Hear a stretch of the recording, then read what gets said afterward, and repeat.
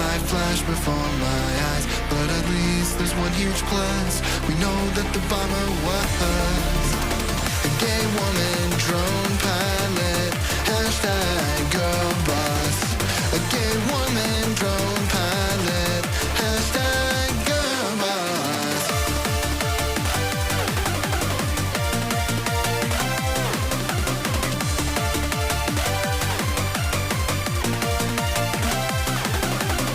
I'm here to get my kid from school.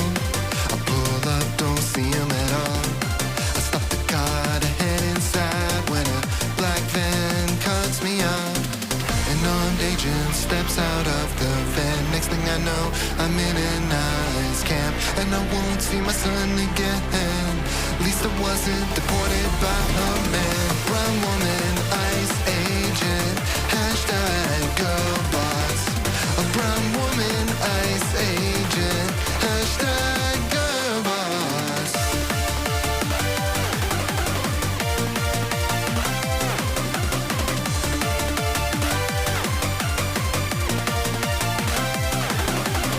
I got laid off by a woman CEO. Oh yeah, it was hashtag woke. Israel destroyed my olive farm to build a settlement. Thank God the IDF has gay soldiers in it. We'll continue bombing Yemen. It's fine, the Pentagon will be led by a black man. Don't you know the world's inherently violent? That's why we need more women drone pilots.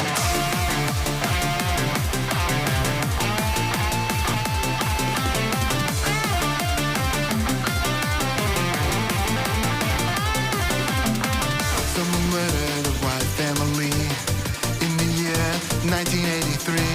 Multiple witnesses saw the crime that night. They all agreed the killers were white. The police had a different idea in mind. They found a black man to malign. They framed and sentenced him to death.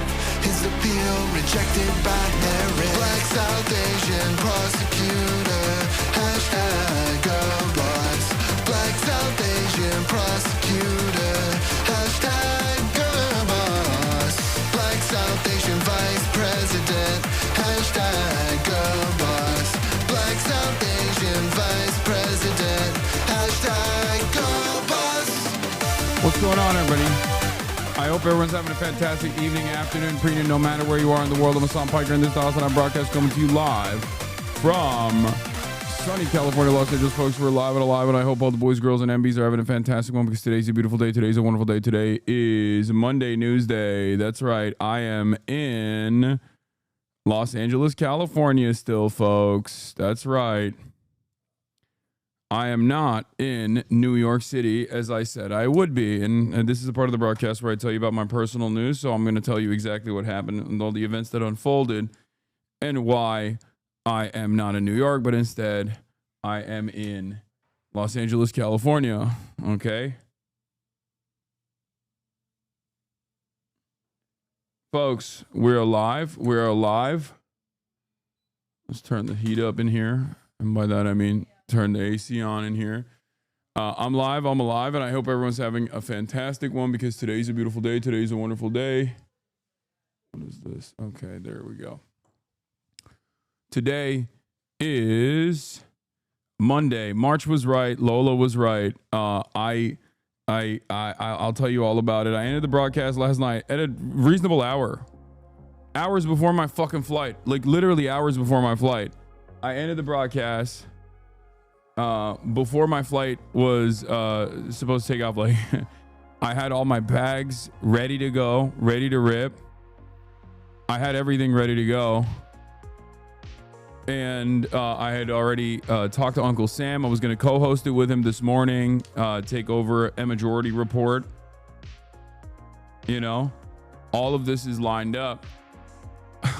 And normally, okay, Los Angeles, LAX from my house is like a 35-minute drive with like light traffic. Okay, 35-minute drive. No, listen to me. It's a 35-minute drive. I have a flight at 11. For a flight at 11, you need to be there by 10. In order to be there, in order to be there by 10, you have to leave at like, 9:20. I left at 8:50.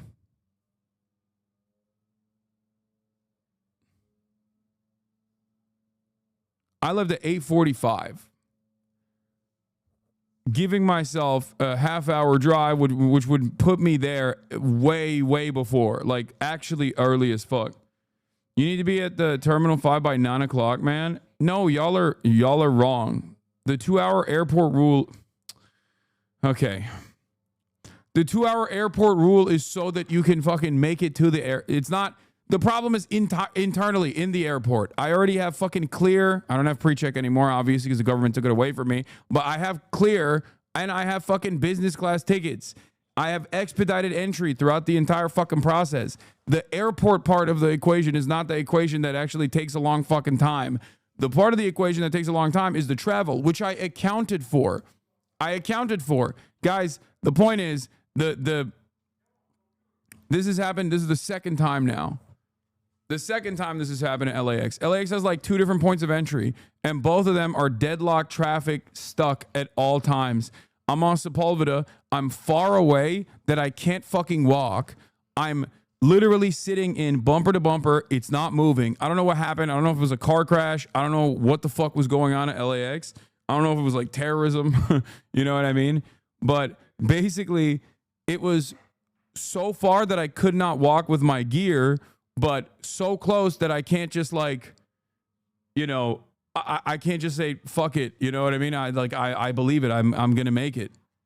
So I just sat in that fucking traffic for 2 hours, 2 goddamn hours. And it just straight up went nowhere. Traffic went nowhere. And my ass was fucking stuck. My ass was stuck in the traffic. I had to cancel the flight once again. You did not account for it. You're literally living proof, and you're sitting in your living room. It's true. Why doesn't LA have trains? I think they recommend it more than... No, dude, the 2 hour prior to your fucking flight shit for domestic travel is because you get jammed up in TSA. Guys, we didn't get there is my point. My point is we didn't get there because the problem is the randomly streets just fucking closed in Los Angeles. I sat in traffic for 2 hours on a otherwise...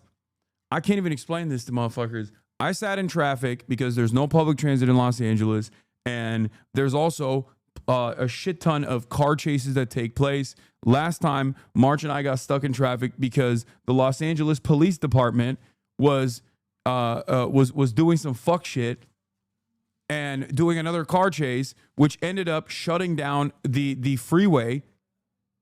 So we got stuck there. There's nothing you can do because they were doing a fucking police chase. This time, I don't know what happened. I suspect like a cop got killed or something.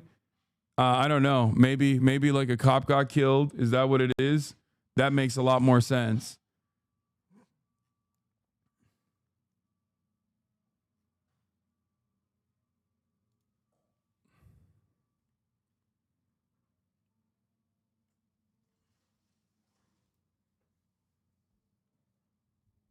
Just wait for the Olympics. I'm going to get the fuck out of here. Before then. Yes, you missed the crossover Uncle Sam episode. That was annoying as hell. I'm sorry. I had 11 p.m. at Newark Airport. I'm leaving my home 3 hours before the flight. 1 hour each of travel, check-in, security, walk the gate, bro. No, the gate walking part in none of these airports is that big of an issue. Especially because I have priority. I have priority access. That's part of the reason why you spend so much fucking goddamn money. So they treat you like a normal human being when you go to the fucking airport. That makes sense. Is a cop died. That's why. Okay.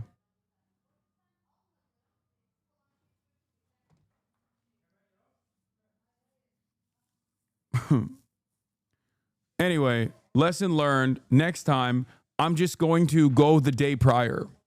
I'm going to go the day prior to LAX. If I have to fly out of LAX, I just have to literally set up a tent at LAX the day prior so that I can make the fucking Hajj You know, make the pilgrimage to the goddamn Los Angeles International Airport a day prior and just fucking sit in the airport. I need to camp out in the airport if I need to like literally leave this stupid fucking state. Hi. A big part of the problem is because Los Angeles does not have a stupid fucking a stupid fucking public transit system. That's the real issue.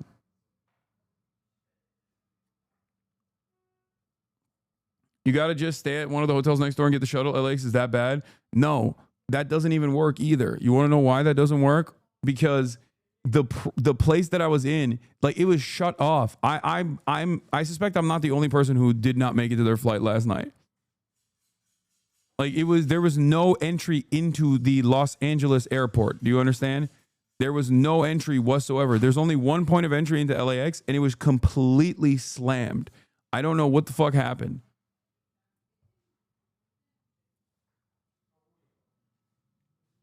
In any case, why is PJ not an option? Bro, are you crazy? You think I'm going to fucking fly on a private jet? What are you, out of your mind? Anyway. Yeah, I got to fly out of Burbank. That's the real meta, honestly. That's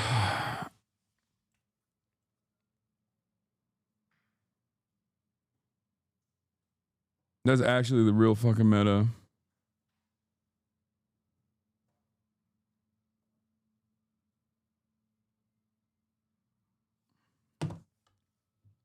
But I basically spent the same time period that it would take to fly, like the same flight time that it would take to go to New York, which is like what, 5 hours?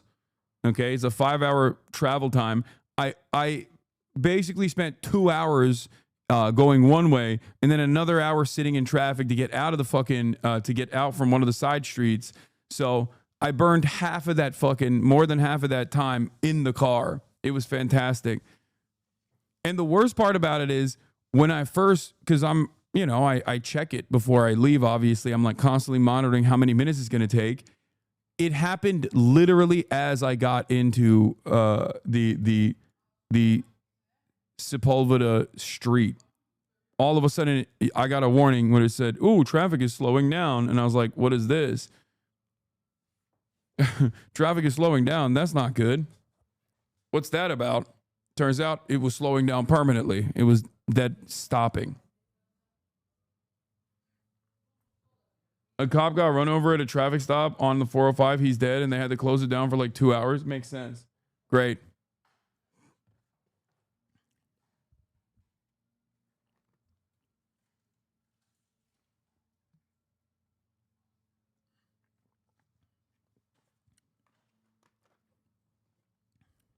Anyway. Classic.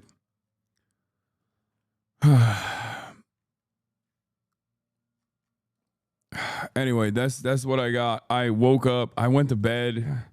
Woke up. Slept in. I'm all over the place, man. I'm fucking up. Diet's ass. Gaining weight. Ankle sucks. Ankle's busted. Played a little bit of basketball in the morning. Ankle still sucks. I hate being 33, about to be 34. You already know what it is, right? Some of you do. But I digress. Let's get to the freaking news. Yeah, the most egregious crime was hurting Uncle Sam's feelings.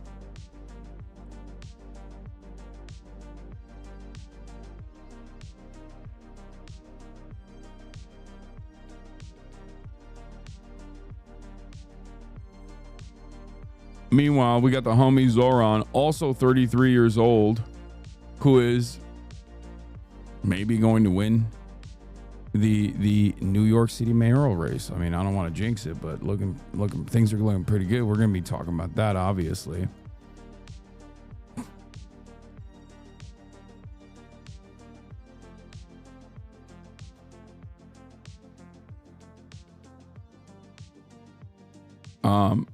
I did apologize to my uncle. I apologized to him last night. All right, let's get started.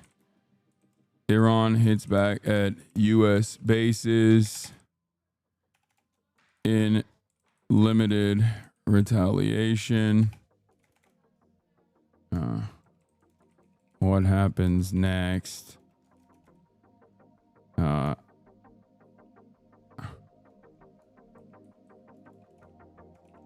Second missed flight to NYC, but Zoran is up on last poll before mayoral race tomorrow. Big news all around. Get in now. Iran did warn Qatar in advance. I know. I already tweeted about it. I already posted about it. I'm going to talk about it. Do we have a blast off?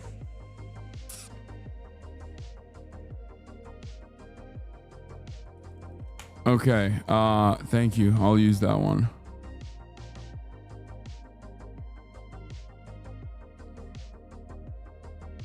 This is the earliest I've been in your stream. It's 4:37 a.m. in Guam right now.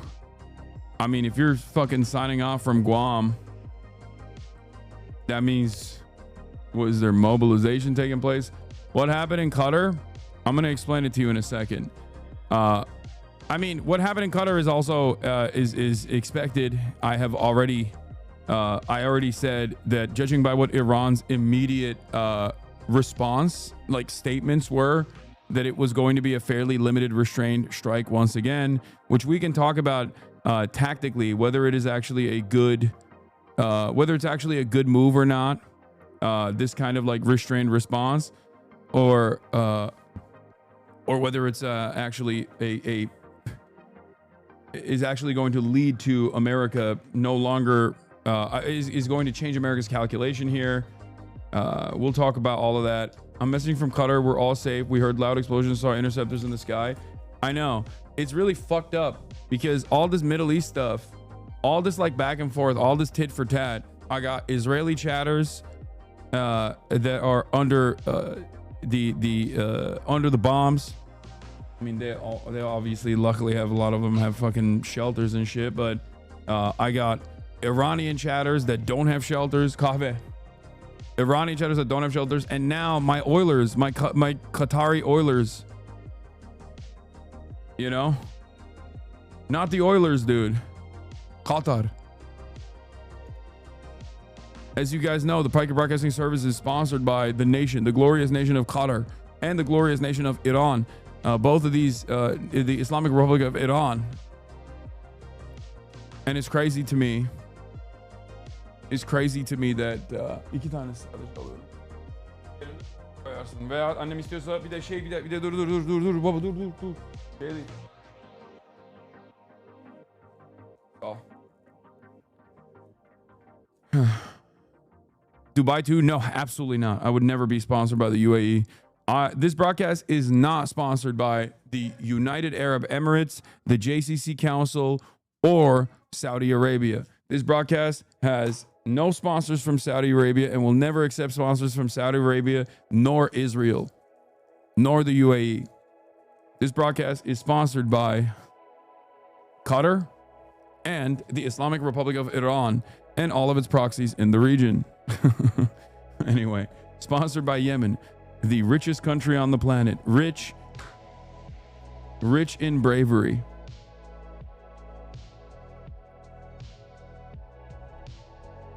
The shockwaves about around Doha, Qatar were crazy. You could feel them.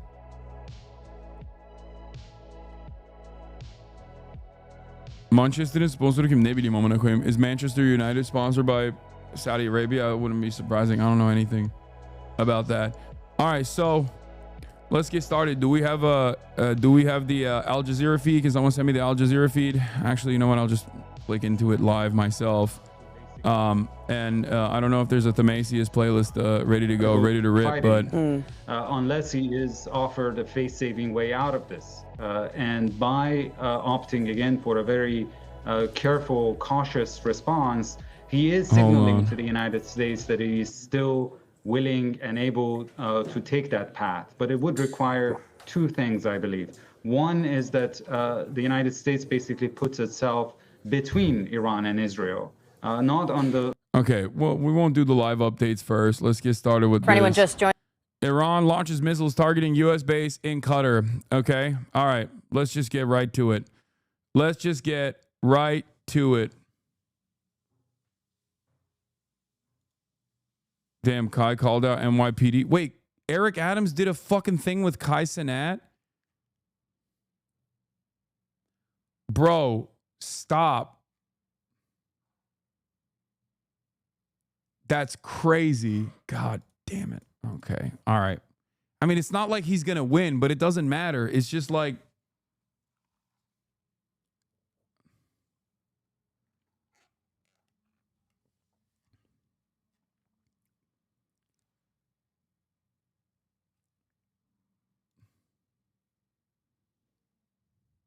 you predicted this word for word? Yeah. That's a big L for Kai. Actually, that's a straight up L for Kai, dude. You don't need to fucking offer a platform to Eric Adams. Are you kidding me? He sucks. Doing with Zoran. That would be impactful. Imagine Andrew Cuomo, Kai Cenat stream. It's a rare L. Rare. It happens sometimes, but maybe it was adversarial. Yeah, no, it wasn't fucking adversarial, dude. What are you talking about? Kai's not like gonna do journalism against the fucking current corrupt mayor of New York. At most, he, I guess, asked him about why the NYPD was doing some bullshit to Phantom's car. That my friend like Phantom could like probably get like an apology for what happened. You must be salivating like right now after Iran attacked Qatar. Wait, why would I be salivating? What does that even mean? Like an apology from like whether it's from the police department or some type of apology because he was done wrong. Like he was done wrong, and it's like with the situation with the car. With the car. Let me look at him and see what happened. The car. Let me see what. Yeah. Let me see exactly what happened. If something was done wrong, he'll get an apology. Yeah. Let me see exactly what happened because this is news to me. I don't know what happened. Yeah. You know? Because normally nobody's just gonna roll on you and take your car. Yeah. So you're saying he was? No, that actually happened. No. Okay. Yeah. Okay. Well, I'm sure everybody has video cameras now. Yeah. So Yeah. Bro, if you're gonna press him, like, I mean, the NYPD doing some fuck shit to Phantom's car is already messed up for sure. But it's like, you know, that's the NYPD, man. If you want to press the mayor on some shit, especially about the NYPD, considering that he's already a fucking cop, like Eric Adams is literally a cop. There is so much more you could be pressing him on. Not that the NYPD is ever gonna fucking. Not that the NYPD is ever gonna apologize anyway. Yeah. So you should have Phantom call me. Okay. Where is he? I'll get the info. Is he from New York? Yeah, he's from New York. Yes, the Bronx. He came back. Huh? He's back. Nah, he's back. Yeah, he be out here, but we. Look at Eric Adams acting like he doesn't know. He goes, "Is he from New York? Oh, he came back." Like, okay, so you knew that Phantom wasn't around. Okay.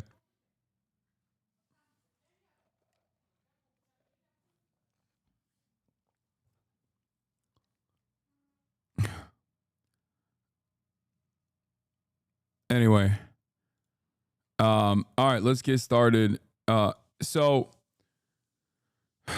obviously there was after the United States entered the war, right, by bombing Israel, there was an inevitability that Iran was going to retaliate, most likely back at Israel, but also the United States of America.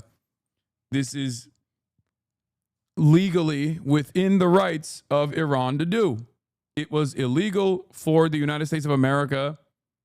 Did I say that a bombing? No. Iran bombed Israel, but Iran was slated to also turn around and bomb U.S. bases in the region after the United States violated Iranian sovereignty once again. Whole ass, completely separate nation for the record.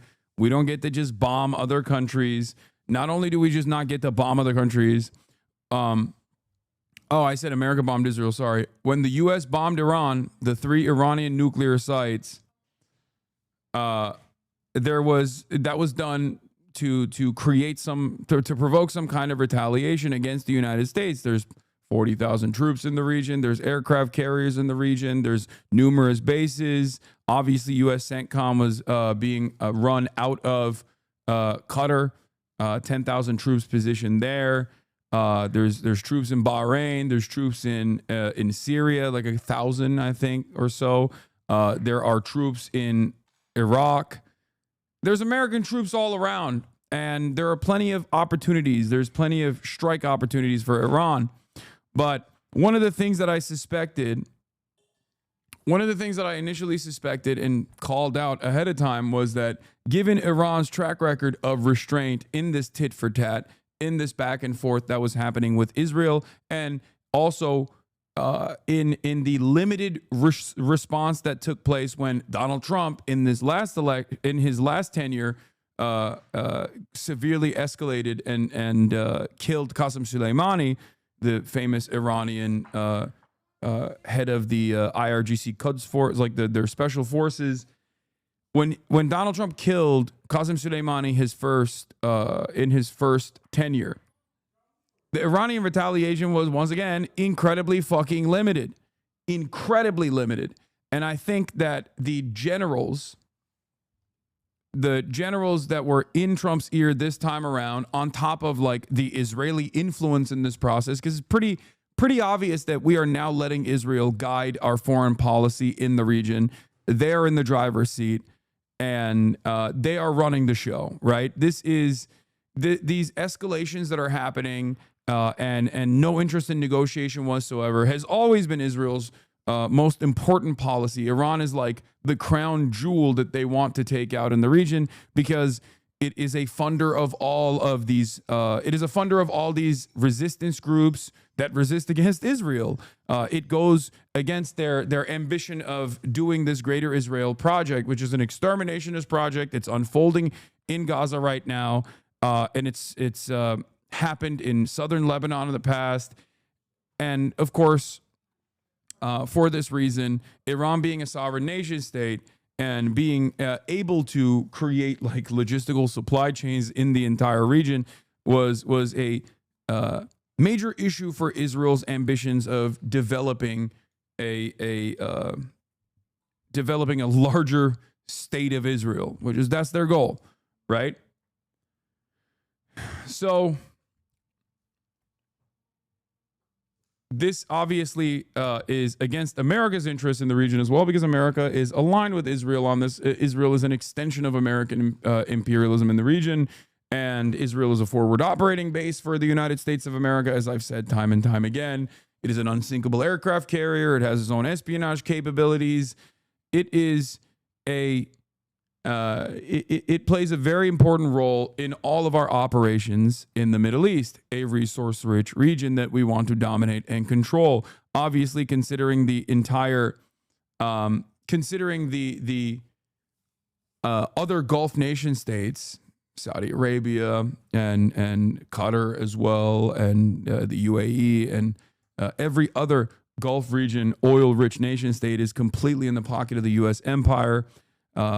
Iran is the one that does not play ball. And for a very long time, the goal for America and Israel has been to basically either implement a puppet regime in Iran, as they had done so in the past, or why is everybody fucking freaking out about the way I say Qatar? Shut the fuck up. Why is this the major point here? Okay. Yeah, Olaf Berserker. I come here for the laughs. I know, brother. You're a real berserker. You're a real Nord, okay? You're a real white supremacist Nord, I promise. You are just like Vikings. You are just like the Vikings. Keep up the pillage. Keep up the pillage, big dog. Anyway, so that's how you pronounce it. But when America entered this conflict to strike at the nuclear facilities, which is a violation of numerous different international rules that were set in and of itself, because you can't just strike nuclear facilities just because you felt like it. In the midst of a denuclearization negotiation that was taking place, they did so because they were following through on Israel's ambition. Okay? This is Israel's goal. America's goal in the past was to try to use diplomacy against Iran. That was what Barack Obama did. And even in that diplomatic process, there were a lot of sanctions that they implemented on Iran in an effort to bully Iran into submission. to stop their nuclear ambitions dead in its tracks, but it was successful. It gives me no pleasure to report on this, considering that I'm not a big fan of Barack Obama, but Barack Obama's JCPOA agreement was actually a profoundly successful denuclearization agreement. Having said that, however, obviously Donald Trump, the first time when he became president, immediately geared by the hundreds of millions of dollars that he had gotten from the Adelsons, at the time it was Sheldon Adelson, and his close relationship with Benjamin Netanyahu, very quickly turned around and cast aside that denuclearization agreement. Iran still followed the denuclearization agreement, regardless of the fact that Donald Trump had actually cast it aside. And then Donald Trump added additional sanctions to the state of Iran, at which point they started nuclear proliferation again. Because the real goal was never to stop the Iranian, the Islamic Republic from getting nukes. The real goal always has been regime change. The casus belli for regime change and the military action necessary to, in their minds, create either regime change or a failed state in Iran was by claiming that they had nukes, WMDs.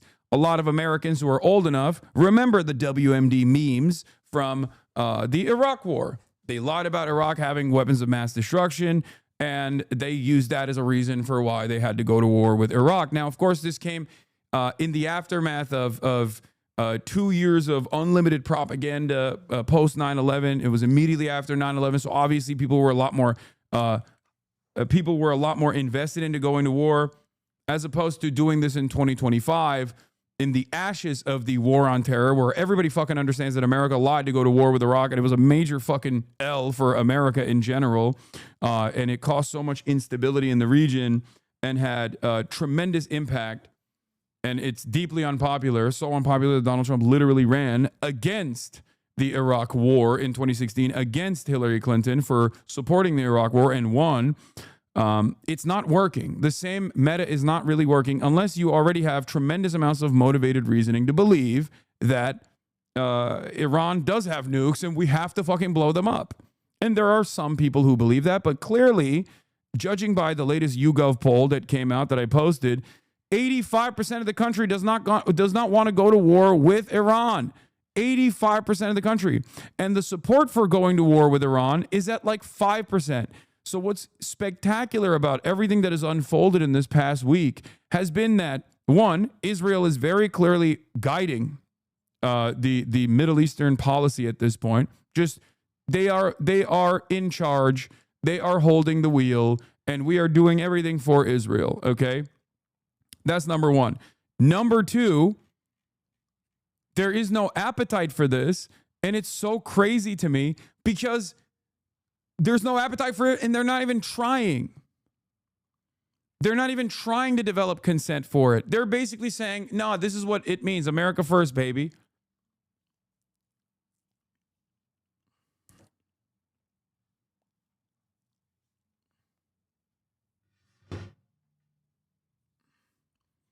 Iranians close to me say that the U.S. left the Obama agreement because Iran didn't let inspectors to all the facilities. No, that's not true. That's not true. Iran was completely in cooperation. How do you know that Iran complied with the JCPOA post-American withdrawal? Because Iran kept cooperating with international authorities, including the International Atomic Agency, the Atomic Energy Agency. So that's the reason why they knew that they were cooperating. The International Atomic Energy Agency is supposed to be this independent body. 70% of their resources goes to Iran. They only are there to monitor Iran, okay? Having said that, however, they might actually leave the NPT now, for the record. And it seems to me like the Iranian Parliament's National Security Commission has approved the bill on the suspension with the cooperation with the International Atomic Energy Agency. Because of course they're going to do that. Why wouldn't they do that? Why wouldn't they build nukes now? You cannot stop nuclear proliferation by striking a country's nuclear bases that were designed to be deep underground, specifically to avoid exactly what is happening right now. If you wanted to actually get Iran to play ball and not have nuclear proliferation, you had to basically do what Barack Obama did. That was the only successful method, because they have scientists. Iran is an incredibly well-educated country. Contrary to what dumbass Americans think, Iran, it has a higher literacy rate than the United States of America. Iran is an incredibly educated country, a much more educated country than the United States of America. Someone said cap. This is my favorite, when I say basic facts about a country and people go, nah, that doesn't sound right. Okay, look it up on your own then. What are you supposed to do? Kill every single scientist in the country? Is that what you're going to do? I mean, if we're up to Israel, that is what they would do.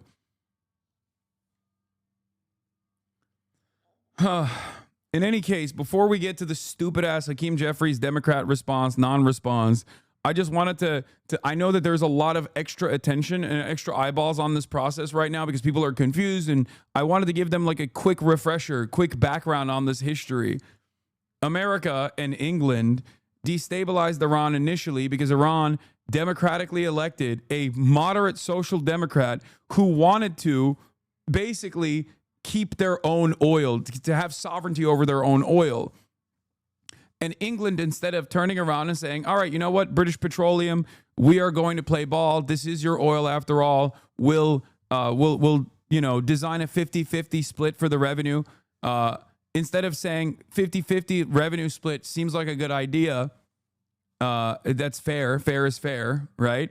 They said, fuck no, we're only going to give you 10% of the revenue still. How dare you do this? And then they implemented a coup. And then they installed the British puppet, the Shah. And the Shah was so unpopular, and the Iranians were so upset with their with this severe setback on their own sovereignty that they obviously retaliated. And there was a revolution that took place in Iran against the Shah, a revolution that was backed by the socialist forces, social democratic forces, popular mobilization, and of course, the Islamist forces as well. And the Ayatollahs came into power. People were understandably very upset. Okay? They were understandably very upset at Western involvement and Western destabilization. Took 30 seconds to Google. Iran's literacy rate is 89%. America's 79%. I know. I covered it the other day as well.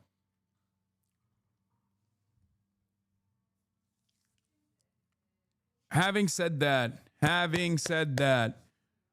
that's important to understand why there's so much resentment towards Western destabilization in the country, even if they fucking hate the Ayatollah, okay? There are plenty of secular Iranians that don't like the Ayatollah, that despise the repressive forces of the Islamic Republic on their own domestic affairs. But you know what they hate even more? When they get bombed by fucking Israel, when they get bombed by America, when they are fearful that they're going to be pushed into war. Okay, no matter how many diaspora Iranians that say, I am Persian and I love the Shah, please put the Shah in charge. Iranians in fucking Iran that's not like that popular of a sentiment. Does it exist in Iran as well? Of course. Of course that kind of sentiment exists in Iran as well. It's just nowhere near as overwhelmingly popular as it does here in the West. There are royalists in Iran as well. There were royalists initially in Iran as well. The CIA activated them and used them to put the Shah in charge initially. In any case, my point is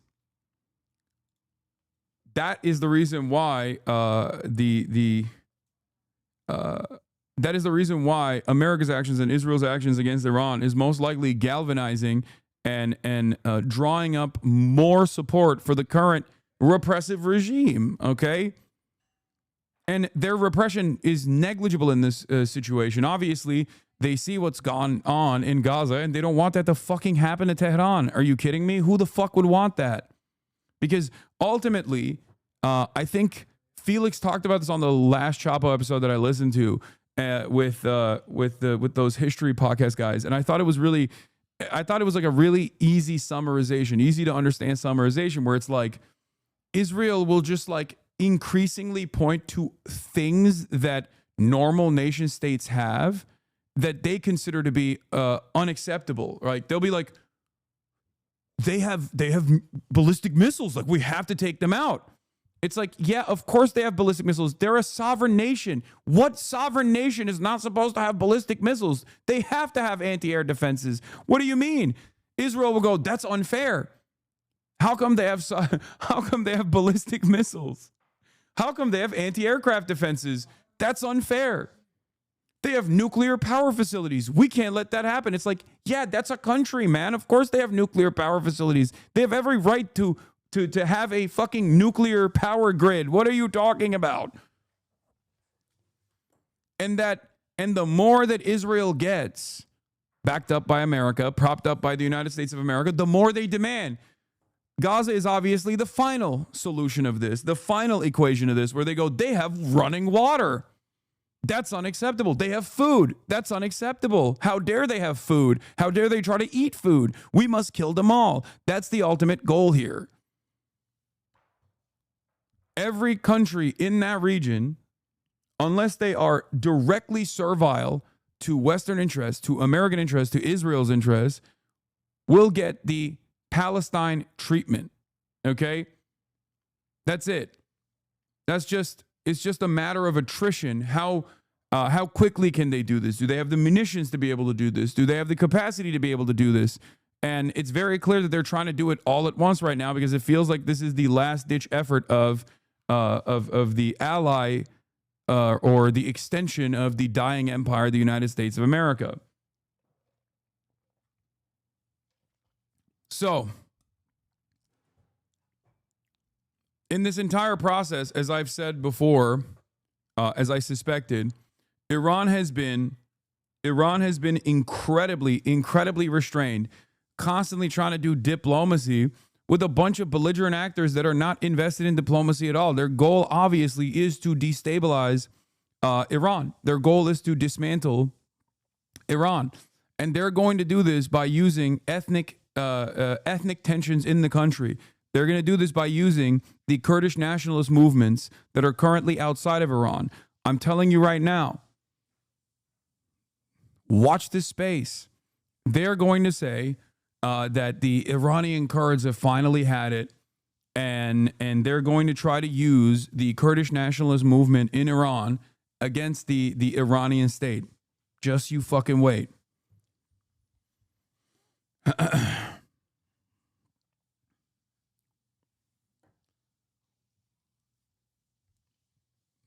But that's for the future. What I predicted initially was that the Iranian government's retaliation, the IRGC's retaliation, was going to be incredibly restrained, and even against the United States of America. After the United States bombed the nuclear facilities, okay, Iran only retaliated against Israel the first night and last night as well. And then today, they finally struck against American assets in the region. Let's take a look. Joining us, we are looking at video from just moments ago of an Iranian missile attack on a U.S. airbase in Qatar. The Qataris have said they've intercepted that attack, but we are, of course, waiting to see and hear of any damage there. This is the largest U.S. airbase in all of the Middle East and has played a critical role in so many different conflicts, including Iraq, Afghanistan, strikes on Syria, and so forth. We are now, again, waiting to see the extent of the damage there, if any, but Qatar has said that they have managed to intercept a lot of that attack, if not all of it. And this could still play a critical role in the region. I want to go back to Colonel Steve Ganyard, who's walking us through a little bit about how this attack was intercepted and the protections at play. Actually, let's go to Rachel Scott, who's been following the reaction from the White House now. Rachel, we know the president is in the Situation Room now meeting with top leaders. Given this attack was intercepted, if there isn't a lot or any damage for that matter to the base, how much pressure is on President Trump to respond, or could he let this go? Well, politically, this puts President Trump in a very tricky position. The president has been very clear, very direct that any response from Iran will be met with a far greater response from the United States. But remember, President Trump as a candidate campaigned on getting the United States out of foreign conflict. He described himself as a peacemaker, even in his inaugural address. And so you have had this split in the Republican Party. And the president, over the last several days, I was told, was getting a series of phone calls from Republicans on Capitol Hill on different ends of the spectrum about whether the United States should get involved. Some, like Senator Lindsey Graham, urging the president for direct U.S. involvement. Others cautioning the president against it, saying that the United States needs to take a step back here and can support Israel as an ally and a friend, but doesn't need to be directly involved. We know the president's calculus on this started to change. Sources tell me that U.S. officials started to realize that Iran maybe wasn't serious about coming to the table for these nuclear talk discussions. I was also told in the last several days by sources that there was this urgent last-minute attempt to try to get Iranian officials and also U.S. officials in one room, and that President Erdogan of Turkey was trying to broker this meeting, speaking with the president directly at the G7 summit. We know that the president then ended his trip to the G7 summit in Canada abruptly. He traveled right back here to the White House, and every day... Can you explain why you think the Kurds will play ball after being backstabbed by the West at every turn? It's because they do, okay? Because they do, and they will continue to do so. That's it. Since then, he has been meeting with his national security team and his advisors, going over any potential threats to the United States and also the next movements here. But again, the president was very clear about this. In addition to not only warning Iran not to retaliate against the United States, we also heard from the president on social media just yesterday talking about the possibility of regime change. The president saying that it's not politically correct to use that term, but he went on to say that if the Iran supreme leader cannot make Iran great again, why not consider regime change? I had a chance to speak to the White House press secretary earlier today, and I asked her, what did the president exactly mean by that? Is he calling for the United States to get involved to accomplish that? Is he calling for Israel to get involved to accomplish that? Or is he talking about the Iranians? And she was very clear with me that the president was speaking about the Iranian people, saying that it's up to them to decide if they want to rise up to tackle that regime if they don't come to the table for diplomacy. Diane. Rachel, thank you. Andy, and I want to go back to you because we're now hearing the first reaction from Israel to this attack. Yeah, that's right. This was a spokesman for the chief spokesman for the Israeli Defense Forces, Effi Defrin, General Effi Defrin. He was asked about Iran's attacks on U.S. bases, saying that we're following developments that are being reported. We are in touch with our partners in the region. And of course, Israel regards this as more proof of the violence, that Iran is a terrorist state that threatens not just Israel, but the region and the world. We're also hearing from Bahraini state television that they have closed their airspace. The Interior Ministry in Bahrain, which of course is home to the U.S. Fifth Fleet, Bro, they moved all the troops. They already said ahead of time that they were going to strike Qatar. It's a symbolic prize. The reason why the markets are up is because this was a de-escalatory retaliation. If the markets are up because they were fucking worried that the Strait of Hormuz was going to be mined. If Iran shut off the Strait of... Iran has options in terms of retaliation here. The maximalist position would have been to continue bombing with long-range ballistic missiles Israel, using their short and medium-range and older munitions on American bases, shutting off the Strait of Hormuz, the 33-kilometer area that 20% of all global oil and a shit ton of commerce goes through, okay? And then maybe even activate whatever remains of like the Hezbollah missile capabilities on Israel as well. That is the maximalist position. And Yemen, of course, as well, would be striking against American positions and also Israel with whatever capabilities they have. That is the maximum position. Or, well, I guess the one position above that is directly lighting oil refineries on fire, okay? This, of course, would have made it, this would have, of course, nuke global trade in its entirety, right? So that was the maximum retaliation. And any other part of that, any component that you remove from that is going to be obviously less severe. This right here, what they did was basically the most limited version where you save face. It's like a save face counterattack because you have to do something because you're a nation state. You're a proud nation state. You're a nation state that has an interest in like defending your own national sovereignty. You have to retaliate. Okay. And the retaliation was largely symbolic. Okay. The retaliation was largely symbolic. It's not a real deterrence at all, considering that Israel has refused to back down from the largely symbolic retaliations that Iran has engaged in so far. And America obviously is the top dog in the fucking region. Okay?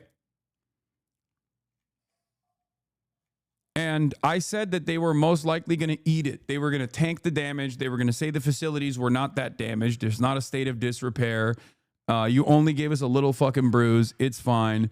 And we will continue to try and retaliate through legal options that we have with the hopes that they can get away and America will actually come back to the fucking bargaining table and negotiate and maybe even leave Iran alone. I don't think that's going to happen. I don't think that this is in America's plan. I think this is certainly not in Israel's plan. Israel's made that clear. So I do think this is most likely a mistake, but we shall see. As I suspected, the generals who were in Trump's ear about how this at most would resemble the post-Soleimani assassination retaliation may have been correct, significantly limited, even if the target is a higher price symbolically. 3 Iranian officials familiar with the plans, said that Iran gave advance notice to Qatari officials that attacks were coming as a way to minimize casualties. The officials said Iran symbolically needed to strike back at the U.S., but at the same time carry it out in a way that allowed all sides an exit ramp. They described it as similar strategy to 2020, when Iran gave Iraq heads up before firing ballistic missiles at an American base in Iraq following the assassination of its top general. Iran also said, according to the Associated Press, that the missile barrage on Qatar was the same number of bombs used by the U.S. on its nuclear sites, signaling a likely desire to de-escalate. The problem here is this is not in Israel's plan. Israel very clearly does not want de-escalation. Israel very clearly does not want the Iranian state to exist. All you are doing at this stage is basically telling the powers in the region that they can do whatever the fuck they want to you as they're doing it to you. Okay? They can do whatever they want to you, and you're never actually going to make them recalculate this decision.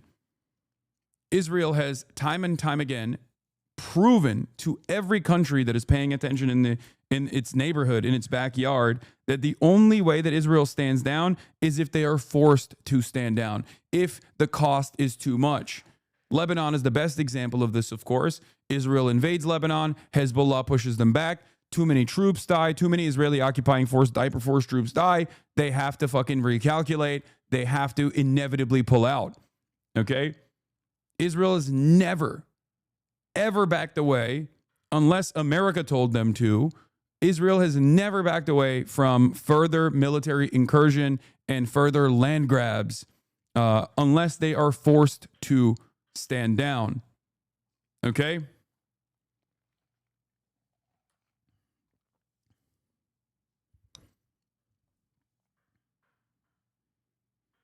Hasan, given your accurate calls on geopolitics, you should be trading oil. Yeah, I'm going to not do that, I think. Okay?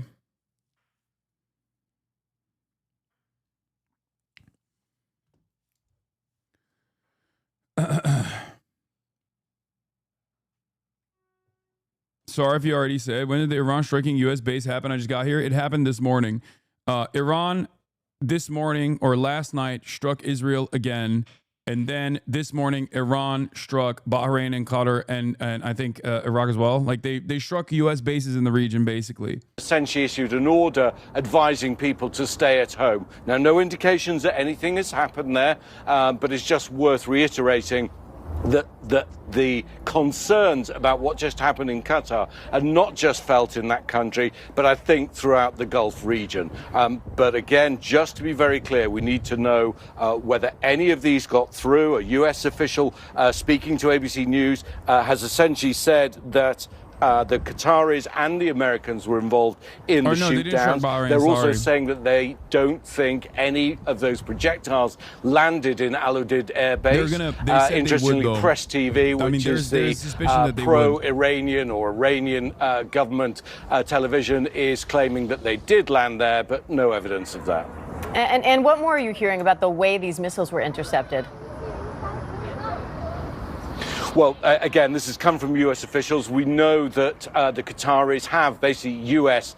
Air defense systems, and of course the U.S. base at Al Udeid has some as well. And are other assets in the region as protected as this air base is, or are they more vulnerable? Well, this is an extraordinarily protected air base because this is the nerve center, as we've been. Yeah, the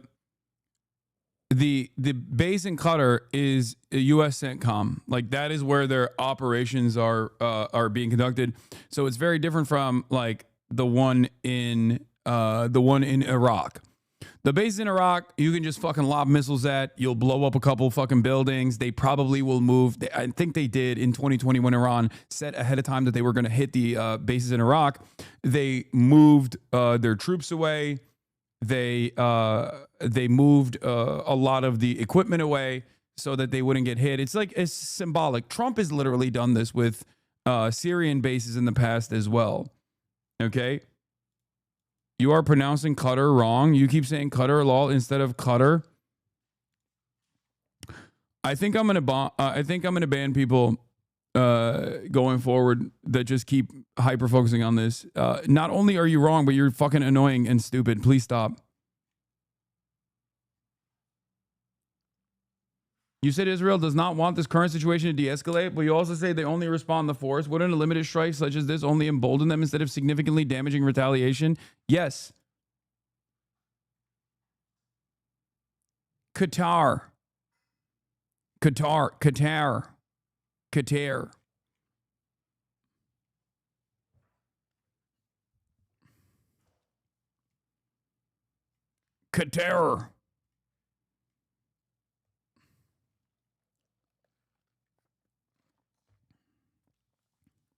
How is it said in Turkish? Qatar.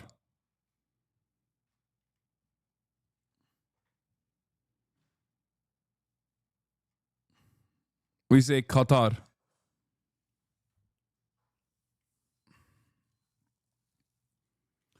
Anyway.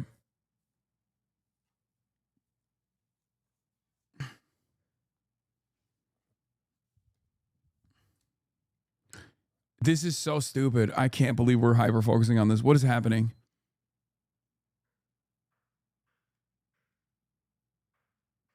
Do you think Qatar will respond? No, they will not. What the fuck? What? No. If anything, when Israel struck the joint collaborative natural gas fields that Iran and Qatar have together, that was something worthy of significant retaliation to Israel, not to Iran. No, they're not going to. I don't think they're going to respond to Iran. This is not about Qatar anyway. This is about America. The real question is, will America respond?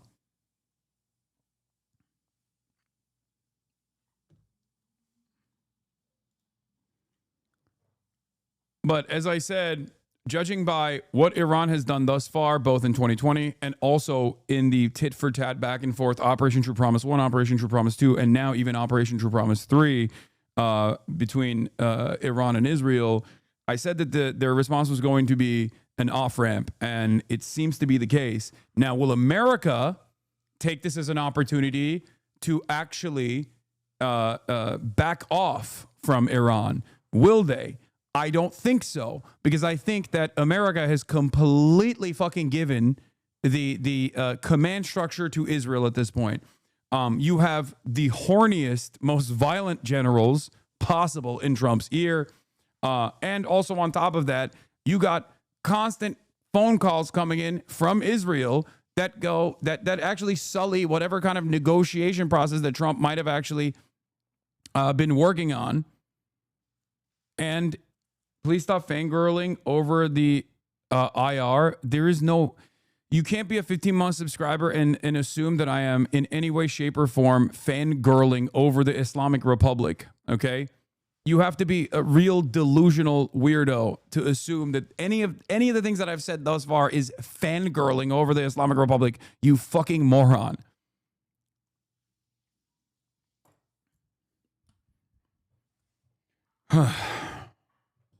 Why is American foreign policy so fucking black and white? Everybody wants stupid ass Marvel terminology. I am trying to explain to you what the motivations of foreign countries are. Okay? Do you think I like the Islamic Republic's domestic policies? Do you think I think that's good? I don't even think that their ambition in the development of the axis of resistance against America and Israel is even born out of a real desire to liberate the Palestinians. I just think that they're doing that specifically so they can, at the very least, have some kind of retaliatory measure in place when America does shit like this. When Israel does shit like this, it's pure survival. I don't think that, and I won't say this about Yemen. I do think that Yemen does legitimately care about the Palestinian plight. I think even the most like pro-Saudi Yemen puppet leader still was like pro-Palestine. Okay, that is different. But outside of that, and you can see it in their actions as well within the Ansar Allah movement too. But outside of that, like there is no real emancipatory ambition here for Iran with respect to the Palestinians either. They're just doing this because this is how state politics are played out in the region. This does not mean that I'm fucking. This does not mean that I'm, in defense. I'm saying like all of my loyalties are with the Islamic Republic.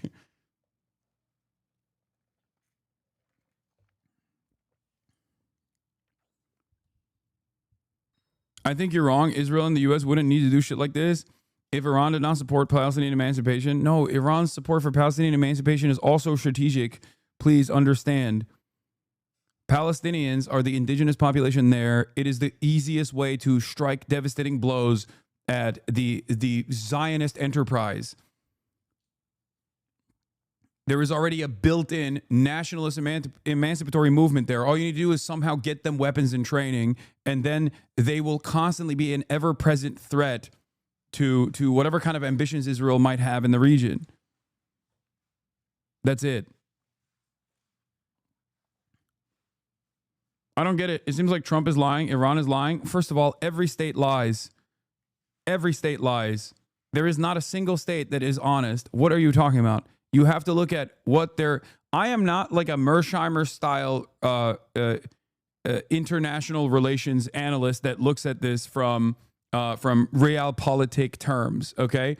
But that is a better assessment than the way that that is still a better assessment than the way Americans approach this, which is good-bad dynamics, weirdly enough. It's just completely made up.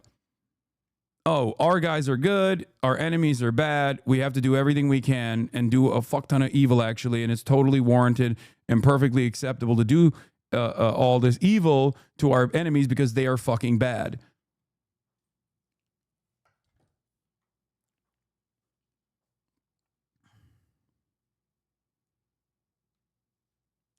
In any case, Iran's Khamenei says, we didn't aggress anyone and we will not accept any aggression from anyone under any circumstances. Not that it's all too meaningful. Let's continue with this talking report. about for U.S. Central Command. So we know that the attacks on the Iranian nuclear facilities, the flights would have been coordinated out of this base. So it's a very, very critical base. And of course, you know, they don't speak to the security of other bases, but you can guess that this one is probably better protected than others. And that does raise concerns for other spots throughout the region. And we are just hearing, Diane, that there have not been any impacts with this attack in Qatar. We are hearing that they are not tracking casualties at this time. So certainly, I think many people are breathing a sigh of relief because the hope is that this will be contained and will not escalate further. But again, as everybody likes to say, the enemy does have a vote in that. And we don't, we have to wait and see how the Iranians calculate all of this, Diane. And Rachel, of course, there are lives at stake. There's national security at stake. There's also money at stake here, particularly when it comes to oil and gas prices. How concerned is the White House about that? Well, it's something that the White House is obviously keeping in mind and folding into their calculus as they're evaluating this ongoing situation and also tensions in the Middle East. But of course, the primary focus from the president and the administration is keeping American lives safe. And so the fact that the target here was our troops, our air base, that could possibly prompt a very sharp response from the president if he decides to move forward. And after warning consistently and repeatedly about against retaliation, it does put the ball now in the court of the United States to decide how forceful they want to respond, also possibly knowing that Iran could respond again. And this is the type for tit for tat that many Republican lawmakers and even some Democrats warned about, that warned the president against. Yes, while the president has been adamant that he does not want to see Iran have any nuclear program or nuclear weapon, at the same time there was that campaign promise that he was going to be the mediator, that he was going to be the peacemaker as well. And of course, Diane, I will tell you, all of this comes amid ongoing questions about just how much damage the United States was actually able to do to Iran's nuclear facilities. We heard from the president saying that they were totally and completely obliterated. Yeah, the other thing that I talked about earlier is that, like, there is very limited success to how much damage that they've actually been able to put on the facilities themselves, especially considering that Iran had already, prior to the strike, a week prior to the strike, had already talked about how they had moved their enriched uranium, which is, not that massive of a stockpile to begin with, that you can easily move around, to a secret facility, or to numerous secret facilities, as a matter of fact. So this is by America's estimation, they can just use that as another reason to continue striking Iran, or to let Israel continue striking Iran, to be like, oh, well, I guess we didn't actually thwart their nuclear ambition, so we just have to go back to it. Because the ultimate goal, once again, is not the nukes. Iran does not have fucking nukes. The ultimate goal here is to destabilize Iran. It's regime change. That's precisely the reason why they went from, oh, we don't want to do regime change. Our war is not with the Iranians. It's just with the nuclear program to make Iran great again. Like, that's what Trump said yesterday. He's moving rapidly through the talking points, seemingly with no real interest of maintaining any kind of consistency whatsoever. They don't care. No one is going to check them, basically. There's no Democrat that will come out and be like, why are we doing this? There's no coherent voice. There's no coherent and consistent, clear anti-war voice in the country. The people are united on this. They don't want war with Iran. That much is clear, but that doesn't really matter, right? It doesn't really matter because there's no real democratic process on this, especially when it comes to foreign policy. That's it. You got Marjorie Taylor Greene, which is shocking, I will admit. You have Bernie Sanders. You have AOC. You have Thomas Massie. You have 60 total politicians in the country that even want to abide by the constitutional powers given to Congress to at least make this a process that is legal in the books, to demand congressional approval before Trump does stuff like this. But that's it. Democrats themselves are only talking about how this is illegal, right? They're talking about the legality of it, and not necessarily talking about the anti-war framework either. For most of the Democrats, they're like, why didn't we get congressional approval? Why are you not letting us in on this?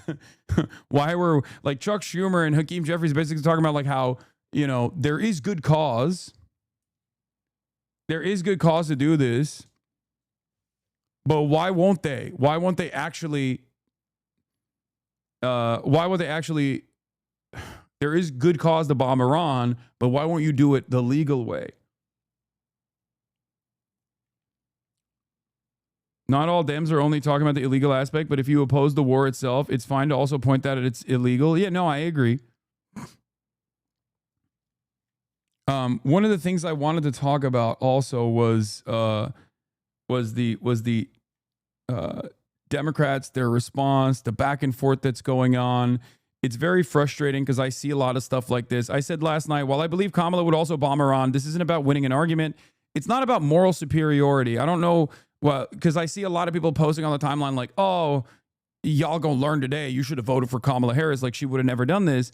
And that's not even true because Kamala Harris would have absolutely done this as well. Foreign policy is uniparty, but I don't care because Kamala Harris isn't the fucking president right now. Okay. Also, if you want to know what Kamala Harris would do in this process, she's alive. She didn't die. She has access to Twitter. She could just say that this is unacceptable if she thought that it was unacceptable. Why has she said nothing? Something to consider for all the Kamala, for all the people who want to dick ride Kamala and act like she would do something different. Okay? Like, what do you think? You think she's in a fucking cave, trapped in a facility, no internet access? Like, no, she's here. She's around. She has made very little statements. In any case, that doesn't matter because Trump is the president. So if you actually are anti-war, I said I welcome every liberal or Republican who joins anti-war protests with open arms. Every dollar spent on weapons to kill children overseas should be spent on our children's education, food, healthcare, and housing. Okay? And this person goes, yes, the candidate from the party that championed the JCPOA to end Iran's nuclear program and campaigned on bringing it back would have bombed Iran too. Leftists have actually become so dense as concrete they can't stand it anymore. Dog. I don't know if you know this, but the vice president at the time when the JCPOA was implemented became the president. Did you know that? Joe Biden, who was vice president when Barack Obama did the JCPOA, which I always give Barack Obama props for, by the way. One of the few things that he did in terms of foreign policy that was actually good, okay? He didn't bring it back. He didn't bring it back.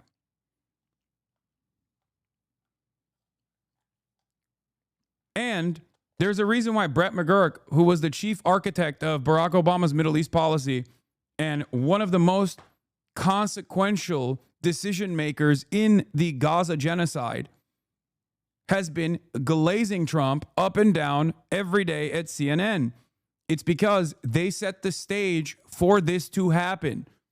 The idea that this was going to, the idea that like, if Democrats were in charge, they would have never actually fucking listened to Israel and struck Iran or allowed Israel to strike Iran is so stupid when every Democrat that was working in the Biden administration is saying this was a good idea.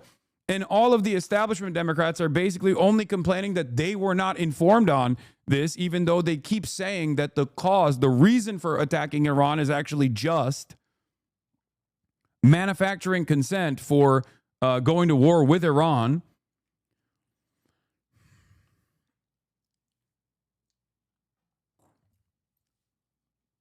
These guys are just trying to do propaganda for a party that is actively communicating the opposite thing that they believe should be the case. I don't understand it. I don't know where this comes from. Like, I think this is a silly way to approach the subject because I think you're like a little embarrassed. You want the Democrats to be better, and I understand that, right? What we need to do is ensure that Iran never achieves its ability to be a nuclear power. Not only did she refuse to suggest the use of any military action, but she reiterated many times that she bring back the JCPOA as the primary strategy to stop Iran from getting nukes. It doesn't matter because Biden didn't do that. And Biden, as a matter of fact, set the stage for Israel to be able to strike Iran.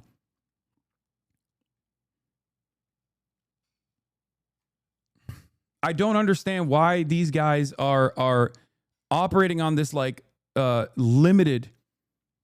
operating on this assertion that is just designed not around what the Democrats are saying, not around what the Democrats have done, not around what the Democrats choose not to say in this moment, but instead on some kind of fantasy that the Democrats are actually anti-war. The problem that they don't understand is that the Democrats are not in power right now.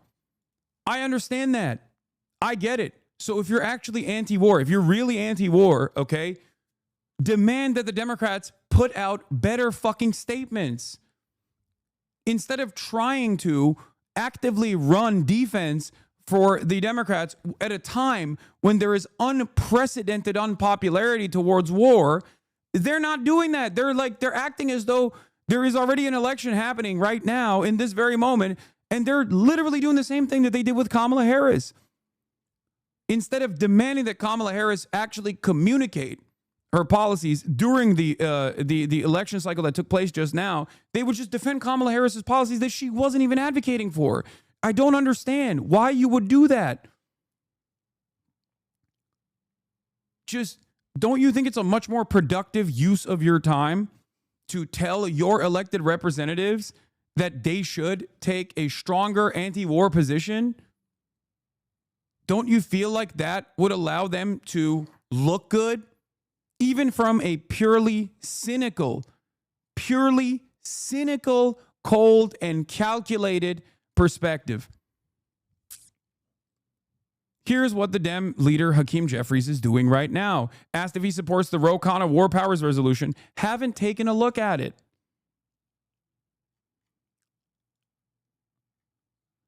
And, you know, ContraPoints posted some stuff. If the Dems won, Libs would be at brunch right now, blah, blah, blah, blah, blah. I don't really care about the back and forth between like leftists being like Kamala Harris would be so much worse or Kamala Harris would be just as bad, unless you're making a point about how we have to demand more from our elected representatives on the Democratic Party side. Okay? Unless that is your goal.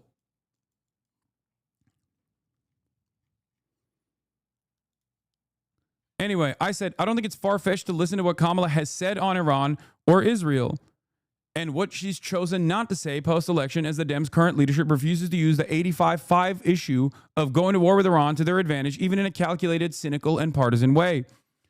ContraPoint's response, she supported the JCPOA. There's no way she would have ordered a preemptive strike like this without congressional approval. She's far from perfect, obviously, but the assertion that she's no different from Trump on this is self-soothing leftist cope. There's no way she would have ordered a preemptive strike like this without congressional approval. Is it the congressional approval that's the problem? Or is it the preemptive strike on Iran the problem?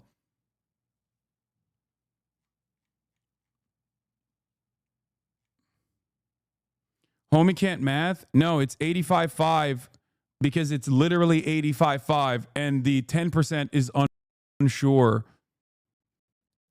85% says no war with Iran. 5% says yes to war with Iran. 10% is unsure about war with Iran.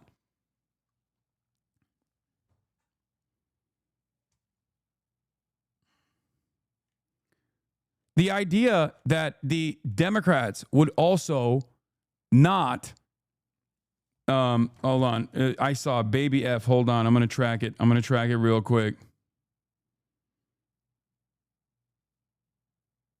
We have I have a ping thing on the side.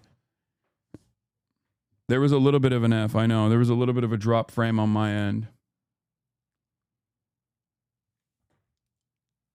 The idea that the real issue here is that Kamala Harris would at least get congressional approval is silly. That's not the real problem. The real problem here is that we're striking Iran at all. What will the king of the idiots do next? I don't know. Are you talking about Donald Trump? I can't tell if this is like a hater coming in here to talk shit about me or if it's like probably a hater coming here to talk shit about me instead of talking about Donald Trump. Israel and the U.S. have been practicing it for a year. Biden and Harris did nothing to constrain Israel. Why are you posting about a defeated and irrelevant candidate?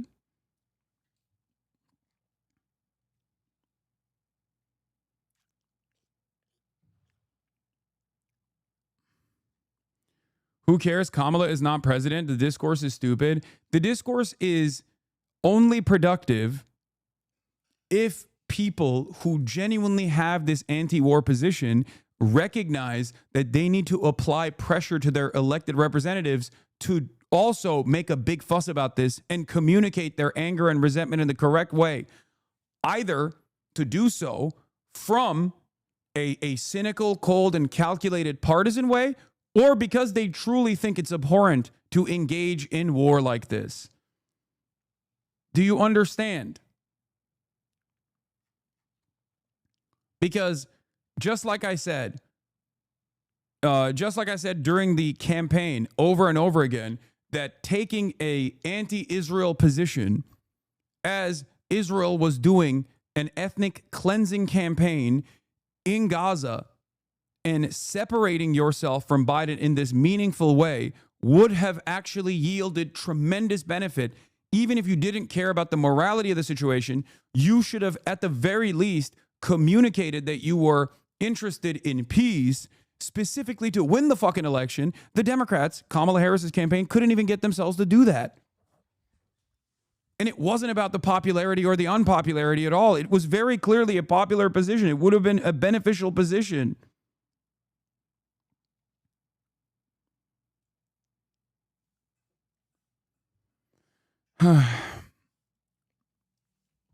I don't understand why. F'd again? Micro F again? Mini F again? Fuck. Okay.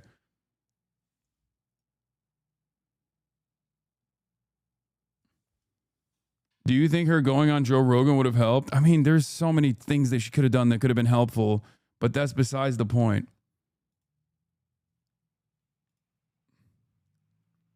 The reason why I'm bringing this up, also, there was another thing that I wanted to talk about here as well. This is more proof that, from the Israel is now running the show camp. This is from Middle East Eye. The truth is that by attacking Iran, Netanyahu's main objective is to overthrow the government, create instability in the country, and turn Iran into a failed state and then break it apart. This is from Sayed Hossein Mousavian. And this was the important part about this. The summarization is, Iran says that Witkoff agreed to a deal that would allow Iran to retain civilian uranium enrichment. But then a phone call between Trump and Netanyahu led to a 180-degree shift in the U.S. position, with Trump suddenly demanding the total shutdown of Iran's uranium enrichment. Lobbying from Mark Levin, Rupert Murdoch, and Ike Perlmutter also played a significant role in convincing Trump to sabotage Witkoff's negotiations and set impossible terms, as the pressure from Iran hawk CIA Director John Ratcliffe and Israel-aligned CENTCOM Commander General Kurilla. Okay? General Kurilla is the fucking psychopath that has been in Donald Trump's ear being like, we should do it. We should just keep fucking striking.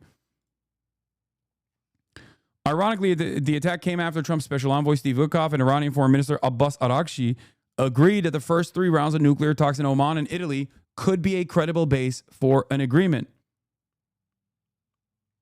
An informed Iranian source told me the key elements of the deal between Witkoff and Araghchi were agreed upon over 3 rounds of negotiations in Muscat and Rome. The deal was as follows.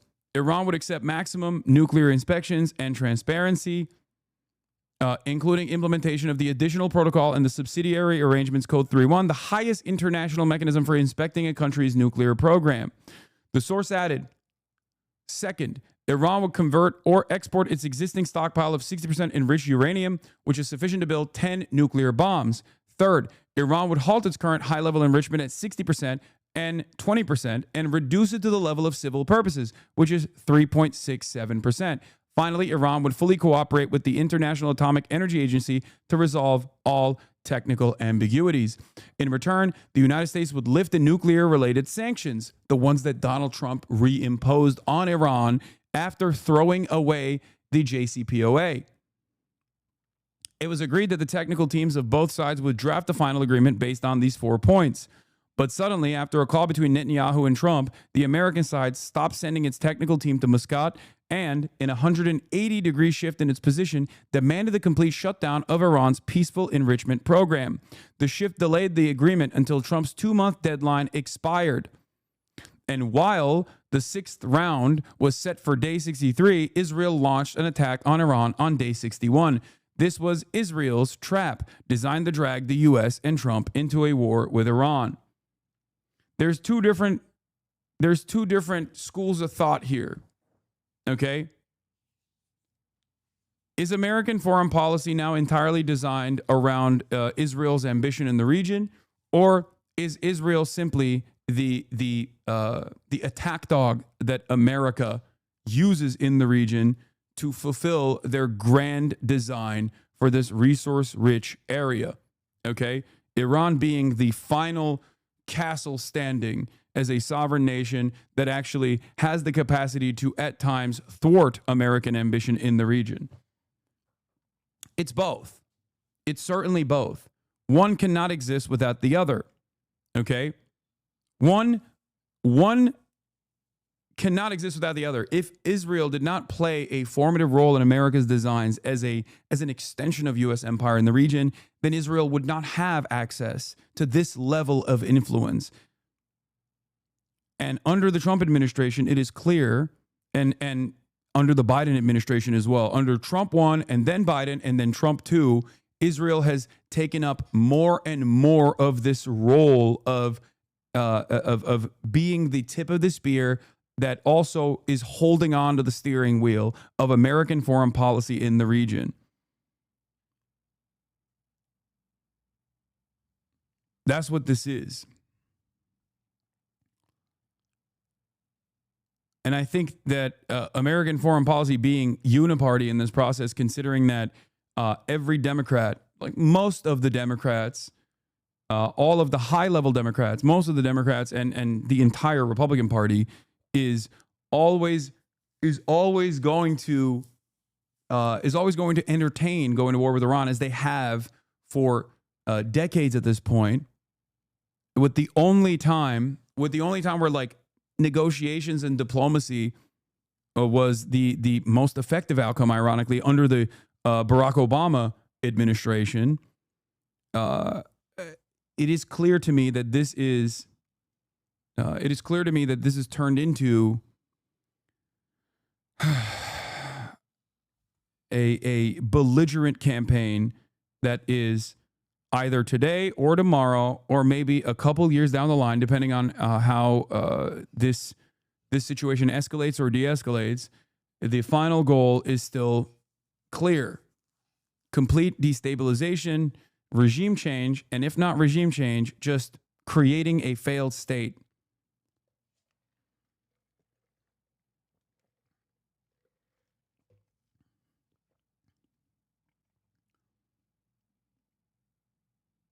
As a Trump supporter, I want to say that I'm shocked that he hit first. I'm currently trying to be more informed on other viewpoints. What do you think will be the outcome of these attacks on a non-biased viewpoint?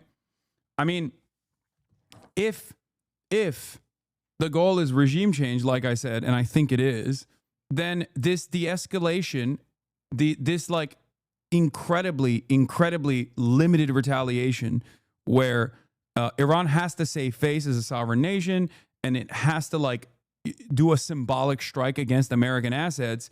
If Trump uses that as a reason to say, "Oh, we're going to war with Iran. They hit our boys. This is fucking unacceptable." If they use that as an opportunity, then yeah, we're going to a fucking extended, long, drawn-out conflict with a nation of 92 million people that is a natural fortress that makes it incredibly difficult to do boots on the ground warfare. It's either going to look like a Libya-style situation where they try to activate the sectarian forces within the country, whether it's like some of the Azadi forces, some of the royalists, and also the Kurdish forces, to the best of their ability, and try to like create destabilization. It's either going to look like Syria, or it's going to look like Libya, or it's going to look like Iraq. There are already there are examples of American destabilization efforts in the region. I mean, we've experienced them. We've talked about them. We have watched them unfold. All of them are bad, of course. I mean, look at these countries that we're talking about. They're all fucking devastated. And what's even crazier here is that there isn't a lot of appetite for all of this from the American public broadly. They don't want this. They don't want another fucking Vietnam. They don't want another Iraq. Oh shit, that's a big, hold on. I know it's buffering. Could a Maoist fifth column uprising form in the case of an invasion? No.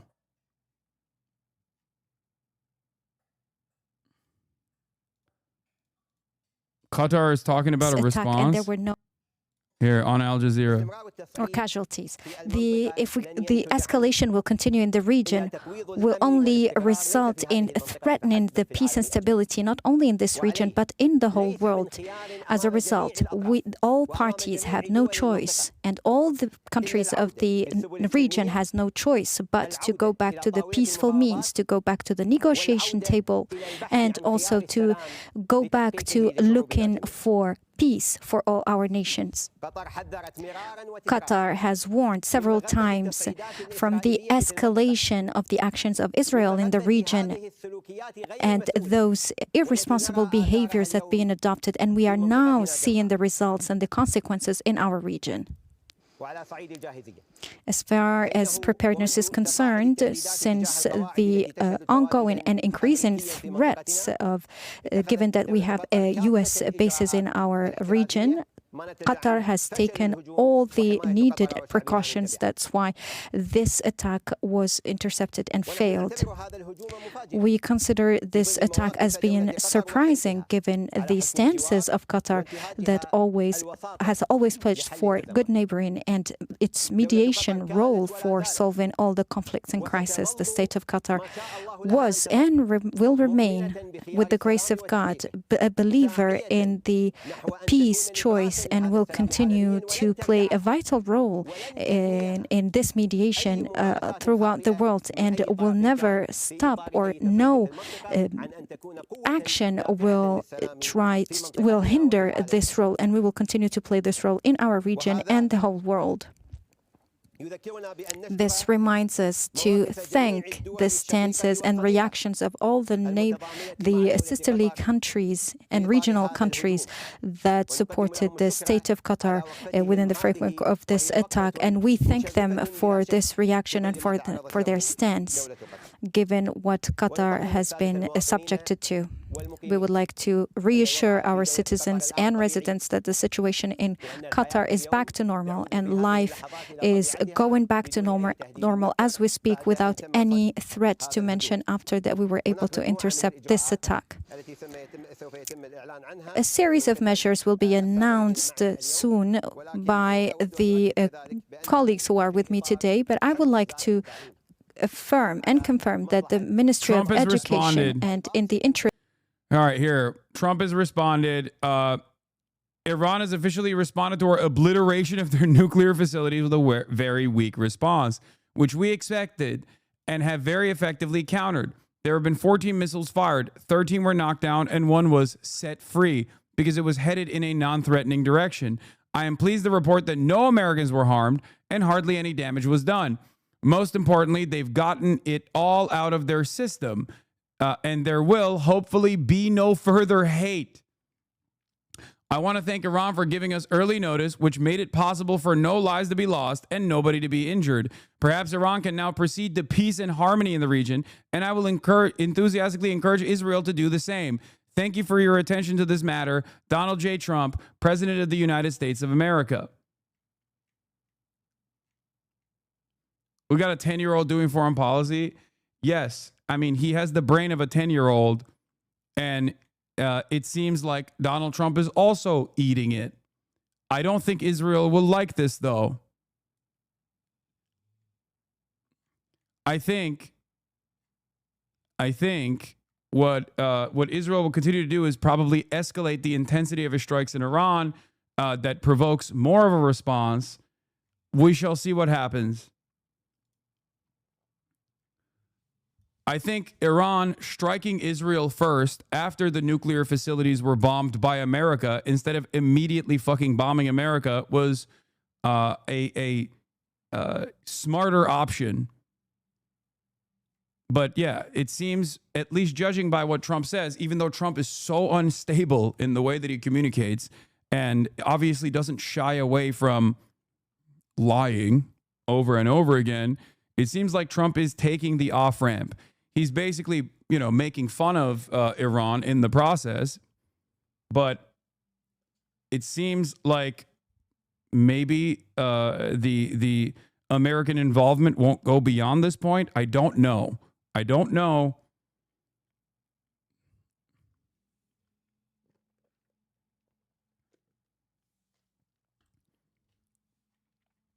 But in any case,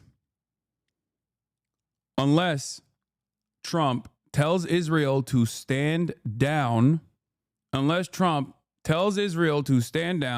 is obviously going to continue because Israel's goal here is to turn Iran into a failed state. I don't think it's because Trump saw the poll numbers, chatters. Foreign policy is not dictated by the democratic process, the democratic forces in this country.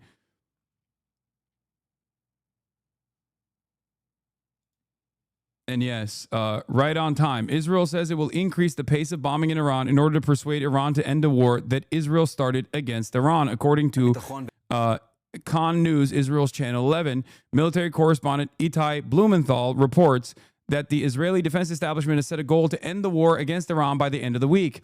A senior Israeli security source reportedly told him in the coming days, Israeli attacks will be as intense as possible to set the tone and force of Iran to stop. There you go.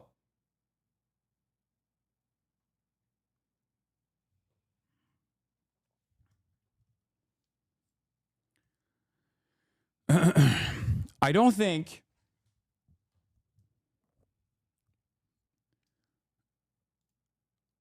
a lot of people are recognizing how much damage Iran is doing to the Israeli security, the notion of like permanent security in Israel. Hold on, what is happening with this fucking camera? Okay, there it is. Like, if Iran continues to lob ballistic missiles at Israel, disrupting trade in Israel, disrupting normal life in Israel, that is billions of dollars of commerce being disrupted on a daily fucking basis, or millions of dollars of commerce, and potentially billions of dollars in general. The Israeli economy cannot continue living under constant threat of ballistic missiles. Israel has to stand down at a certain point.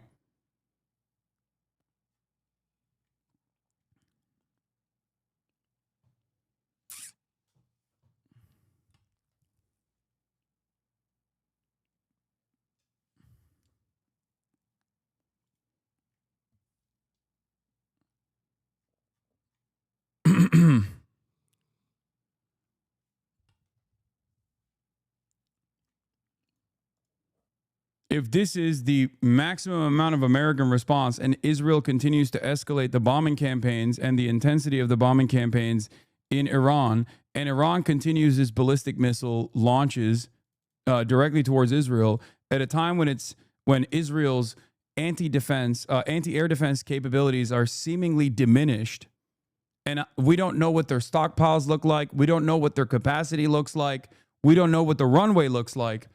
What we can simply make assessments off of is strikes, impact sites, and how successful they have been.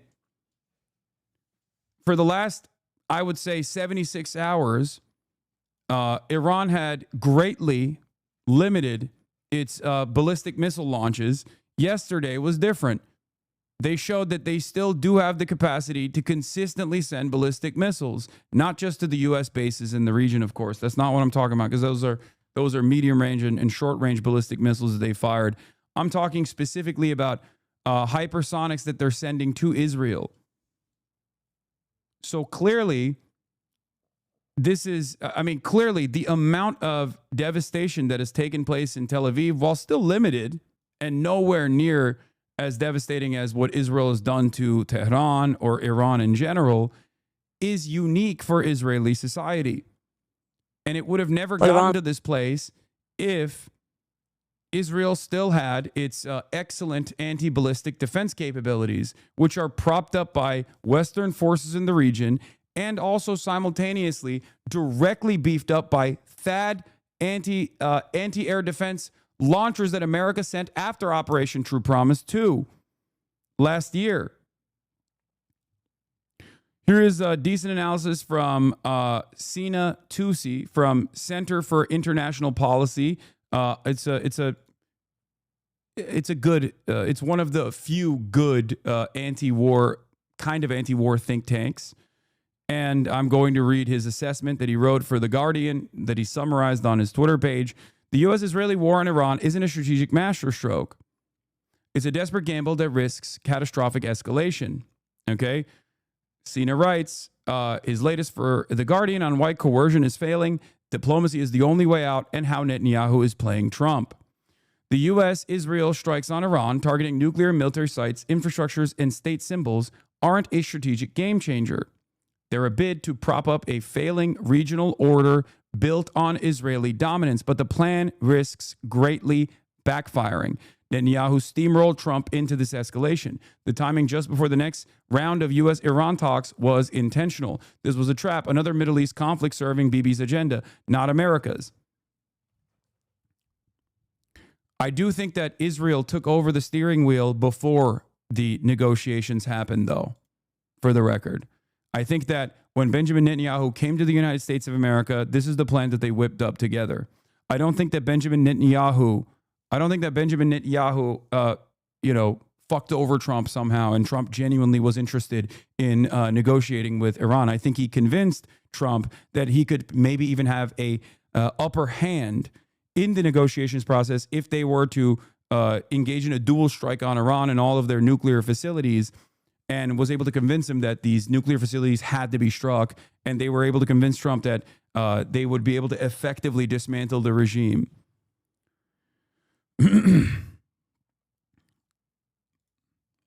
Iran's response has been swift and costly. Missiles are piercing Israel's defenses, exposing major vulnerabilities, and landing hits on military and intel targets. This is true.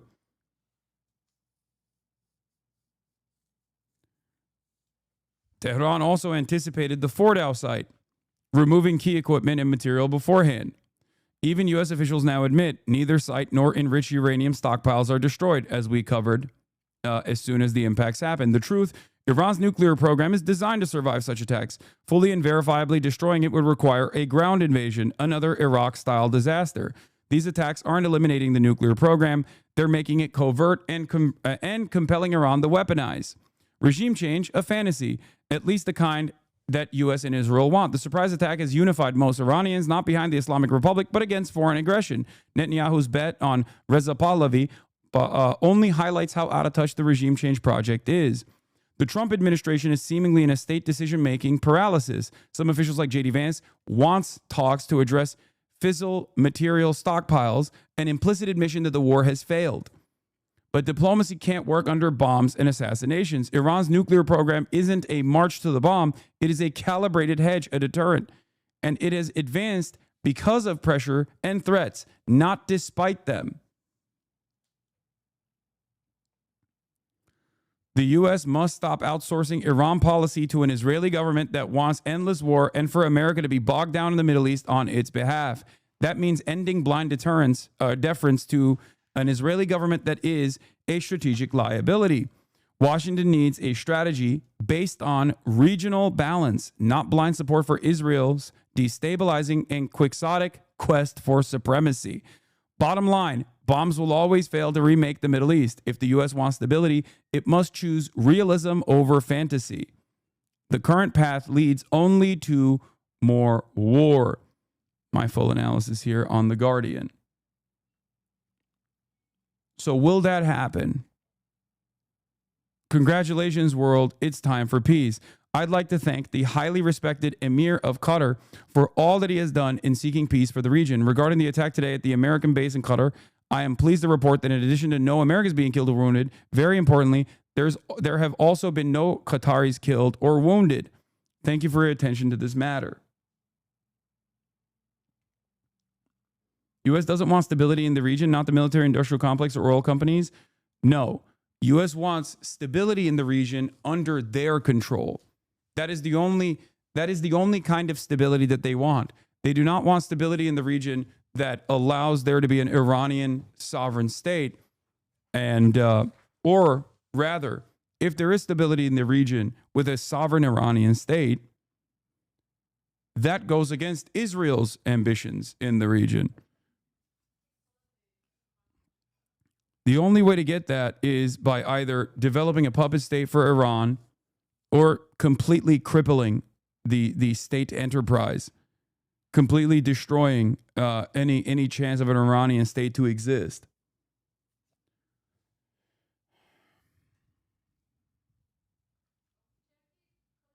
A senior Iranian official told CNN, Iran views calls for a temporary ceasefire as a ploy to assess Iran's willingness to continue the war. No. 3. Evet, siz kapatabilirsiniz sizin klimayı. It's very obvious we just need Iran to change leadership to join the real world. Brother, this is an incredibly silly assessment, because if Iran was led by woke people instead of the Islamic Republic, but they still actually wanted to be a sovereign state, and not play ball with Israel, do you think that that would be acceptable? Like if Iran was not led by a puppet, but instead still a complete sovereign state, do you think America would be like, well, they're letting gay people live now without like forcibly transing them, you know? I guess that's fine. Do you think that's the reason why America's bombing Iranian nuclear facilities? What are you, crazy? If you don't know anything about Iranian history, then you can maybe make this assessment. Iran was a secular democracy when America said, we don't like that, actually. A secular democracy with sovereignty.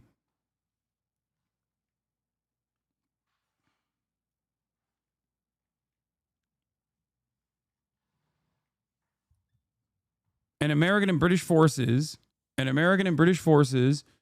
did not like that because they wanted to nationalize their oil reserves. They have every right to do so, and that went against their material interests in Iran. So they did a fucking coup, and they put a monarch. They installed and calcified the power of this monarch, and the monarch was so unpopular that there was a tremendous amount of resistance against it, and therefore the CIA trained the Savak forces of the monarch to basically do a torturous, despotic regime that got so frustrating and bred so much resentment that it led to the revolution.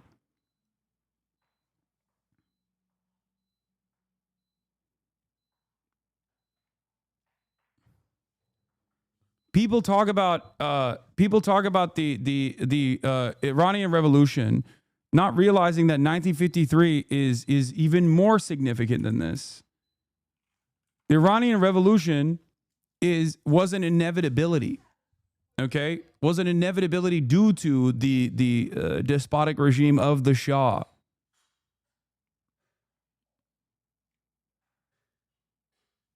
It was an inevitability after the coup in 1953.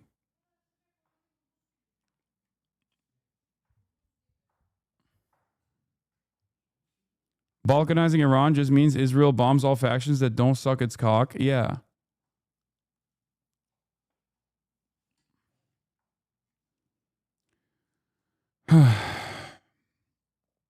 Anyway, let's get back to this.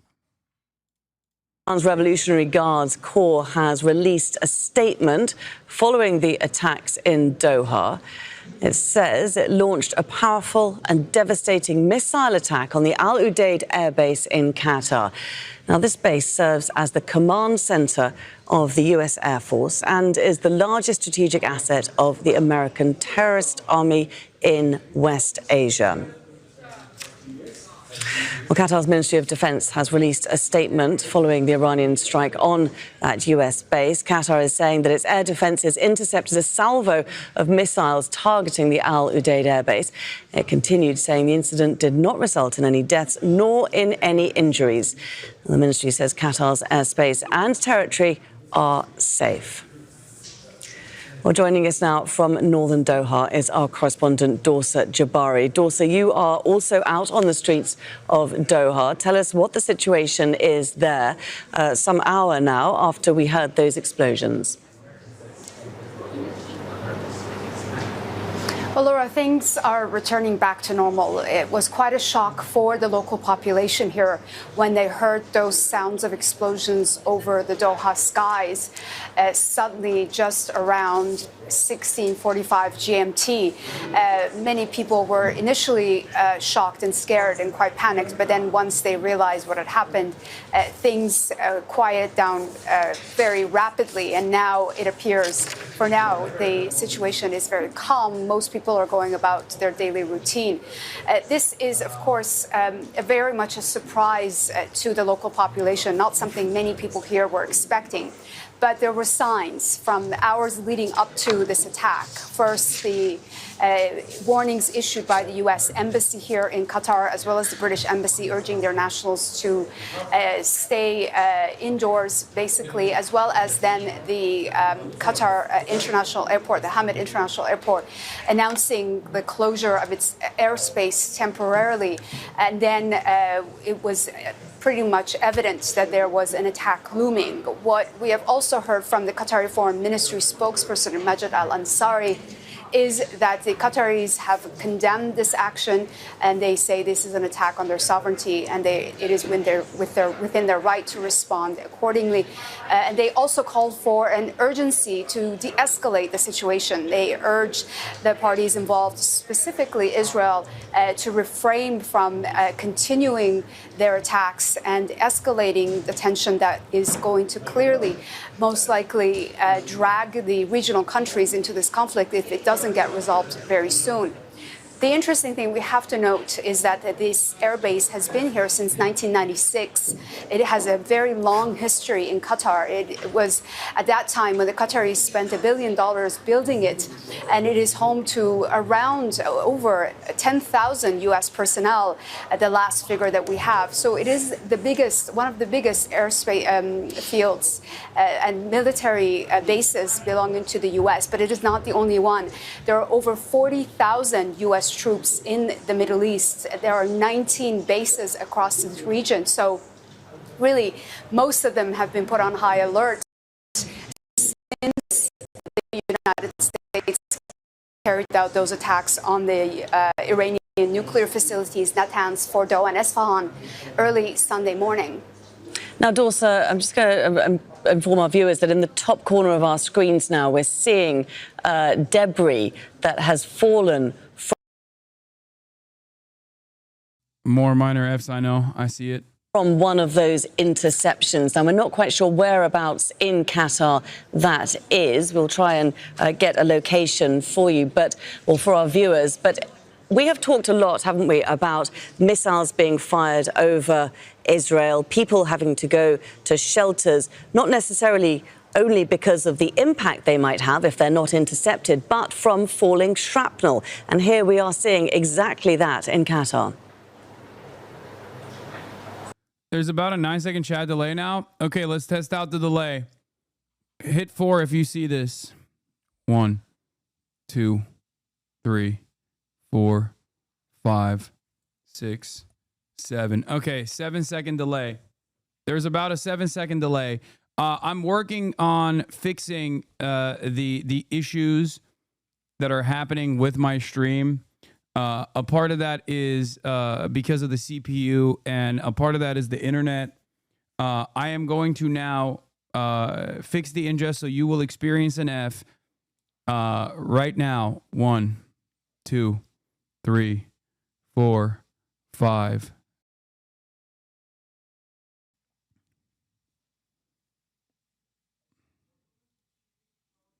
There it is. Did I time it perfectly? By the time you heard it, Did I time it perfectly? Okay, we're back. Now,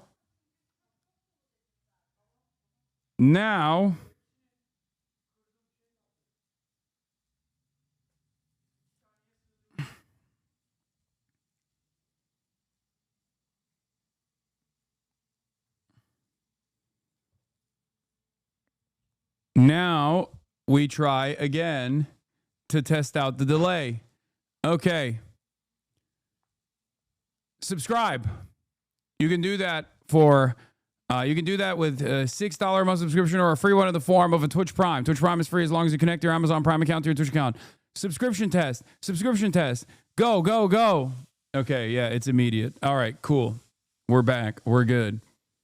Thank you. The Piker Broadcasting Service is sponsored by you, the viewers, for you, the viewers. Your contributions are what allow me to maintain my editorial independence. The Piker Broadcasting Service, PBS, is not sponsored by anyone else. Just you, the viewers. For you, the viewers. By you, the viewers. Thank you. Yes, I think initially people did not know what to do, and then there were guidances provided. The first thing people were told was to take shelter in the metro stations here or underground parking facilities, which there is no shortage of. So people did get instructions, and that has been the guidance from the local government, is to ensure people receive the information that they need when they need it. But of course, these were very traumatic scenes for the majority of people. Qatar is home to about 2.5 million people, and in Doha, about 700,000 people call it home. So it is a significant number, and this seriously disrupted the quiet that has been part of the daily life of most people in this country. But many here are now hoping that this was it, that there is no continuation of these missiles launched towards Al Udeid Air Base here in Qatar. Doha, I just wanted to get an idea from you as to what you felt when those explosions happened about an hour ago, because we certainly felt them here in the newsroom. There was a successive wave of explosions. You could feel the shaking on the ground here in the studio. Hey, I'm a Jason viewer just wondering how long until I die. Okay, nothing is gonna, I mean, I can't guarantee it with an absolute certainty, but things do not happen to America, okay, and to Americans. They don't happen all that frequently. Just like Israel gets to be as violent as it wants to because it has America backing it with its endless air defenses, America gets to be as violent as it wants to all around the world because it has the most powerful military in the world. 800 military bases, can be anywhere around the world and strike with severity if it wants to, like it did with Iran. Okay, but most importantly, America's proximity to the instability that it causes over there shelters the American public from experiencing repercussions. Okay, that's why you got Pearl Harbor and you got fucking 9/11. Those are like the two instances of blowback where there was like immediate retaliation. Now, this doesn't mean that you won't experience it. You will experience your regular day-to-day living conditions getting worse because there is a opportunity cost to all of this. Every single dollar that's being spent waging war over there is a dollar that could be spent on U.S. soil to improve your life, to improve your living conditions, to make life a little bit more livable. So when Americans actually experience the impact of all this bloodshed, all this war, they see it over the course of multiple years. They see it over the course of decades, right? As far as like an immediate impact that you could have potentially experienced here, if Iran were to stop the Strait of Hormuz from doing any sort of oil traffic, 20% of the world's oil passes through this important choke point. Okay.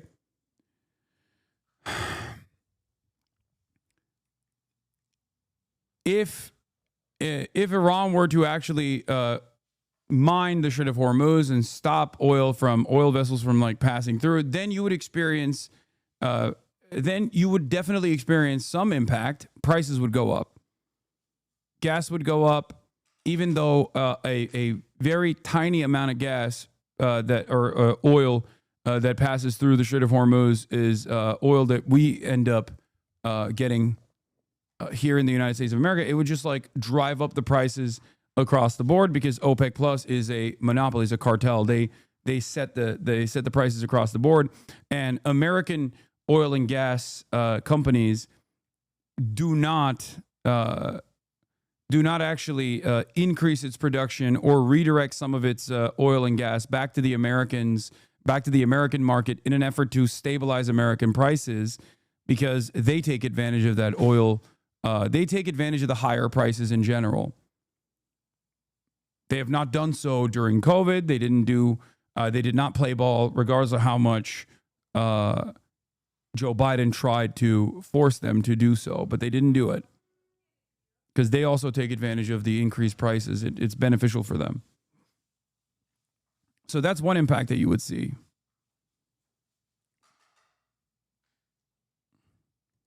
When people say we can pump a lot more oil if gas prices go up, that's copium. That is operating under the assumption that the oil and gas giants will actually compete with OPEC Plus instead of take advantage of the increased prices. They have never done so, so I doubt that they would do it now. Studio, where were you and what was your experience? Well, I was at one of the local malls getting a coffee, and I was waiting for a taxi. And then I heard, so I was outside, and I heard the sounds first, and then I felt the ground shake under me, and I knew that the attack had happened and it had started. And I heard at least 4 explosions in the skies. And then it was very difficult for people to understand what was happening. People around me were asking me, what's going on? What should we do? And given that we have had some experience in this kind of situation in the past, I was a bit more calm than most people, but I urged them to basically stay indoors, not to be outside in open spaces. But really, it didn't last very long, and then we started getting news and information from official sources here about what people should do and what had just happened.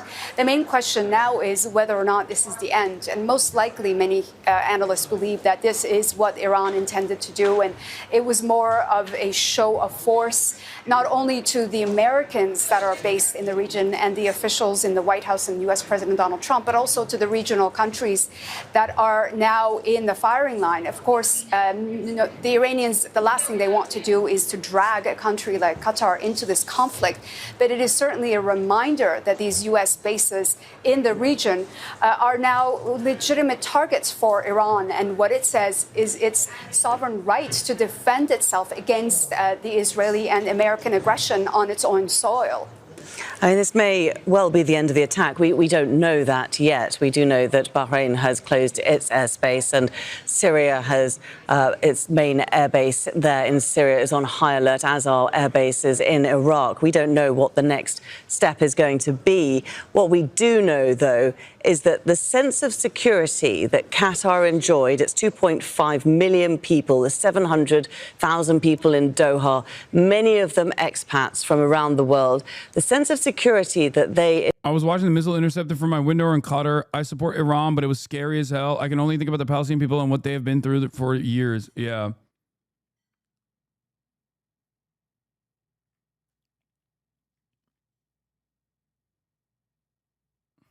It's we'll see.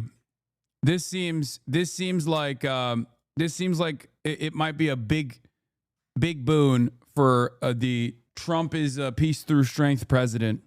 Okay. Iran's lack of escalation, like Iran's lack of presenting a significant deterrence, at least for this back and forth with America and Iran, feels as though maybe Trump will pack this up. I don't know. If he does this, he will get a tremendous boost from this. Okay? He'll say, you see, we showed our military strength. We got a big W here. We violated Iran's numerous red lines. We violated Iran's sovereignty, and they didn't want the fucking smoke, and they couldn't do anything to us. And now we have to stop Israel. Like, we're going to tell Israel to fucking back down, and Israel will actually back down. Well, if they will, we'll see. If there is a real ambition here, if this isn't just about destabilization, if this isn't about destabilization, if this is not about destabilization, this is where it'll end. Okay? But Trump has so far used the negotiations process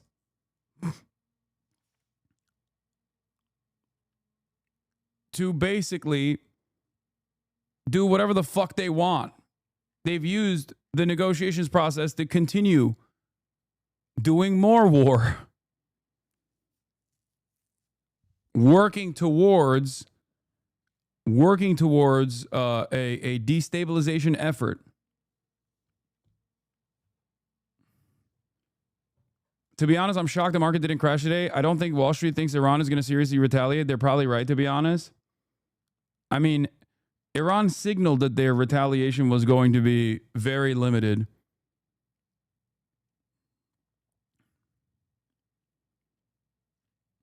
A White House official told me that Trump's goal now is to end the war, and he's going to make it clear to Israeli Prime Minister Benjamin Netanyahu, we want a deal and don't want any more war, the official said. Here is Mossad's very own Barak Ravid. Trump calls for ending the war after Iran's retaliatory missile attack. His story for Axios.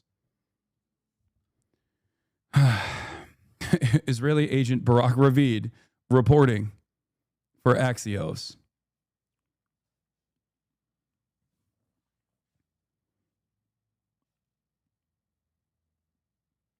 How can we be sure he actually wants to end the conflict? We have no assurances, man. Trump's word means nothing. America's word means nothing. Israel's word means something. It means the exact opposite. Okay? America's word usually means the exact opposite as well. So we shall see. We shall see. From this point on,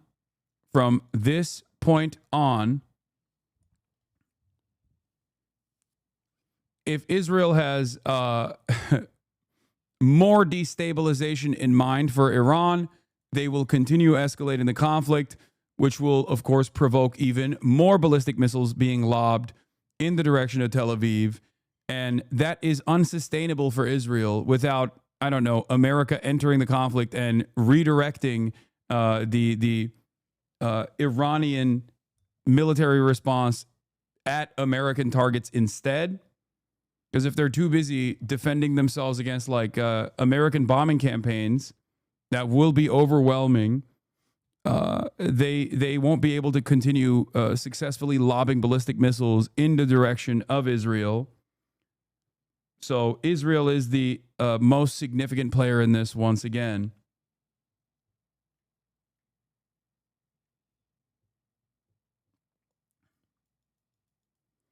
This isn't true.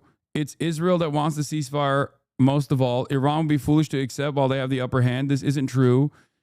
It's Israel that wants the ceasefire. They always do this. They pretend America is making them. No, I don't think so. I also don't think Iran has the upper hand here at all.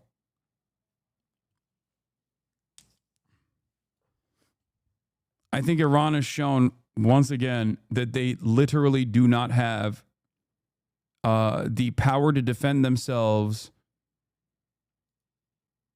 They did the same thing to Hezbollah. What are you talking about? Where is Hezbollah right now? Israel destroyed southern Lebanon. They destroyed parts of Beirut in an effort to do a decapitation strike. Oh, you mean in 2006? Okay. Yeah, this is a little bit different than 2006 as it stands, because look at Hezbollah now. Israel basically did a decapitation strike on Hezbollah, killed so many fucking civilians in the process, reduced city blocks in Lebanon into rubble. Okay? And in the process, all they got was less deterrence and more of an ambition to finally strike Iran without incurring significant penalties. If Hezbollah had its pre-October 7 striking capabilities right now, Israel would be incurring significantly more damage.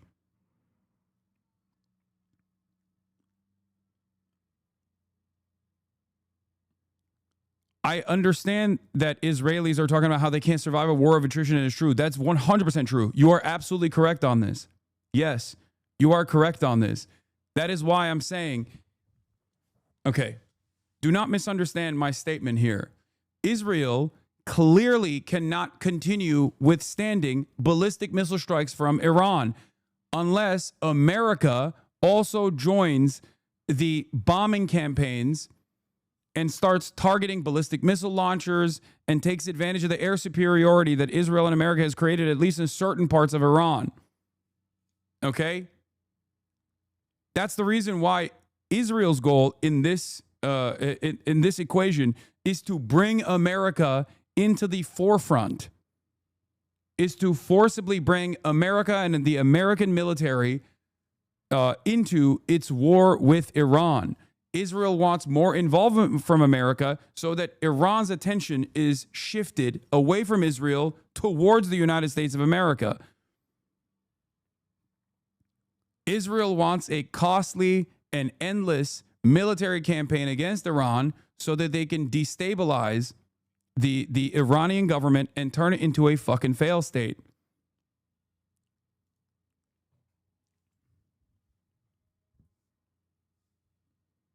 Do you understand? It's a matter of whether or not Trump is also invested enough in Israel's goals here.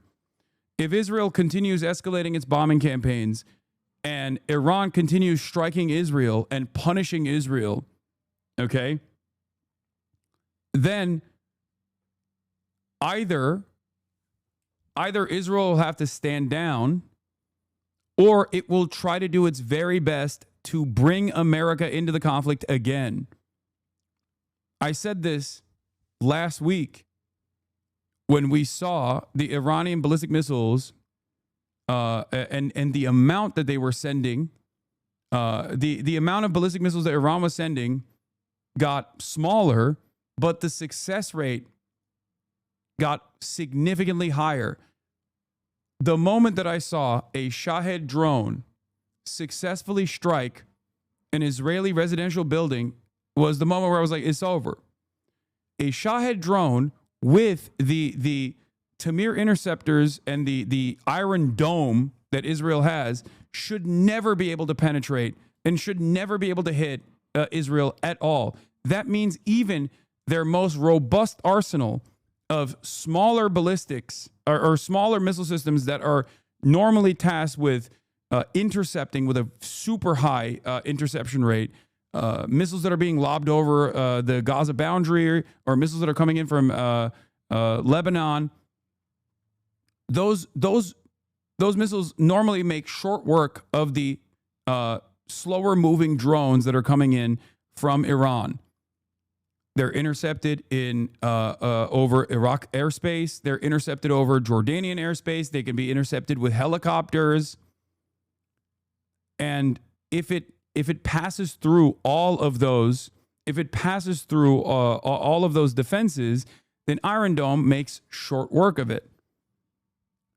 The fact that Iron Dome was letting Shahed drones actually fucking hit Israel proper, actually hit Tel Aviv, implies that even their Tamir interceptors are getting depleted.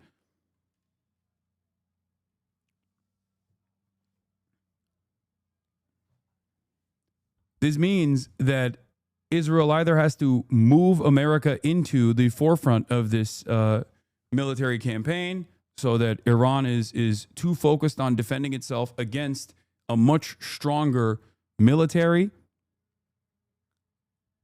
or they have to stand down. Here's Chris Kunzler's video on this. I already saw this. Is a great video. It's a very smart video. I'm glad that Chris also shaved his mustache.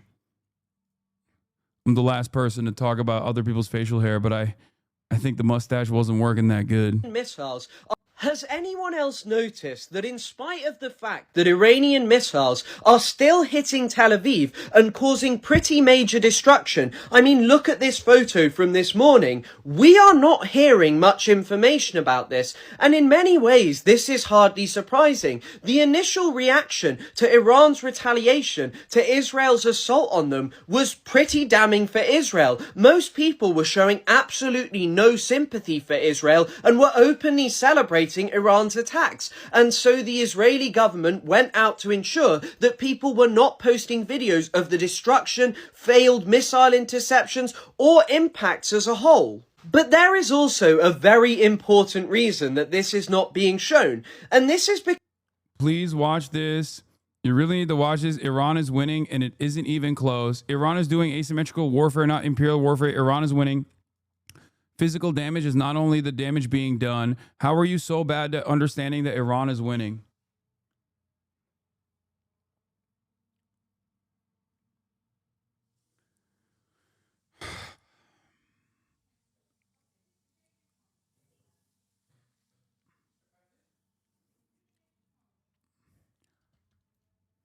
Okay, chatter.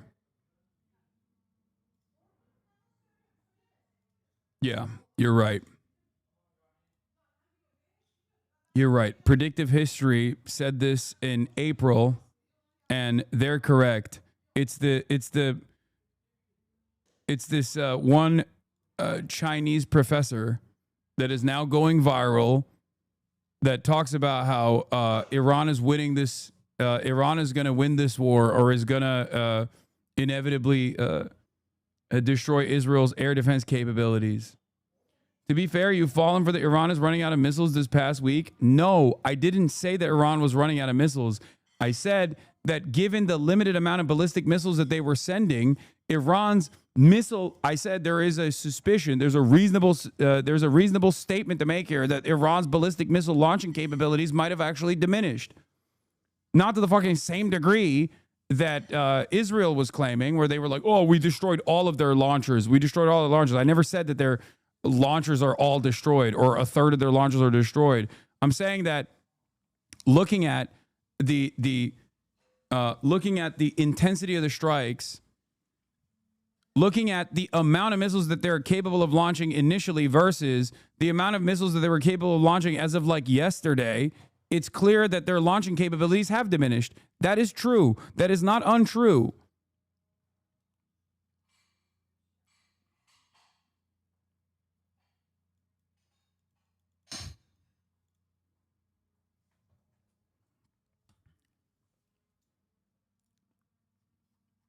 But why launch as many if they are hitting? What do you mean? What do you mean? If their defense systems have been eroded, if Israel's defense systems have been eroded, isn't it more opportune for them to launch 100 right now and do one major retaliatory strike that basically fucking brings the Iranian retaliation to the fucking severity of Israel's counterstrikes and Israel's preemptive strikes? What are you talking about? There is no reason for Iran not to launch 200 missiles that will successfully fucking hit Israel now and risk massive American intervention. America already did intervention. What are you talking about?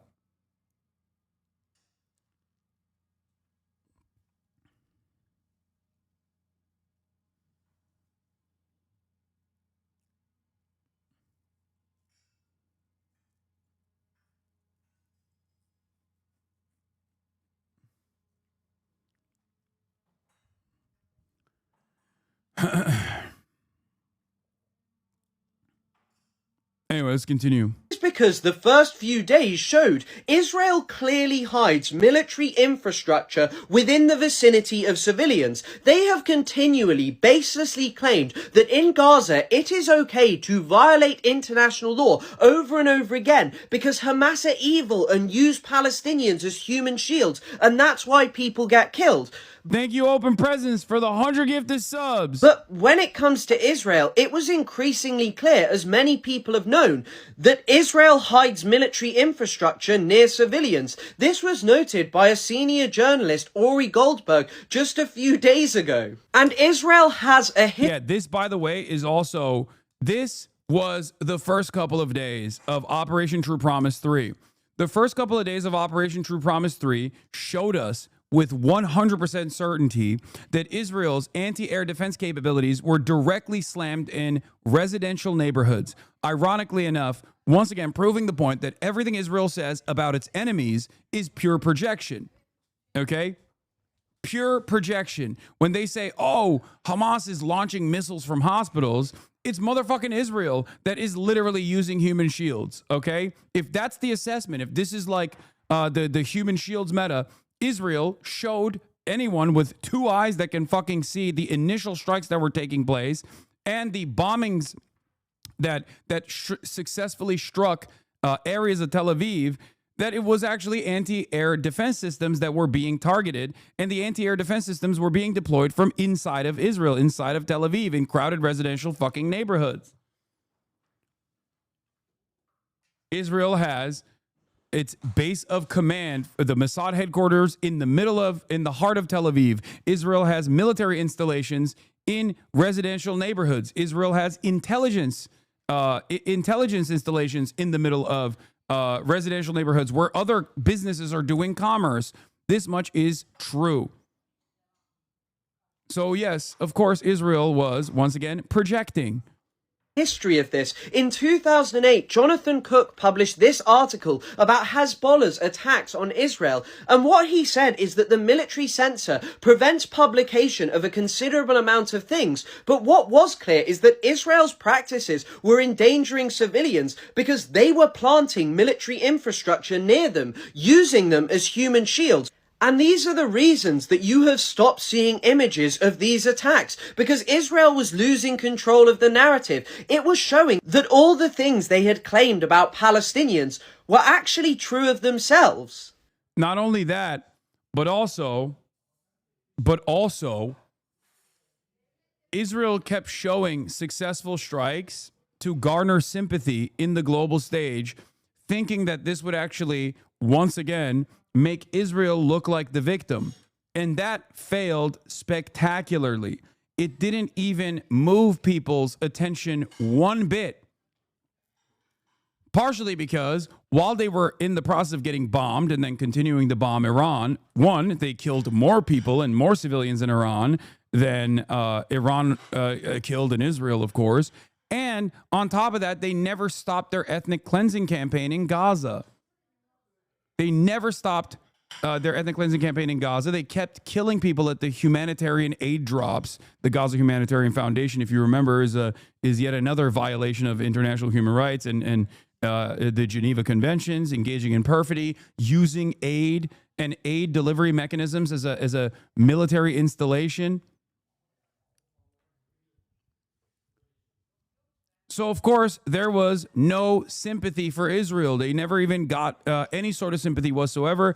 If anything, people were either very quiet about Israel finally being struck after months and months of doing ethnic cleansing in Gaza, or they were openly celebrating it. So they didn't even get their PR goals out of the successful strikes, no matter how hard they tried. Obviously, if you go to CNN, if you go to Fox News, if you go to all these other outlets, they were talking about how devastating this has been for the civilian population of Israel, how destroyed they are, how scared they are, all this stuff. But that fell on deaf ears. I don't think this changed the dynamic for even the Western world at all.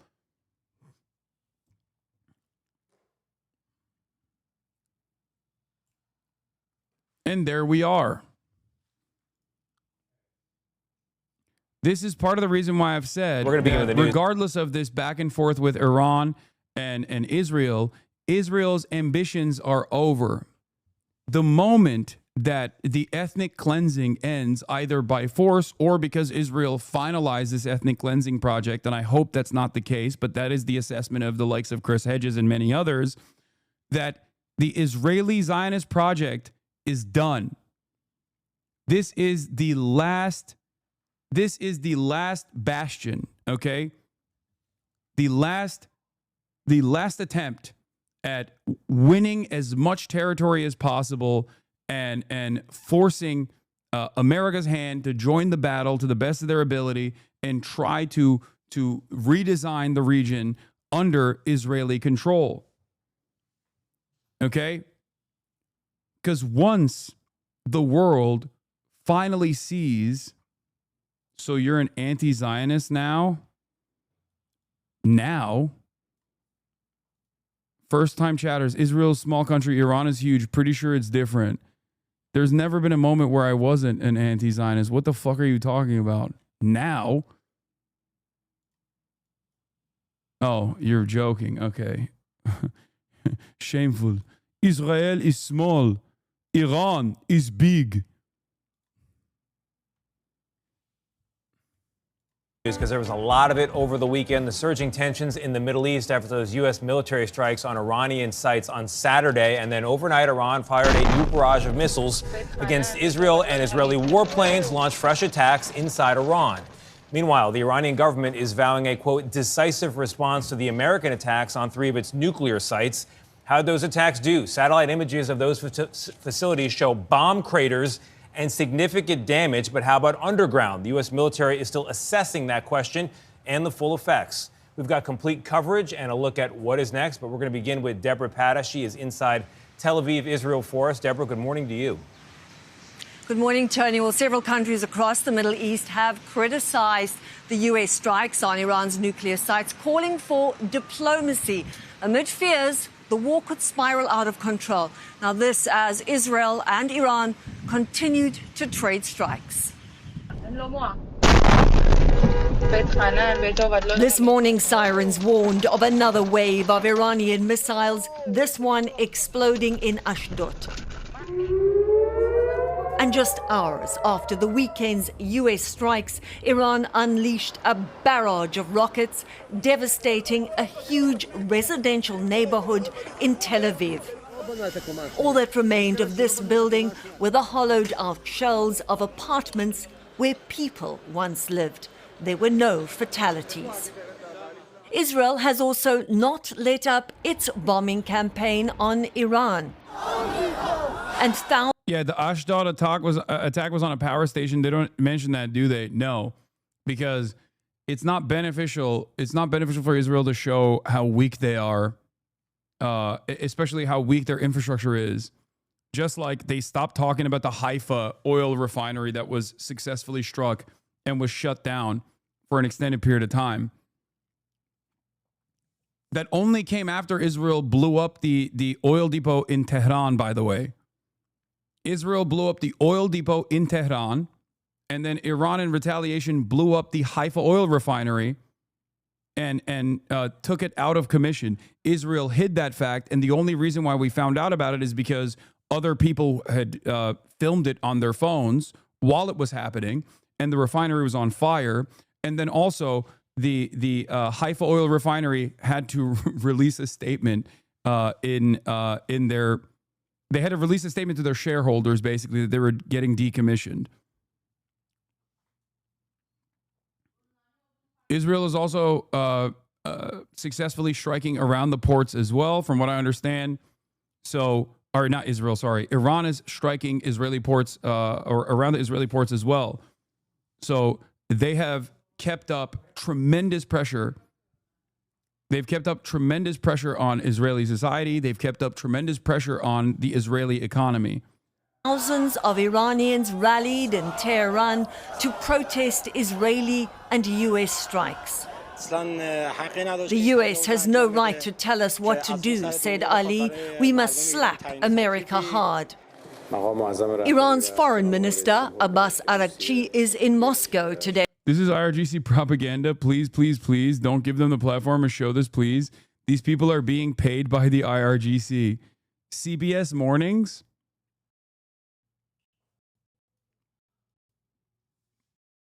being paid by the IRGC. CBS Mornings. I guess is what the communist broadcasting service mornings in the pocket of the IRGC. For talks with President Vladimir Putin. President Trump, I thank you. While Israel's Prime Minister Benjamin Netanyahu has thanked the US for stepping in and offered prayers for President Trump, saying he had driven out evil from the world. Netanyahu has also flirted with regime change in Iran. Israel's already engaged in one. We asked the former ambassador to the UN, Gilad Erdan, if this was a fantasy. It's not up to us to topple the regime. It's up to the Iranian people. Senior Israeli officials have... Do you think showing the American audience that Iranians are white would help reduce the bloodlust of some conservatives? Yes. I think unironically, as much as I get annoyed when people show like Tehran and go, look, this is just like a European capital, like that is not the only reason why people should be worthy of dignity and humanity and survive and not be bombed, okay? But yes, that does play a major fucking role in the way like a lot of Americans analyze the situation. I'm not even kidding. Like you'll see, I've seen so many posts like this where people just show Tehran, like normal Tehran. Some women are covered, some women are not. They go, what the fuck? How is this possible? Because that's how stupid the average American is.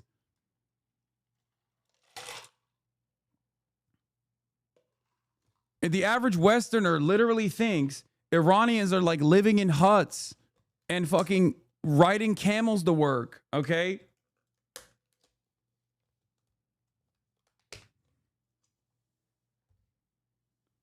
That's also partially why the whole like, this was Iran before the revolution post slaps so hard for the dumbest Americans, where they think like Iran was only like a Western adjacent nation under the Shah, as though Iran didn't exist before then. They don't even factor in what Iran used to look like in the 50s, for example.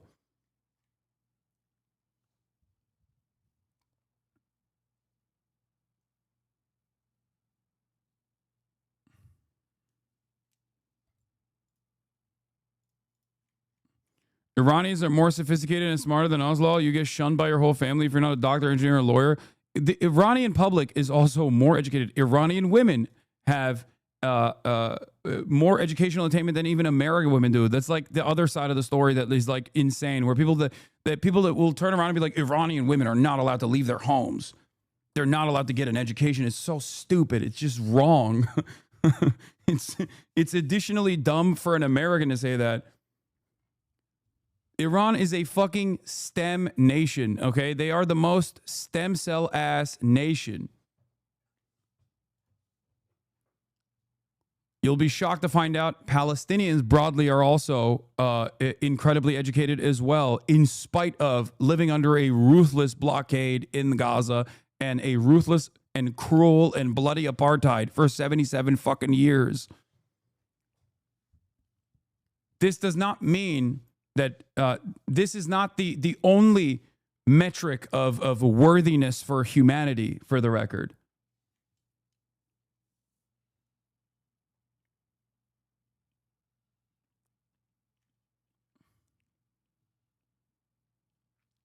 People think every single Muslim country is a cross between ISIS throwing gay people off the roof and the Taliban. Don't let women do anything. Yeah. It's so goddamn annoying. It's so fucking frustrating. And it's always, the principle is always the same too. It works even harder because Islamophobia is like this ever-present normalizing force that makes people comfortable with this bigoted attitude. But ironically enough, it's always the same principle with America's adversaries, right? Like the example I always use is when the New York Times wrote an article about Beijing and how they had this like new museum that they had created in Beijing. and they were saying like, this whitewashes China's bloody history. And I was like, that's a museum.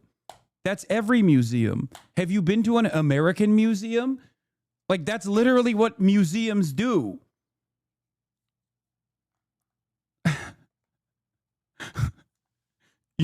You're describing the function of a museum in a country, but because it's a Chinese museum, you're like, this is unacceptable. This is this is whitewashing Chinese history. It's like, yeah, no shit. That's what every museum does.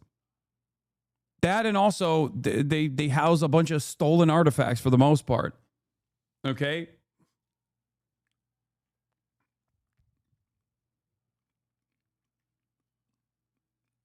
And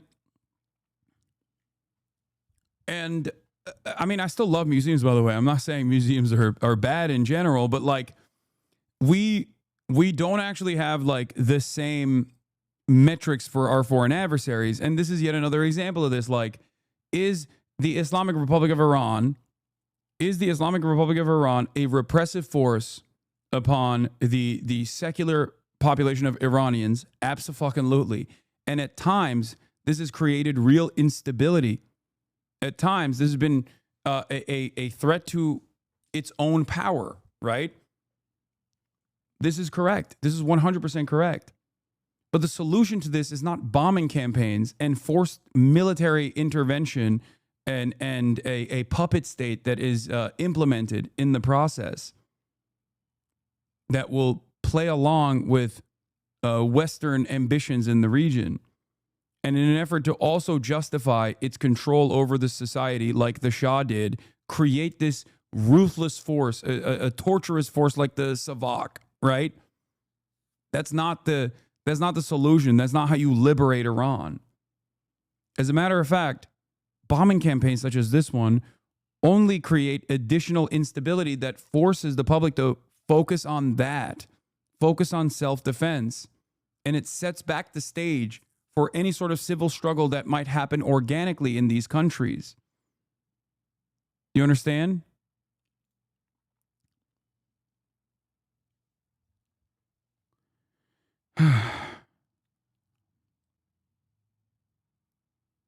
It's very, very stupid to think that we can like bomb Iran into being a more woke and gay country. It's idiotic.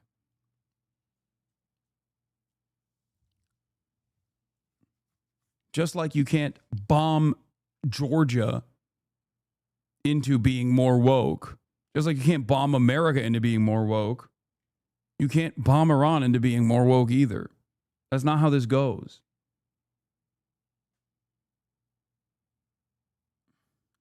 Told us the ball is now in Iran's court. It can choose to end the conflict by negotiating a deal, but if it retaliates against the US, that could spark a wider war. Gail? Dozens of fighter jets Deborah, reported thank leaving you. Israeli airspace. Now let's go to Weisha Zhang. She's at the White House.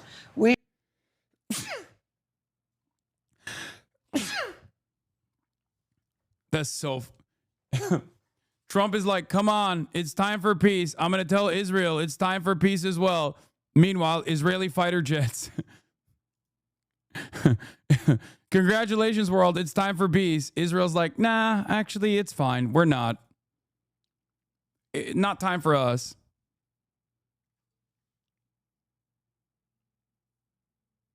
Yeah, I guess Israel didn't get this memo. A White House official told me that Trump's goal now is to end the war, and he's going to make it clear to Israeli Prime Minister Benjamin Netanyahu, we want a deal and we don't want a new war. Interesting. Seems strange to me that that's not happening. How odd. Anyway, as I've talked about, there is no appetite from the American public broadly for war with Iran, right? Not that it matters, because there is no democratic process. There is no democratic process when it comes to foreign policy. Foreign policy is uniparty, All that matters is our goals, our ambition, our interests, and the public's appetite for more war or less war is. I mean, it's good if the public is excited about more war, like they were after 9/11.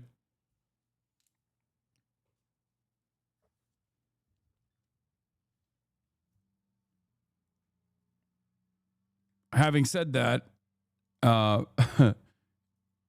it's very clear that disinterest in war and anger and resentment towards more war is not going to stop this administration from doing whatever the fuck it wants to do.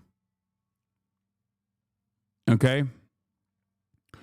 Here's the winner of Nobel Peace Prize in Iran says Israel's attack on Evin prison in Tehran has created a horrific situation for the inmates. The jail's hospital/clinic has been destroyed. Injured prisoners are not being attended to, and the regime is blocking families from getting news. Most political prisoners are held in Evin. So what happened was yesterday Israel struck, or last night Israel struck the Evin prison, where a lot of the political prisoners of the Islamic Republic are being held. They did that because they thought they could force like a prison break, basically. But of course, you can't do that by bombing. You can't do that by bombing the fucking prison. So the Evin prison health facility has been destroyed. Prisoners remain in wards with heightened security conditions are being moved. Injured prisoners have no place to be transferred and treated. And due to war conditions, they are not being transferred to hospitals outside the prison. A number of prisoners have not yet spoken to their families. And there are rumors that prisoners are being transferred to prisons around Tehran. And families are in fear and worry. When prisoners are transferred in these conditions, we will not have accurate information about them. We do not know how many conscripts were killed, nor do we know how many of the families of prisoners who went to Evin's prosecutor's office to follow up on the status of their loved ones were killed. The government is not providing information, and we don't have accurate information either. I call on international organizations to work with the release of all prisoners in these war-torn conditions. So, ironically enough, given that Israel's goal here is to cause further instability in Iran by forcing a prison break, their only method to do so is by bombing from afar. And of course, bombing from afar instead of causing a prison break is only harming the political prisoners. Do you want the political prisoners to stay in prison? No, that's not what I'm saying at all. But it's once again a fucking own goal by Israel. Do you not understand the point?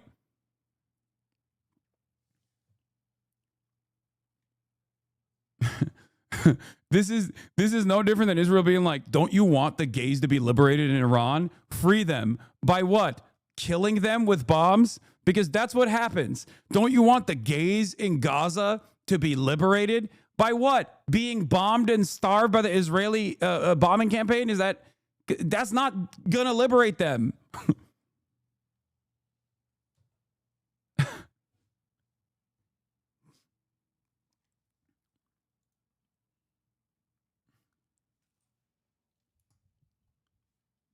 Israel's goals here is not the liberation of anti-regime dissidents and prisoners that are unjustly fucking being trapped in Evin. It is to cause chaos and instability. Do you not understand? Yeah, notable that while Trump is telling the media that he wants the end of the war, Israel's carrying out one of the most brutal attacks on Iran thus far. They're currently on their 6th or 7th wave of airstrikes of the day.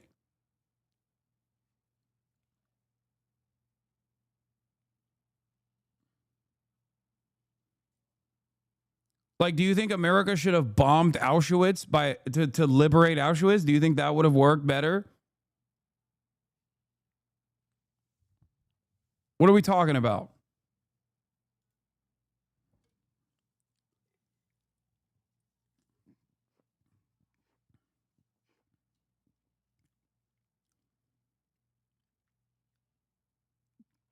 Hell yeah, brother. I got a hammer and everything's looking quite like a nail. I got a hammer in my hand and everything looks like a nail to me. I'm American. Auschwitz is a bad example because they invaded it essentially. Yeah, they did. They didn't fucking bomb it. What are you talking about? Exactly.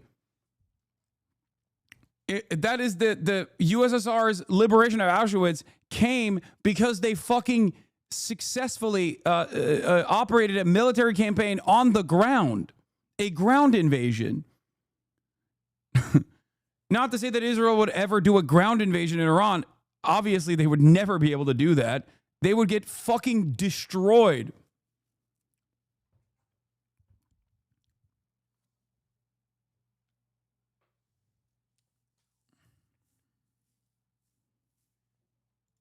Khamenei tweet from literally just now. Those who know the Iranian people and their history know that the Iranian nation isn't a nation that surrenders.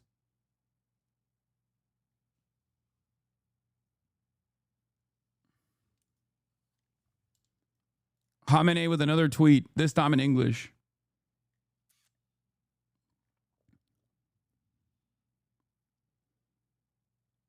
Trump just took a victory lap. I know, we already covered it. Yeah. We covered it already. Trump basically took the off-ramp. Israel seemingly has not gotten the message, though. And the American media is, of course, let's listen to what the fucking Fox 5 has to say. Oh, they took Buttfeld out of the rotation for this one because they're like, this is a serious conversation. We can't have you fucking it up. It was an amazing response. We all know that's not true. The people inside don't. But what do you think? Well, good to be back with everybody. What a weekend. I believe Joey is largely right, if not totally right. Wait, what is this? Senior advisor to the IRGC Commander-in-Chief General Jabari. While we confront the Americans, we will simultaneously continue our own plans, operations to suppress, crush, and obliterate the vile, child-killing criminal Israel. We will not stop hitting Israel. We will respond independently to the U.S., and that response is due to their attacks on our nuclear facilities and their malicious behavior. But the ongoing plowing of Israel will continue. They are now in a very difficult situation. Oh my God, they're literally doing the Yemen method. I just realized they're doing Ansar Allah. They're Ansar Allah posting. This is what Yemen was trying to do, obviously to limited success because they don't have the same fucking striking capabilities as Iran does, clearly. But this is the Yemen method. They're like, listen, America, you fuck with us. Yes, you keep killing our children. You have significantly more military power to do so without incurring any penalties back home. Israel cannot do that, however. Israel cannot do that at all, which is why we will continue striking Israel. As long as you don't strike us, America, we won't strike your naval vessels. They are now in a very difficult situation. Yesterday, as you're aware, our heavy strikes were carried out in two phases. First, with our drones, which I am familiar with and can say maybe even more precise and powerful than our missiles. 40 of our drones were launched and hit the intended targets. And today, Israel's in a situation where even after we launched around 20 missiles, they were unable to do anything in response.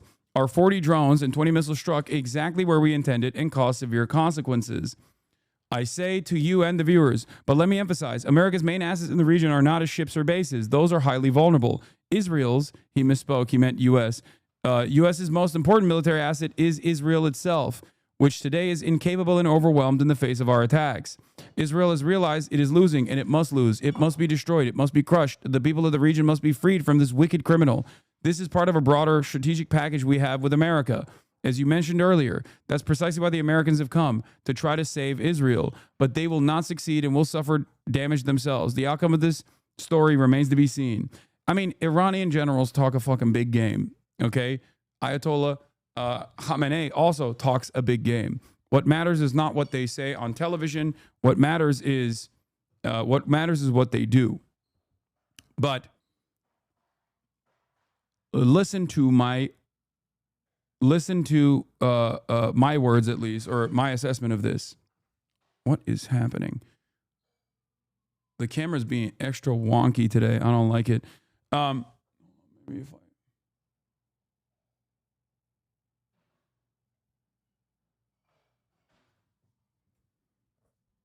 okay, this might be a little bit better. So,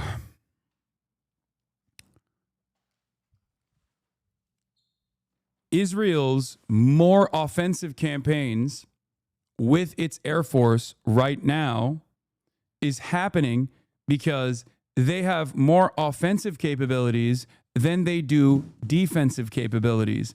Israel is operating with the The best defense is an immense offense attitude. Because the more they run out of ammo on their anti-air defense capabilities, and those are much, much harder to re-up and rearm because of how costly that is, because these are sophisticated missile systems and they're expensive, and especially the big boys, the ballistic missile defenses are much, much more costly than the Tamir interceptors, even though the single Tamir interceptor, the price of a single Tamir interceptor is $200,000. Okay? And those can't stop the ballistic missiles. You can deploy 20 of them if you want. None of them actually intercept a single fucking ballistic missile, especially not a hypersonic one. So basically, because they don't have the capacity to play defense, they have to continue playing super hard offense.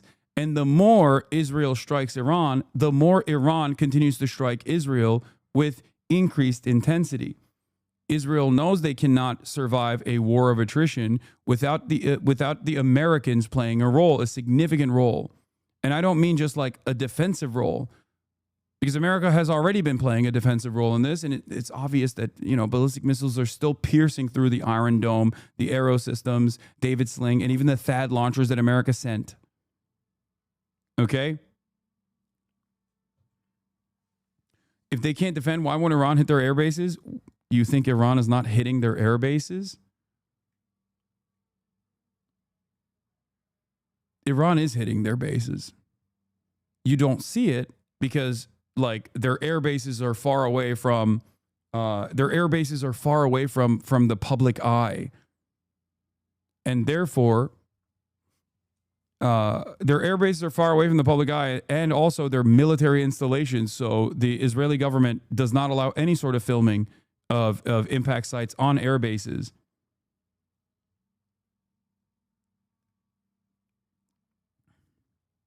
An F-35 down by...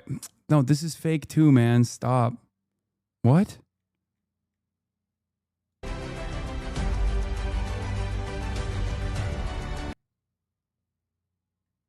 No.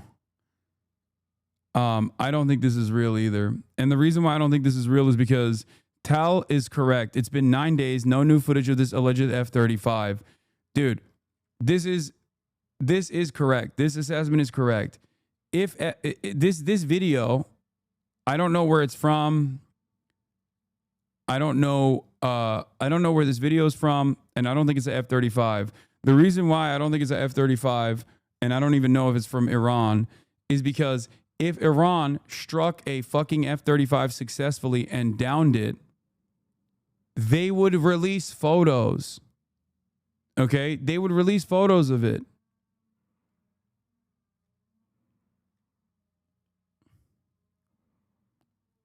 They would put it on every fucking poster.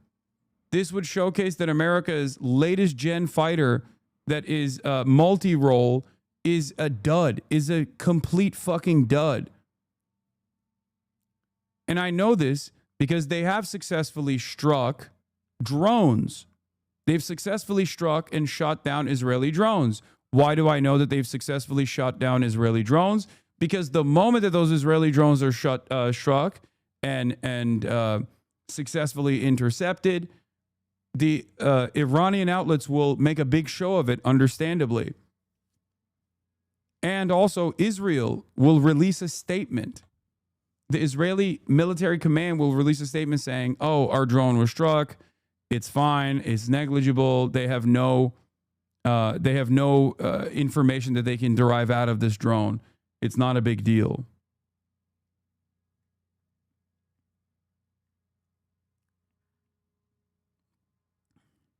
Bro, Serbia shot down one B-2 bomber in the 1990s and they made a whole ass song about it? Yeah.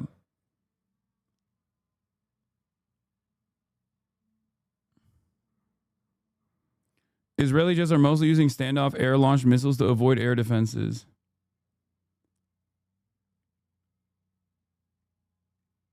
It wasn't a B-2, it was a F-117. Yes. That's the one that that's the one that Chris Hedges was talking about, right? F-117 Nighthawk. It wasn't a B-2 bomber. No B-2 has ever been shot down. It was an F-1. Oh my God, I have so many plane autists and so many missile autists in the chat. Respect. Respect to all the chatters that instantly fucking F-117, my beloved.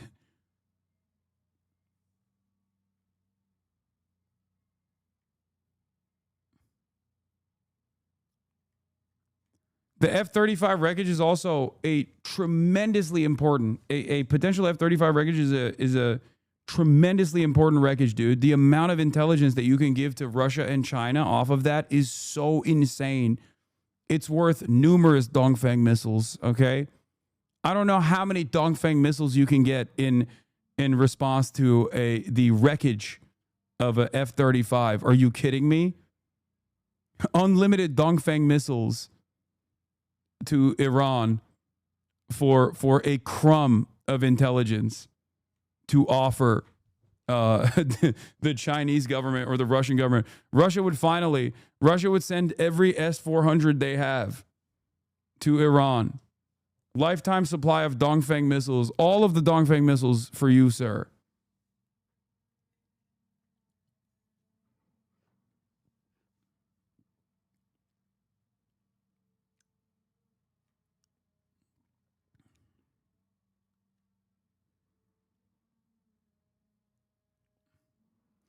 It's such a massive deal when we dropped one off the Vincent in the South China Sea in 2023.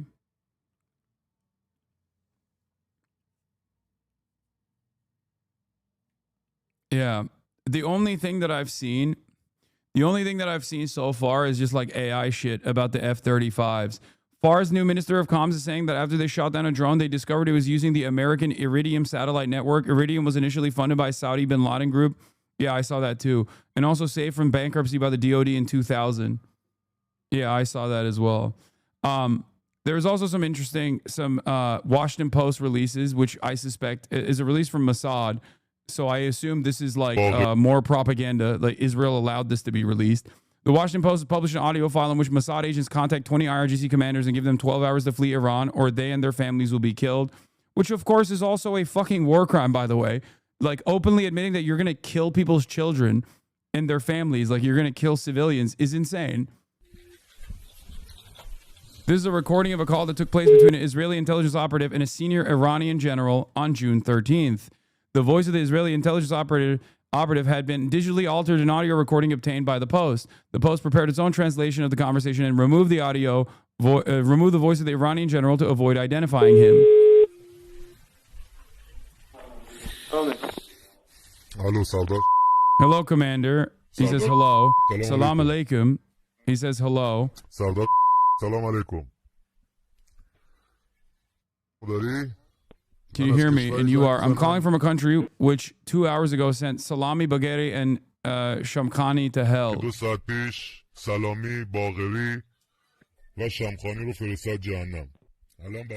And now for you, and I'm suggesting for you, Mr. Redacted, Indistinct Voices.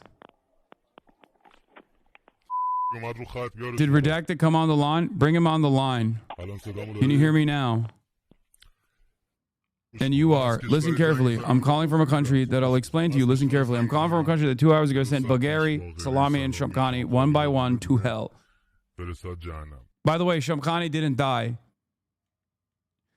Shamkhani was the part of the nuclear denuclearization negotiations team, and they thought that they had killed him in the strikes, but he actually didn't die. He is alive. He tweeted that he was alive, but injured. I think a couple days ago. The only advice I'm giving you right now, I can advise you right now, you have 12 hours to escape with your wife and child. Otherwise, you're on our list now. You, Bleep, all of you, one by one, are on the list that I'm looking at, and you're our next targets. We will hit you, your family, your children, everyone, with the dirt. I only called to tell you, look, as long as there's time. I'll give you a reprieve. Like I said, 12 hours from this very minute that I spoke to you, you have time to escape. If not, you have no one to blame but yourself. We're closer to you than your own neck vein. Put this in your head. May God protect you. Well, you didn't say. I told you, brother. Hello? I explained to you clearly just now. You said what? I told you, didn't I? I gave you a reprieve. Which places did you take? What place did you take? Where did I take? All those savages, all those people like Salami. We sent them to that same place they should have gone to much earlier. What is this back and forth, bro?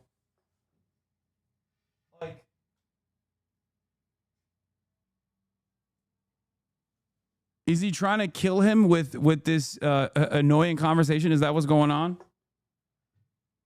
All jokes aside, this is yet another fucking hashtag ad for the Mossad capabilities, okay?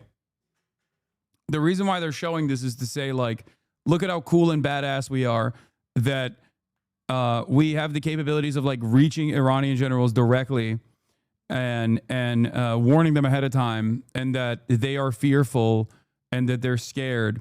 They're terrified of our espionage capabilities, our military might. By the way, we are closer to you than your jugular is a line. God says in the Quran, it is psychological warfare he's trying to do. Yeah, I suspect that the reason why this conversation is taking place, the reason why this conversation was released is because Mossad wanted it to be released, for sure. Okay? There's no fucking way that they would leak this audio to the Washington Post. But the other reason why the conversation even took place is most likely to, again, engage in some kind of destabilization initiative, cause instability, and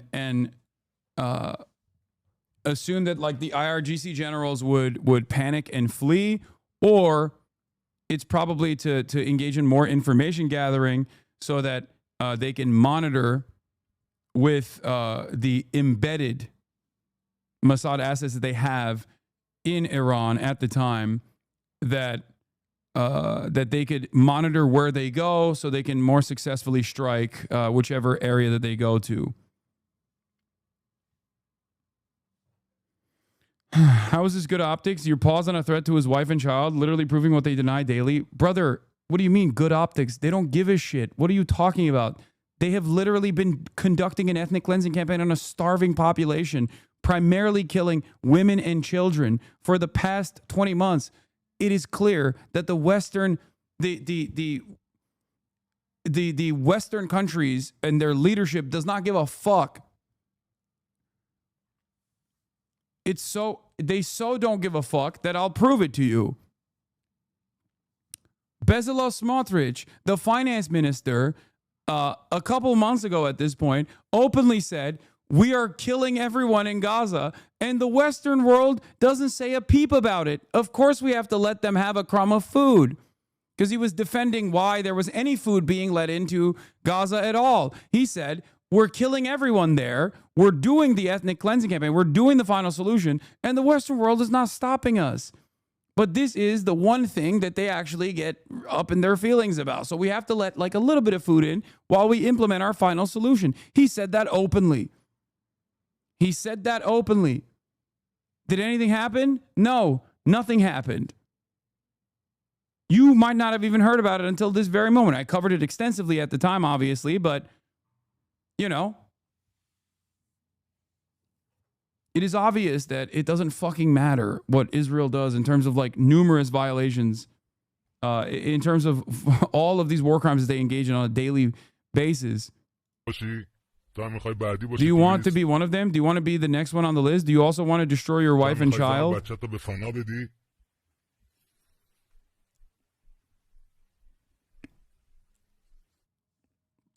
No, right? I'm telling you right now, I gave you a proposal.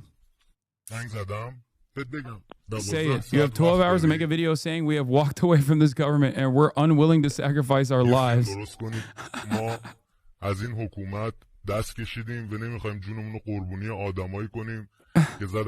for people who destroyed our country for 46 years. They only killed, stole, took. They cut the children off this country into pieces. Well, how should I send it to you? How should I send it to you, says the Iranian general. I will send you a Telegram ID. Send it. Say it. Say it. I'll send it to you. I'll SMS it now. Where will you SMS it? I have your number. Look, we have everything on you. It seems you haven't understood. It's clear you don't even understand where you are right now. I'm telling you, we hit all your leaders. They went into the air. We turned them into powder. Now you are sitting here and you think you're talking to me. You thought what you're sitting there. I'm calling to give you a proposal to save your wife and child. You wretch. Are you confused? Well, I'm saying, how should I send it to you?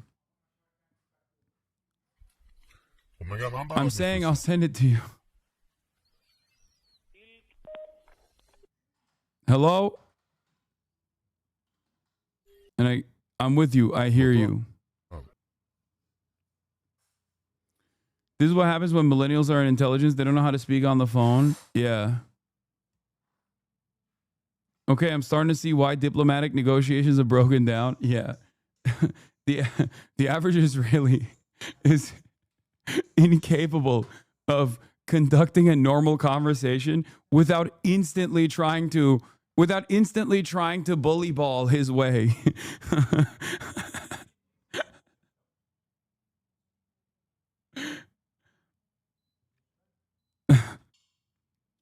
Anyway, I don't know if this is real, but the purpose of this serves is that is propaganda to showcase Mossad's capabilities and to say, oh, even the IRGC generals are very scared. See, they're playing ball with our threats. There's a really, really devastating Harvard analysis that came out that I'm going to also cover as well, obviously, that showcases that there are 377 Palestinians unaccounted for on top of like the actual, or almost 400,000, but 377 unaccounted for in the death counts and in the estimations. And I will talk about that in a little bit. But before I do, in this back and forth, I want to know what the Democrats are doing. Here's Greg Sargent from the New Republic. Amazing. New York Times has more confirmation that Trump's decision to bomb Iran was motivated in large part by the way the Israeli strikes were playing out on Fox News, which drove him to want some credit for it. He marveled to advise about what he says was brilliant Israeli military operation, which involved a series of precision strikes that killed key figures in Iran's military leadership and blasted away strategic weapon sites. Mr. Trump took calls on his cell phone from reporters and began hailing the operations as excellent and was very successful, hinting that he had much more to do with it than people realized. Later that day, Mr. Trump asked an ally how the Israeli strikes were playing. He said that everyone was telling him he needed to get more involved, including potentially dropping 30,000-pound GBU-57 bombs on Fordo, the Iranian uranium enrichment facility that buried underneath the mountain south of Tehran. Political advisors to Mr. Trump had been swapping notes on various public and private polls examining the popularity of military action against Iran, noting that American support for an operation depended in part on how pollsters asked the question. While polls showed that an overwhelming majority of Americans did not want the United States to go to war with Iran, most Americans also did not want Iran to obtain a nuclear weapon. The president was closely monitoring Fox News, which was airing wall-to-wall praise of Israel's military operation and featuring guests urging Mr. Trump to get more involved. Several Trump advisors lamented the fact that Mr. Carlson was no longer on Fox, which meant that Trump was not hearing much of the other side of the debate. You're telling me we got into a war, another war because Trump had FOMO? It's a combination of numerous different factors. Okay, this is not the end all be all. This is what drove it over the finish line. The fucking rabid Zionist freak General Kurilla that is in his ear, who is such a bloodthirsty monster hell-bent on solidifying his legacy. Okay, you have numerous Israeli operatives and Israeli envoys that are directly in the room with Donald Trump or can make one fucking phone call to Donald Trump, all telling him that America has to join in. And I also suspect that the initial conversation that took place before the negotiations were slated to come to an end was absolutely conducted ahead of time. Like, he knew that Israel was going to strike. I believe that. He knew that Israel would use the protected cover of a negotiation process to implement a first strike, because it wasn't Israel's first strike happening under the banner of diplomacy between America and Iran had to have been coordinated ahead of time. That part I do believe. Because Israel has sophisticated espionage capabilities that they can use. Israel has sophisticated espionage capabilities that they can fucking use whenever the opponents are not expecting it, right? And the best possible time to use the sophisticated espionage capabilities, like the Mossad operations that took place inside of Iran, where they basically were able to take a 3-story building and turn it into a fucking drone manufacturing site. And those drones were quickly and swiftly sent to all of the air defenses, right? All of the fucking air defenses that Iran had, in an effort to make sure that their first decapitation strike was successful, which it was. That could only be conducted under the protective banner of negotiations, diplomacy. At the risk of being lasered into the moon, what's the ETA on the Zoran segment? I'm abstaining from Iran news for mental health reasons. Eventually, I'll talk about it. Do you think Iran has also sleeper cells within Israel? Yes, I do. They have used them before. They used them on, I think it was Operation True Promise 2. I don't know how many more they have currently, but they certainly, it's not, Israel has, Mossad has been able to penetrate Iranian society far more successfully than Iran has been able to with Israel. Having said that, however, I'm sure that there are still sleeper cells within Israel, within Israeli society, but they clearly have not activated them like they did last time for Operation True Promise 2. Because if you remember, when Operation True Promise 2 was happening, there was a bus stop attack that took place simultaneously. That was an Iranian operation, for sure.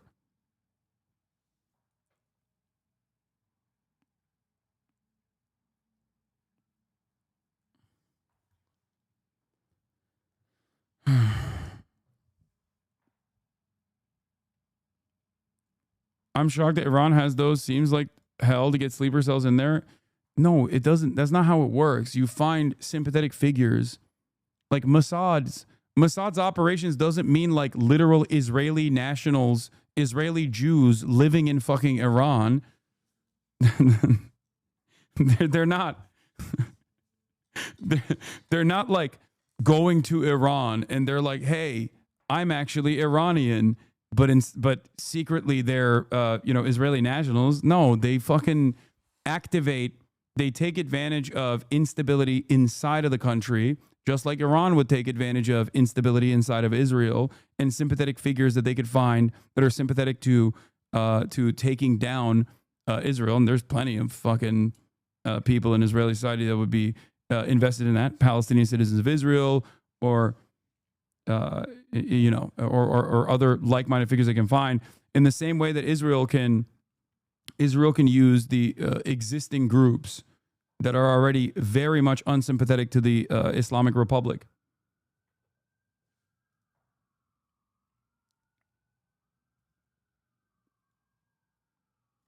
Eric Kurilla, top U.S. military commander in the Middle East, began planning joint U.S.-Israeli attacks on Iran during the Biden admin, per a former U.S. official. While Biden didn't okay the strikes, his team knew of and permitted the prep that enabled Trump and Netanyahu.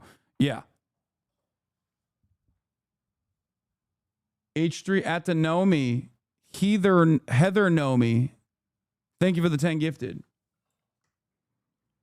We get meta ads in Lebanon paid for from Israel, urging us to cooperate with them. That's crazy.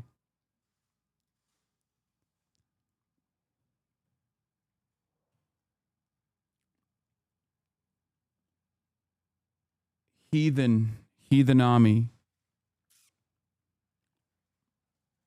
What? Damn, it's who has the power to steer the U.S. away other than the people uprising full chaotic cycle? Can you go around the U.S. and conduct proper diplomacy and fix all this? Fuck no. The EU is the most servile. The EU is literally more servile than like the Gulf states are to American interests.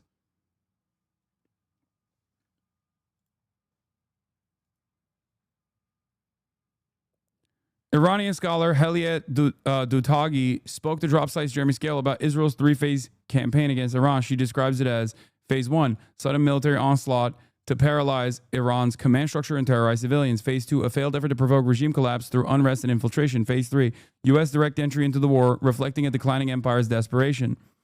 In this clip, she walks through the first phase, a surprise assault designed to inflict widespread terror on civilians by exploiting the element of surprise. She says the strikes hit over 100 sites in the first 12 hours, including significant senior military officials, civilian scientists, several university professors, including the president of Azad University in Tehran, and women and children. Many were killed in their homes, asleep in the middle of the night. She calls it a psychological as well as a tactical campaign aimed at inducing fragmentation or loss of control. And yet, within hours, Iran began to reconstitute its defenses. A miscalculation, she argues, shattered Israel's assumptions. Let's take a look. Talk to you, but give us your analysis of what we're seeing unfold with this U.S.-Israeli war against Iran, the timing of it, and what you see as the agenda at play. I mean, you start with a pretty accurate and comprehensive analysis of what has happened, and I just want to, I guess, add to that. And let me start by this point that it is very important to recognize that we are at a historic inflection point in history, one that is very much rooted in October 7th, anti-colonial operation of Al-Aqsa, which has essentially set the motions of the forces that are going to shape and are shaping the very formation of the New World Order, both specifically globally, but also specifically in West Asia. So the Israeli regime appears to be executing a three-phase operation or plan against Iran. And unlike its prior aggressions, in Yemen, in Syria, in Lebanon, and of course the ongoing genocide in Palestine, this aggression is encountering a radically different material conditions, hence the different forces that we're seeing at play. And I'm going to go through the three phases that I think have unfolded or are unfolding, and maybe we can discuss that together. And the very first phase, obviously, was what you explained. The operation was very much designed to target the command structure and inflict widespread terror on civilians by exploiting the element of surprise. And this phase was successful for the most part, in my opinion, because while Iran was at the negotiating table, as you mentioned, there was a coordinated wave of strikes targeting Iranian civilians, residentials, and military sites, as well as nuclear facilities in Natanz in the first round of its strikes that are under and were under IAEA safeguard, right? So the victims of the first day's attack, including significant senior military officials, civilian scientists, we had several university professors, including the president of Azad University in Tehran, one of the prominent universities in Iran, and women and children. And they were overwhelmingly located in residential neighborhoods. Many were killed in their homes. The attack took place in the middle of the night, and many were killed with their families sleeping in the middle of the night. And while several high-profile assassinations, as I said, were assassinated, 5 out of 12 that they aimed to assassinate were killed in the first night. And the intent was really clear. It was to paralyze Iran's command structure and instill a mass fear through the targeting of civilians. And in the first few hours, Iran's air defense was also compromised significantly. That for sure was the most sophisticated aspect of the Mossad operations. Like that,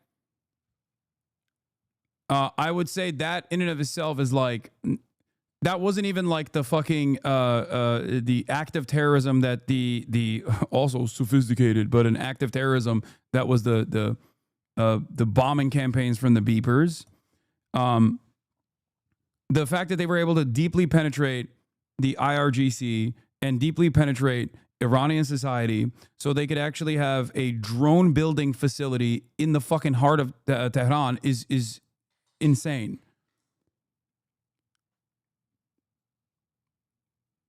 And once they were able to dismantle some of the air forces, then they fucking turned around and bombed all these people. Then they came in with the violence. And which limited the capacity of the state to defend their airspace. And as a result of that, over 100 strategic sites and civilian objects were hit within the first 6 to 12 hours, I believe, and significant damage was done. So the objective of the attack was not only tactical militarily, but it was also psychological, right? So it was very much to induce this fragmentation of loss of control. And what was significant, and I think arguably unprecedented, was the fact that Iran was able to observe the attack and so incredibly quickly retain its structure and come back to an offense mode. And this was partly a miscalculation of Israel. It was the depth of Iran's revolutionary structure. And within hours, within 6 hours, I believe, 7 hours, the command was restructured, air defense was restored, and offensive capacity was activated. And it was less than 24 hours, if not, it was like 12 hours, that the first round of attacks of Iran in self-defense was launched, right? And the first round were firm, they were calibrated, and they were targeted at important military objectives. And they also passed through, it's very significant to note that the fact that the hits were and are continuously successful in occupied territories is due to the fact that it goes through, the missiles go through multi-layered interceptions with the most advanced military equipment of the collective base, right? The first layer is probably starts in one of the Arab reactionary regimes, Jordan probably, in terms of intelligence, and it goes through until it hits the target. So there are multi-layered levels of interceptions that these missiles pass. And, Iran developed this. Doing so, it completely disturbed the Israeli strategic assumptions and revealed that the readiness of the state that has spent decades, especially preparing for this moment, especially after the Western-backed Iraqi invasion of Iran between 18... With just like with Yemen, a strike in the heart of Sana'a is going to be costly, of course, in terms of the civilian casualties, but the society's attitude towards that sort of thing is, I think, very different than a direct strike in the heart of Tel Aviv. The response is the response that Israeli society will have towards a direct strike on Tel Aviv, especially if it's continued, the appetite that they have for instability, the appetite that they have for the amount of damage they can withstand and not be able to like live their normal day-to-day existences is very, very different than what the Iranian society or what people in Yemen can withstand. Not to say that like Iran and Yemen are the same, they're not, because Iran is also going to be less tolerant of endless bombing campaigns than even the people in Yemen are, because all the people in Yemen have known is death and destruction from Western forces and Western-backed militias, whereas Iranian society broadly has also experienced stability and normalcy. But given the position of Iran on the global stage, like, there is more of an understanding that this is a strike that's happening that didn't have to happen. If Iran, for example, was engaging in a dangerous gambit by constantly fucking shit up instead of routinely showcasing restraint in the tit for tat between Israel and Iran, because remember, the way that Iran conducted itself, I have criticized to a certain degree, because like Iran has allowed all of its foreign policy apparatus to be eroded, the entire resistance to be eroded to a detriment to Iranian safety and security. But I think all of that was showing, like what that was showing to the public was that Iran was not willing to bargain with its citizens' lives, recognizing the unstable position that the Islamic Republic has in the eyes of its public. They basically didn't poke the beast, if you will.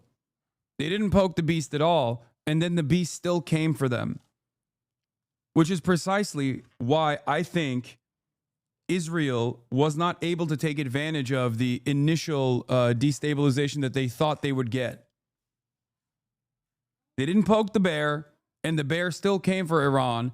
And then all of a sudden, people recognize, like, you know, this is outside of the Islamic Republic's control. This is not something that they brought to. This is not something that they brought to us.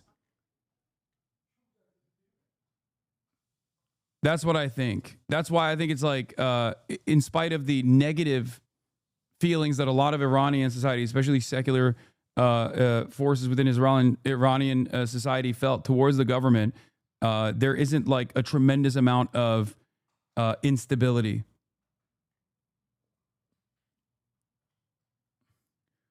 Anyway, let's see what Jeffries is saying. Donald Trump and his actions, which do not appear to be consistent with the United States Constitution, takes unilateral offensive military action without seeking the approval of the United States Congress.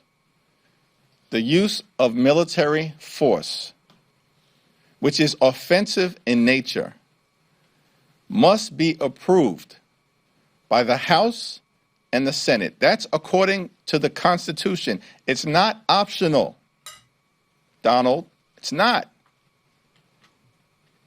The framers of the Constitution actually gave Congress the power to declare war for a reason. I'm losing my fucking mind, because if you don't talk about the real issue here, this is just seasoning. This is a problem, not the problem. The problem is fucking allowing Israel to run its dick all over every orifice of American foreign policy. The problem is going to war with Iran at the behest of Israel. A problem in the process is doing it unconstitutionally. It's so strange that these guys think that there is an unlimited amount of resentment that they could tap into right now. An impossible to defend decision made by the Trump administration. And these fucking dipshits are basically taking the dumbest, most like rule-abiding aspect of this process. They're mad about the process in which these strikes were conducted, while simultaneously giving credit to why those strikes should have been conducted to begin with by saying Iran must never have a nuclear weapon. If you say that, then you don't understand why people fucking voted for Trump to begin with. Nobody gives a fuck about the process. Open Presence, thank you for the 100 get the subs. People care about going to war with Iran and potential retaliation from Iran. They don't care that it was done unilaterally. I mean, I'm sure people care about that it was done unilaterally as well, but like that's not the main concern here.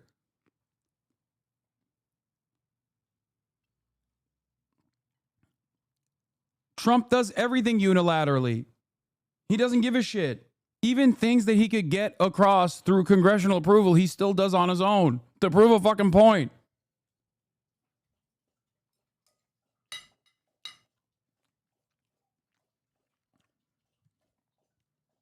I'm not saying you shouldn't bring up the unconstitutionality of this, okay? That is definitely an important point to bring up.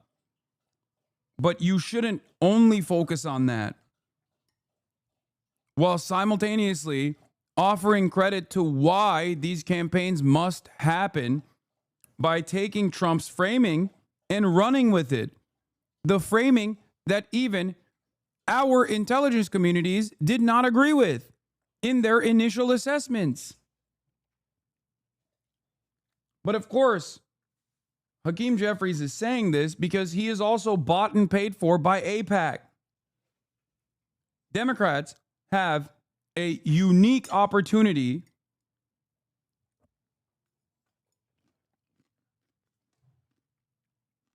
to present themselves as anti-war for once. They have a unique opportunity to also take away some of the people in Trump's base that are maybe in the margins that thought that they were voting for an anti-war candidate that clearly is not invested in anti-war at all. But instead of taking advantage of this opportunity, even with a cold, calculated, cynical approach, they can't let go of their other ambition, which is to, one, defend Israel's interests at all costs, and two, at the behest of defending Israel's interests at all costs, bomb Iran.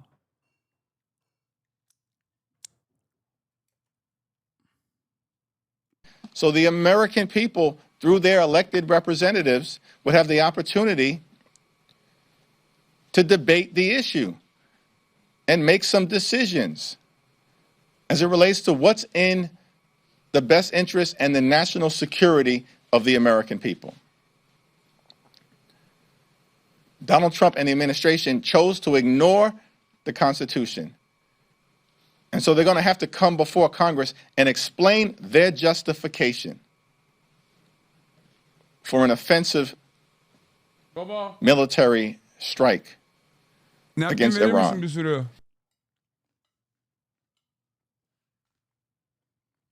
It is mind-boggling how bad this response is. Because it's such a gimme. This is as big as a gimme as being like, I want a ceasefire in Gaza. Just saying those fucking words. And I'm willing to stop Israel from getting weapons to get this ceasefire in Gaza. And the Democrats couldn't be bothered to make that fucking simple statement.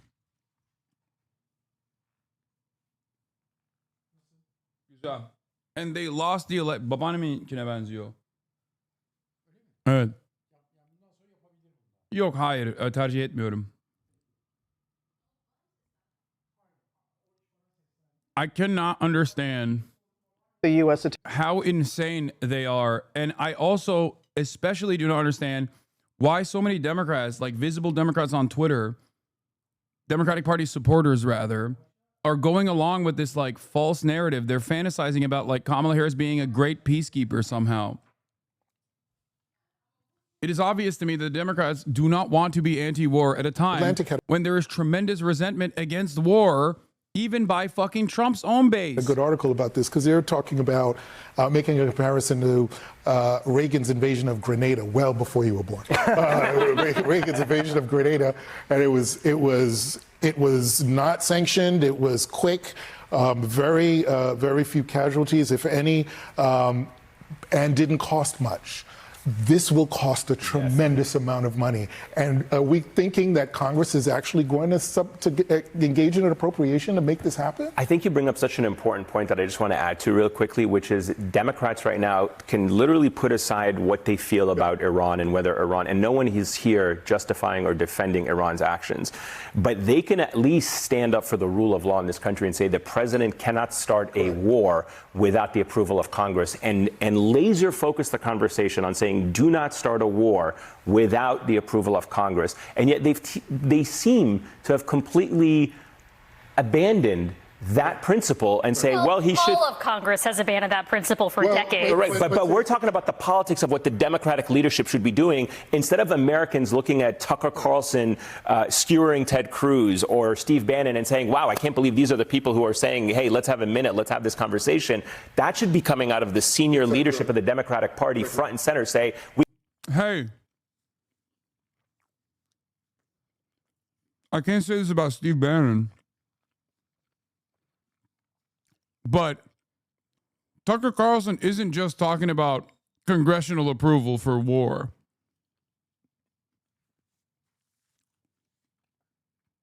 If you think that the reason why he's gaining tremendous popularity off of this is simply because he just wants the normal process to take place, you've missed it. You've missed the actual point that he's making, which is, why are we going to war with Iran at all? What are you saying?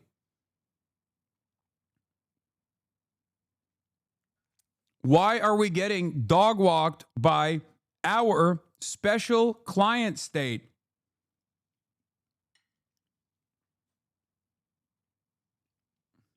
That's the reason why people love the Tucker Carlson interview, because these are the kinds of conversations that never take place even in the media, and certainly don't take place, at least in public, with political figures.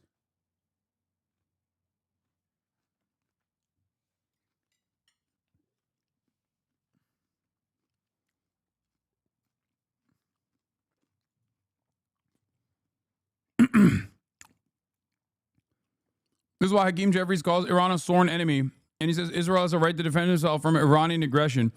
Even though Israel attacked them first, he's a bought and paid for hack. It's true.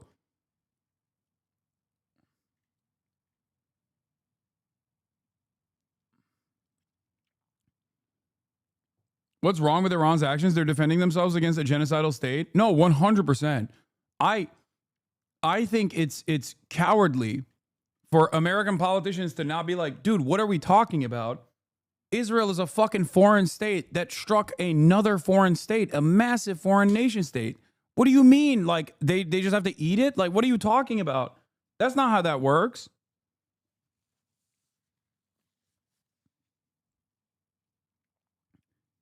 Israel did a genocide after its own captive population that it is a belligerent occupier of had a prison rebellion. After 75 years at the time of ruthless oppression, why would you expect any country to not respond or retaliate when met with so much military force? What good are fucking nation states if it's not to protect its own citizens, protect its own way of existence? That's the whole purpose. We can talk about Iran, but this president cannot drop a 30,000-pound bomb on a country, lead us into a war, drag the entire region into it without the approval of the American Congress. And it's message discipline. No kings, right? No kings. Can't do this without us. You need Congress.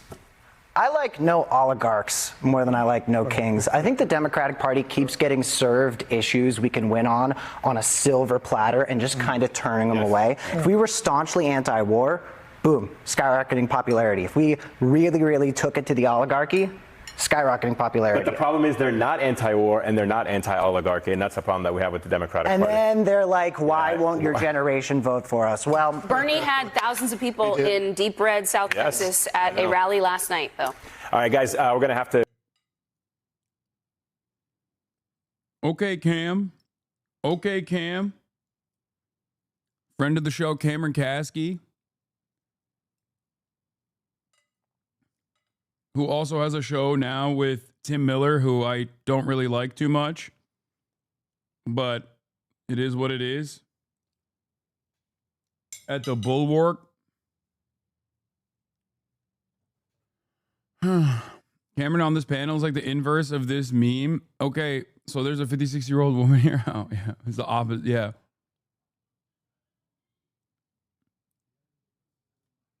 Attack on 3 Iranian nuclear sites. This morning, we're getting a look at some of the damage done over the weekend. Aerial images you see there showing impact on the surface. U.S. forces around the region and authorities at home are on alert for potential retaliation from Iran, warning its military will decide the timing, nature, and scale of its response. The U.S. has about 40,000 forces in the region, spread out among about 20 sites. We have complete team coverage, beginning with new details about the 36-hour mission of the U.S. B-2 stealth bombers that attacked Iran on Saturday. Chief Global Affairs anchor Martha Raddatz starts us off. Good morning, Martha. Good morning, Robin. President Trump called the mission a tremendous success, a mission carried out with maximum stealth. This morning, we're getting our first look at that extraordinary attack on 3 adversarial media, by the way, supposedly adversarial media to Donald Trump, for the record. When it comes down to doing defense for the military, doing hashtag ads for the military and our military might, is so crazy how much they fucking glaze Trump and glaze the fucking military's war crimes. Like what they were talking about with this strike was a direct violation of numerous rules, okay? You cannot strike nuclear facilities. You can, like, America is not allowed to strike nuclear facilities at all, let alone do it to a fucking foreign nation that is not in war with. Out of nowhere, at the behest of another foreign nation that is doing an ethnic cleansing campaign that we're giving all of our fucking weapons to. Iranian nuclear sites over the weekend. This fireball in the night sky. Explosions heard in the distance at Iran's Isfahan nuclear facility. Part of the barrage known as Operation Midnight Hammer that included the largest strike by B-2 stealth bombers in history. This is a plan that took months and weeks of positioning and preparation so that we could be ready when the President of the United States called.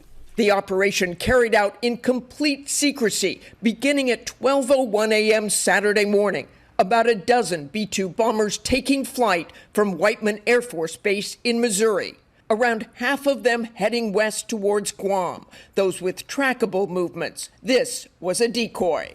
Another 7, those with transponders turned off and minimal radio communications, launching a short time later, heading towards Iran. The 18-hour flight to Iran, including mid-air refueling and in-air support.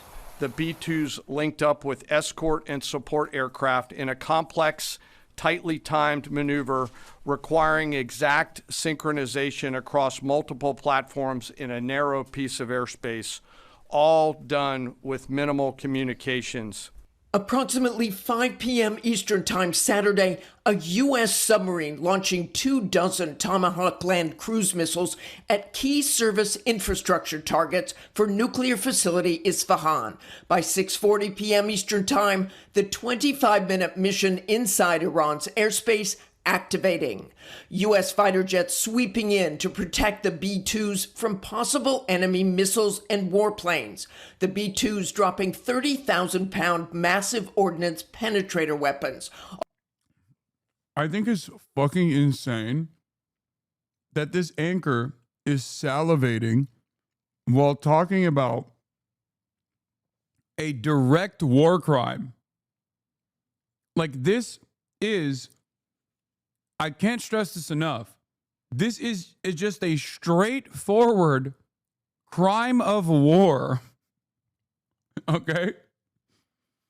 It is wild that Americans are like, hell yeah, brother. You are not allowed to do no one is supposed to be doing this. For obvious reasons. There are severe consequences for this. For the civilian population, if you were to strike a nuclear facility, there's potential radiation contamination. There's radiation poisoning that could take place immediately for the civilian population near the fucking nuclear facilities Nuclear facilities are also powering the energy grid. These ones weren't. But then, it is quite loud. It is illegal. This is not... Trump says Israel and Iran agreed to a ceasefire that will start in 6 hours.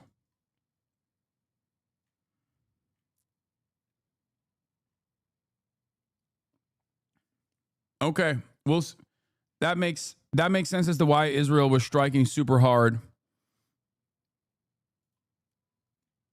Congratulations to everyone. It has been fully agreed by between Israel and Iran that there will be a complete and total ceasefire in approximately 6 hours from now, when Israel and Iran have wound down and completed their final missions for 12 hours, at which point the war will be considered ended.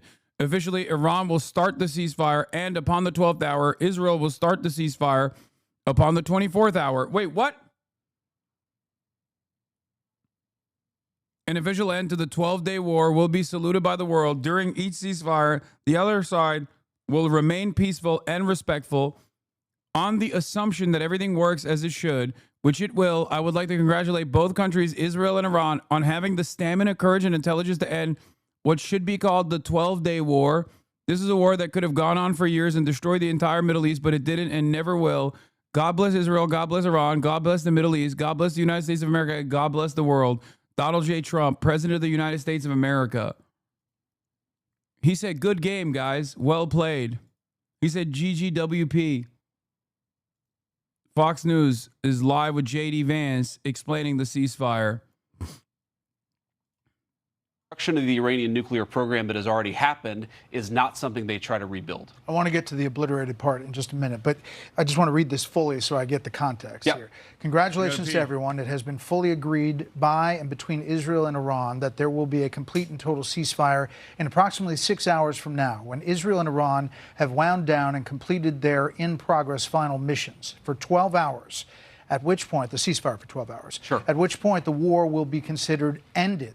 Officially, Iran will start the ceasefire, and upon the 12th hour, Israel will start the ceasefire, and upon the 24th hour, an official end to the 12-day war will be saluted by the world. During each ceasefire, the other side will remain peaceful and respectful on the assumption that everything works as it should, which it will. I would like to congratulate both countries, Israel and Iran, on having the stamina, courage, and intelligence to end what should be called the 12-day war.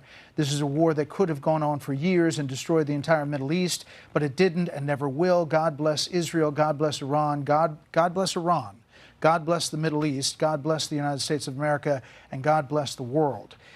He seems confident that this is all coming together. That's right. And when you left the White House, were you thinking this was all gelling here? When I left the White House, I thought that we might be able to get it across the finish line before this broadcast, and it looks like the president has been able to do that. I mean, look, he's been working the phones constantly. Frankly, before the 12-day war started, but certainly over the past 12 days, the president's been extremely clear about America's national objective here. It is to create a world where Iran cannot build a nuclear weapon. We, of course, destroyed the nuclear program that they had, and the president told the entire team, we're going to work to make sure that they don't try to rebuild that nuclear capability in the future. And it's, look, this is a great thing. For Israel, think about this. They've accomplished an important military objective. They've helped us destroy the Iranian nuclear program. They've also destroyed the conventional missile capability of Iran that threatened the country of Israel. For the Iranians, I think this is a new opportunity to actually pursue the path of peace. As I said yesterday, what the Iranians have showed through their support of terror networks, I think they kicked the can down the road. Failed effort to build a nuclear weapon is that they're just not very good. I do not think Israel. By the way, ironically enough, America didn't have to fucking respond at all to this. They could have just done this without trying to blow up the Iranian nuclear facility. Make no mistake. They could have also stopped Israel from even fighting in Iran at all. They accomplished nothing except for more death for no fucking reason, created panic, and basically Israel ate a bunch of missiles for the first time ever in its fucking 77-year history that was actually consequential. Having said that, however, I do think that Israel's ambitions for destabilizing Iran have not gone away. That is still their ultimate goal. So we shall see. We shall see how they behave going forward. And the Israelis and the Iranians have been shooting at each other. I think there's some recognition that that might continue for another few hours. And tomorrow really is a new day. The end of the 12-day war, the end of the Iranian nuclear program. And I really do believe the beginning of something very big for peace in the Middle East. So you said totally obliterated. The president has said totally obliterated the Iran nuclear program. Yeah. Do you know for sure where all the highly enriched uranium is?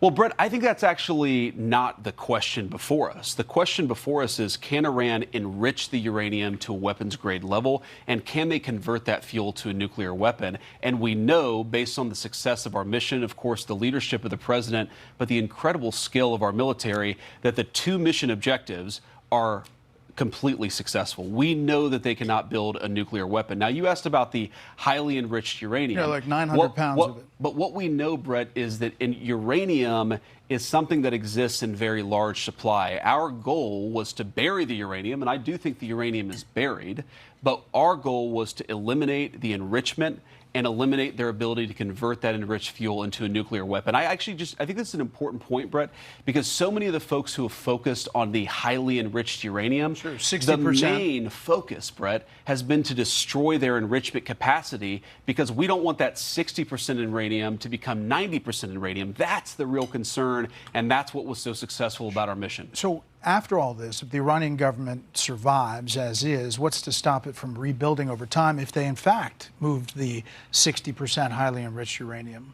You know, that's the concern. No, the big concern, Brett, and this is, again, what we destroyed, is their ability to enrich uranium. If they have 60% enriched uranium, but they don't have the ability to enrich it to 90%, and further, they don't have the ability to convert that to a nuclear weapon, that is mission success. That is the obliteration of their nuclear program, which is why the president, I think, rightly is using that term. But here's the question.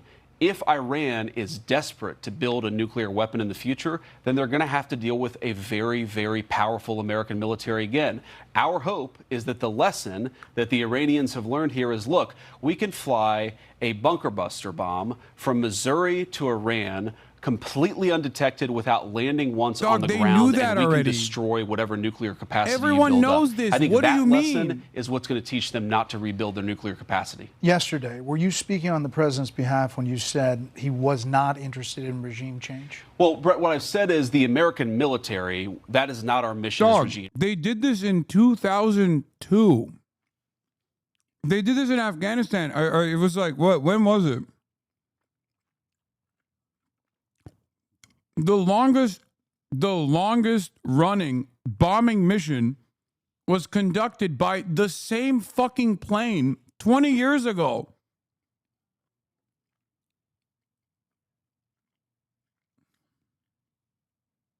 Again, why wouldn't there be a regime change? MIGA. Well, I think what the president is saying very clearly, Brett, is if the Iranian people want to do something about their own leadership, that's up to the Iranian people. What the American national security Of course, interest here Iran is very agreed to a simple. ceasefire. They can carry on their nuke program in peace now. Dude, if they don't fucking make nukes, they're so dumb. And I do suspect that they don't. So we'll see. But I could totally see. I could totally see them not doing nukes. Artificial intelligence, hardware, they want to sort of come into the new economy. And that was impossible when you had Iran that was, as the president said, acting like a bully across the Middle East. We really think that if the Iranians are smart about the path forward, Iran was this could acting be a new like a bully. dawn of an economic age of prosperity. Of course, for our Gulf Arab allies, for us, for the Israelis, for everybody. But it's going to require the Iranians play it smart from here. The president called it very weak, the Iran missile firing on the U.S. base in Qatar, Al Udeid. Was it a face-saving move? How do you get from that, firing missiles at a U.S. base, to a ceasefire, as he details in this Truth Social? Well, as the president said, they actually gave us some warning here. And we think they gave us some warning because they didn't want to kill Americans and they didn't want to escalate. There's definitely some symbolism to this, Brett. If you look at the Iranian attack, it was 14 missiles that they telegraphed ahead of time. We dropped 14 bunker buster bombs. As the president told me earlier, our missiles, our bombs were a little bit bigger than their bombs. Our bombs actually accomplished the... I can't believe it. He did it again. Donald Trump did it again. He fucking broke something for no reason and then let chaos unfold for an extended period of time, only to turn around and be like, look at how big of a savior I am. Does this man ever do anything that is not within the Trump playbook, where he just goes in, breaks something, and then says he's going to continue breaking it, and then stops the further breaking process? Half of the shit's broken already, and goes, look how fucking amazing I am. I just stopped. I could have broken way more. This is insane. He did it. He did the exact same thing on everything, from tariffs to any number of different things that he says he's going to do. It's always a spectacular failure, and the people are basically begging him not to do it from the start, only to turn around and be like, well, deportations. That's another one. People are like, dude, if you do these deportations, like, you're going to fucking disrupt key sectors of business. Like, there is a lot of migrant workers in a lot of these places. Like, this is a tremendous instability. He's like, nope, we're doing it. And then he goes, actually, you know what? No more are we doing deportation for the good immigrants. They're working in the farms. Then why did you do it to begin with? It's everything from the wall to immigration to war. Regime, because it's evil and horrible and has done firing government employees only to rehire them instantly. It's only been 5 months, man. It's only been 5 fucking months since this asshole came into power. And he's basically done this. He's done this like 100 different times. It's so classified documents. They trust the president to do a good job. But importantly, Brett, I think he's threaded the needle quite well here. We had a very particular objective. It was profound and difficult to accomplish. Do you the think elimination of the Iranian nuclear program. Do you think they were close? And I think the president successfully did that. You're asking, were the Iranians close to a nuclear weapon? Brett, they were very close to a nuclear weapon. And what I encourage my fellow Americans to think about here is that a week ago, the Iranians were quite close to achieving a nuclear weapon. Now they cannot build a nuclear weapon. That is the biggest testament to the president's leadership and to the success of our mission. In 1 week, without, thank God so far, not losing a single American casualty, we have taken what was a threatening nuclear program that could have destabilized the entire world. I'm thinking about it. Now Has there been a single real problem that this man has solved? And also some very, very competent work from our troops. Has there been a single real problem? You're going to do an interview, and you get a true social seconds. Republicans just invent shit hysterically and then take initiative to quote unquote fix the problem that doesn't even exist, that they hallucinated. And in the process of quote unquote fixing this problem that didn't even exist, they create a fuck ton more chaos and a fuck ton more problems, only to then have the population begging to stop. So I knew exactly. And then they do actually end up stopping.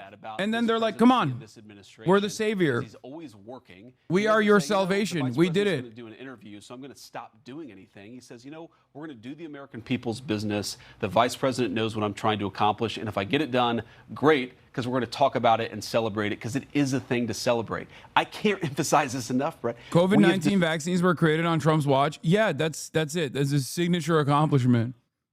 That and the stimmy checks.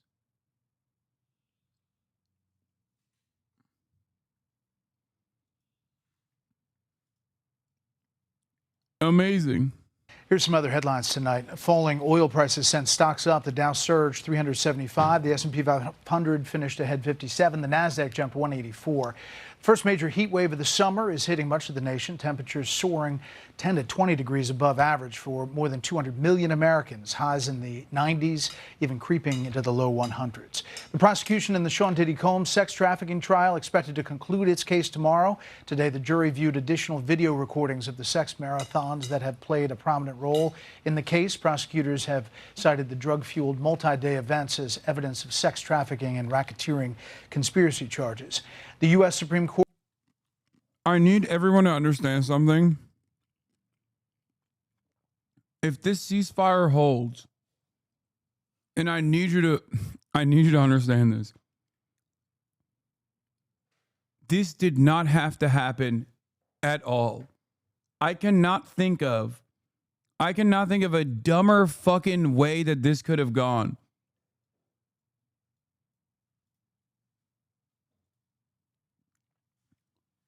Like, no, Tehran is being hit right now because Israel oftentimes does one major barrage before they have to implement.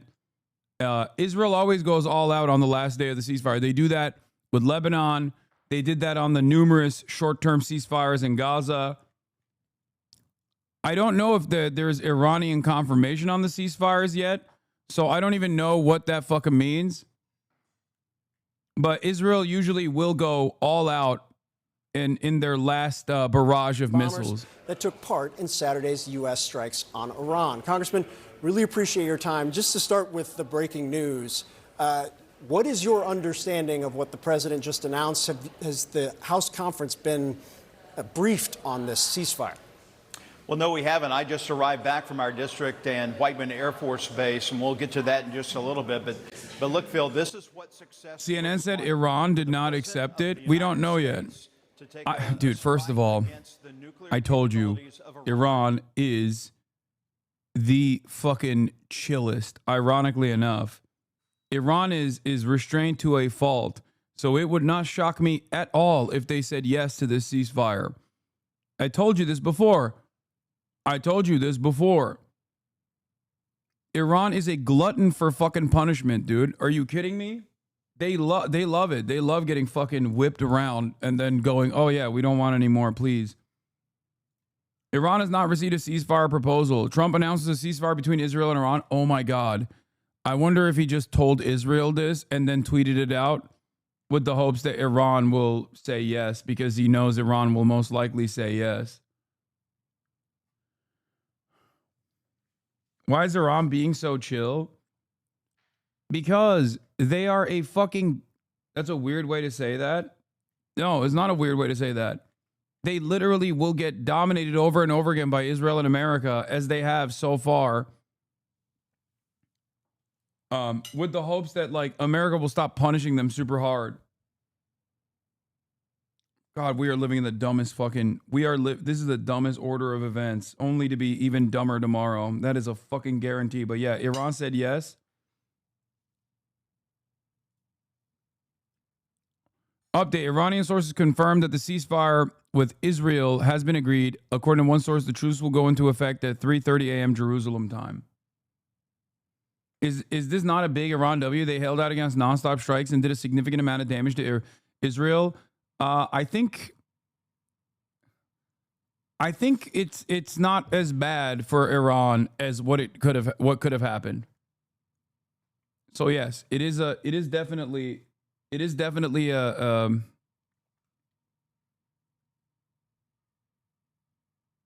I think they're decently positioned on this. People that say no are not factoring in Israel's ambition here.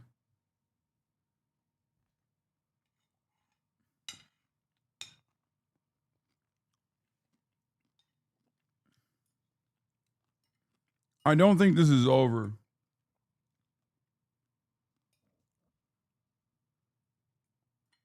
I don't think this is over at all. And if it's actually over, it's only because Iran actually depleted the fucking Israeli air defenses.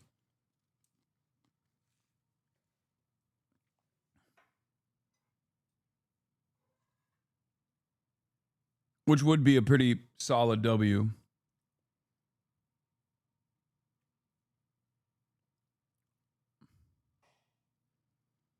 Chatters are saying, this doesn't seem like it's real. It seems so sloppy. Yeah, that's the Trump administration. What do you mean? It's the motherfucking Trump administration, dude. What is your expectation from these guys? This is how they operate. This is who they are. It was an incredibly impressive operation. We'll see if it leads to what the president and you hope for in the days and weeks ahead. Congressman Mark Alford, really appreciate your time, sir. Thank you, Phil. Take care.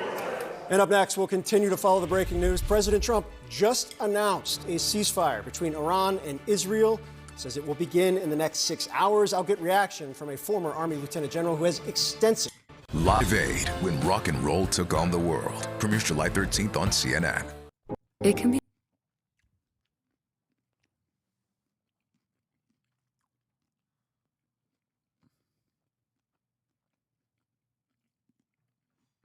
Big for peace in the Middle East. Vice President, moments ago, talking about this breaking news, the response from Iran to the weekend attacks and President Trump's announcement of a ceasefire and how that all goes. We're going to talk about that in the future. Joining us, two experts on Iran, Kareem Sajidpour, he's of the Carnegie Endowment for International Peace, and Norm Rule, a former CIA and Office of the Director of National Intelligence Manager for Iran. Norm, let me start with you. Both are assets. The ceasefire and the Truth Social, and I asked the Vice President about it. There's a healthy dose of skepticism because the Iranians don't have a great track record of meeting whatever they talk about, either publicly or privately. Is that fair? That's more than fair. I'm going to keep it a $150. This is not as much as an Iranian victory as it is kind of a fucking major L for Israel. This is not as much of an Iranian victory, but it is a fucking ginormous L for Israel.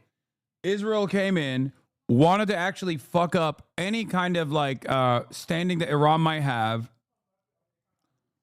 pushed America into it, got their shit pushed in the process, at least their air defenses, and now can't even, unless things change, and chatters, things might change.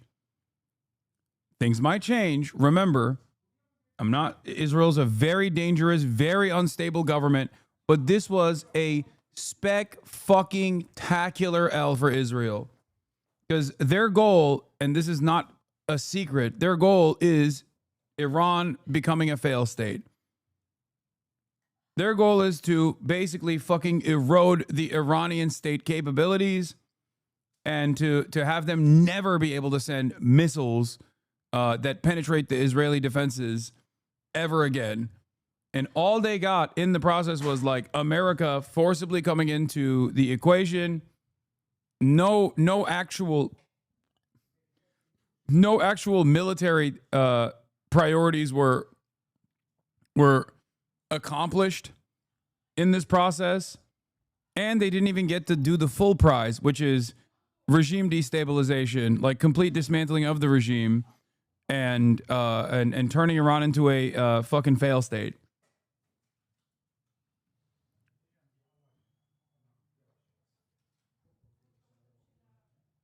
It's crazy. Several airstrikes within the last minutes at northeastern Tehran. Is a major L for Iran, man. Iran basically declared they have zero deterrence and Israel can go again. Why wouldn't they go for assassinations on Iranian leaders next? As long as there are no troops deployed, the American public will eat it up. No, that's why I said I don't think it's a W for Iran, but it is a major L for Israel.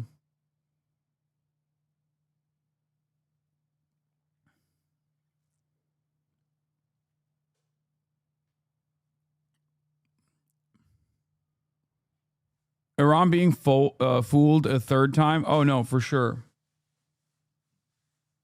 They got nothing and Israelis felt actual weapons on home soil. Benny's finished as it stands? I don't think so. I don't think he is. I don't think Benjamin Netanyahu is finished after this. No real announcement from Khamenei, by the way. Why would Iran agree with the ceasefire while Israel's still bombing? Every country in the region knows that when Israel is at the precipice of a ceasefire, they bomb extra hard.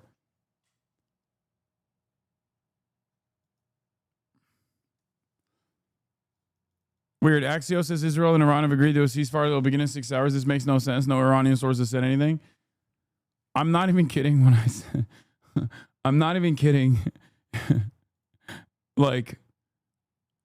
I can fucking see. I don't know what Amwaj Media's This is breaking news that will be continuously updated. Iran and Israel have agreed to a ceasefire.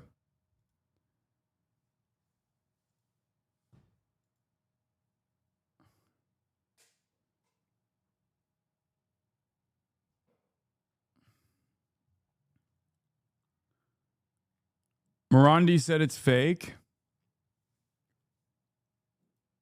No ceasefire, fake news. Zionists are in trouble. I don't know.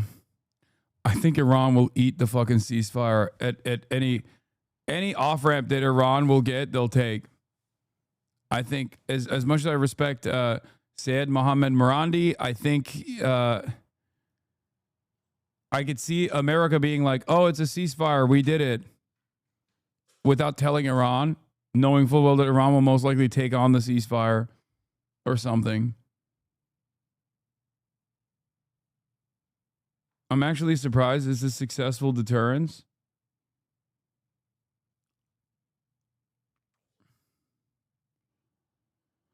I mean, 12 hours for Israel to begin ceasefire, but 6 hours for Iran. This seems very strange to give Israel 6 hours of unrestrained and unopposed attacks on Iran. Yes. It could be another trick from the Trump administration. Don't know why the Iranian government would agree to such a fucking idiotic proposal. Trump's claim for a ceasefire agreement between the Zionist regime and Iran. Donald Trump claimed a ceasefire agreement to end the war between the Zionist regime and Iran. Meanwhile, CNN reported citing a senior Iranian official that Tehran had not received any ceasefire proposals. A senior Iranian official told CNN that Iran will continue to fight until a lasting peace is achieved and considers Israeli and American statements to be a deception to justify attacks on Iranian interests. The official said at this very moment the enemy is attacking Iran and Iran is on the verge of escalating its retaliatory attacks and is not listening to the lies of its enemies.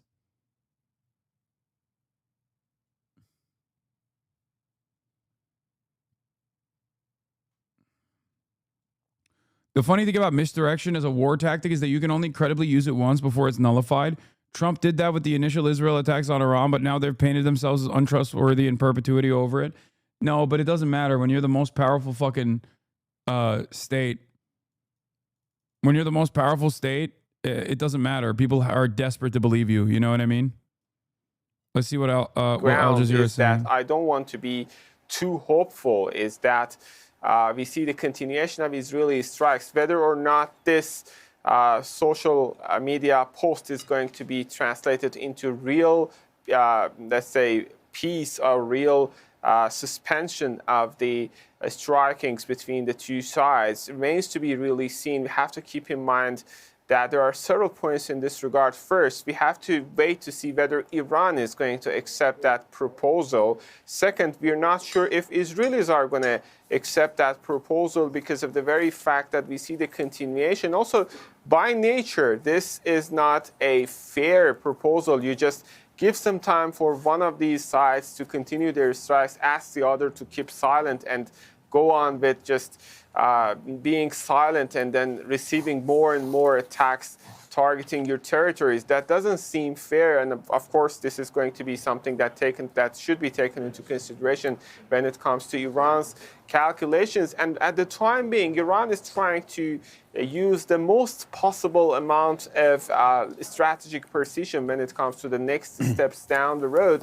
And also there is one important point that also, Cyril, we have to keep in mind. The Iranians are saying that they're going to continue to strike back as long as the Israeli strikes continue. The reality on the ground is far from that point that we can see a ceasefire at the time being, since they are continuing. And also, it was the Iranian Supreme Leader, Ayatollah Ali Khamenei, a couple of days ago, coming out to say that Iran is not going to accept any imposed peace.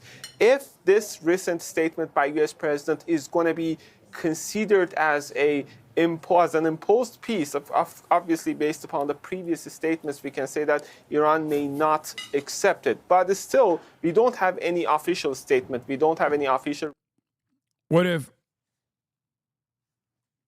this is a way to be like, oh, Iran, like just lie and say Iran told us that we accepted a ceasefire only to continue bombing Israel, so we have to actually be the fucking peacekeepers in the region and attack Iran, maybe. I don't know. I don't know anymore. This is not a normal state. America, I'm saying this with 100% sincerity. I know this is probably shocking for some people to hear, because your expectation is that like the United States of America is supposed to be this like honest actor here. But I can't trust America's statements. I definitely can't trust Israel. And I 100% in this process, at least, trust the Iranian side and their assessment of the situation or what they are saying a lot more than I do America. They're not the ones who were like, oh, let's do a negotiation and then fucking attacked.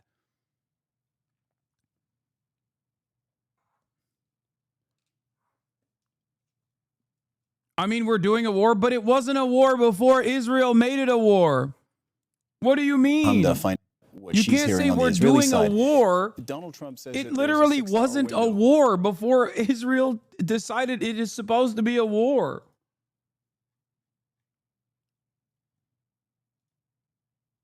Breaking CNN citing an Iranian official, Tehran has not received any proposal for a ceasefire. The statements of Israel and the United States are a trick to justify attacks on Iranian interests, and at this moment, the enemy is attacking Iran. I will say, Israel does actually increase the intensity of the strikes right before, and they have increased the intensity of the strikes today. So right before a ceasefire happens, Israel notoriously will blow up way more than they normally do.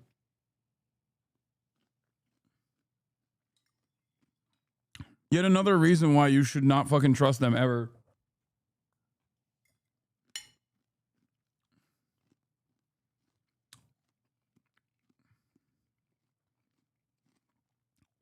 I don't know anymore. I don't fucking know anymore. I don't know. An incredibly stupid spectacle. Iran's semi-official mayor's new agency casting doubt on Trump, alleging of a ceasefire between Iran and Israel, preceding the publishing of the text of his announcement with the headline, "Liar Trump's imaginary plan to establish a ceasefire." Iran says, Iran issues evacuation warning for Tel Aviv residents. Okay. That means that they're still striking Israel. Iran has issued an evacuation warning for the residents of Israel's Ramat Gan district near Tel Aviv. The move comes shortly after an Israeli military spokesman issued a similar warning to the residents of an area in Iranian capital Tehran, saying the army would be launching an attack. Bro, what the fuck is happening?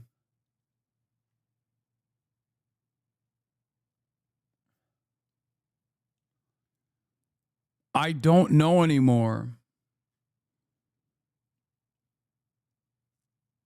I don't. What? I'm sorry. This is the fucking stupidest. What?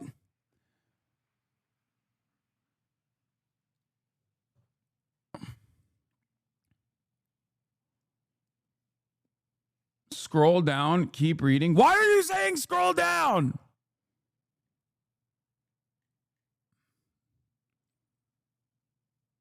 Why? Why? There's nothing else. It's like older shit.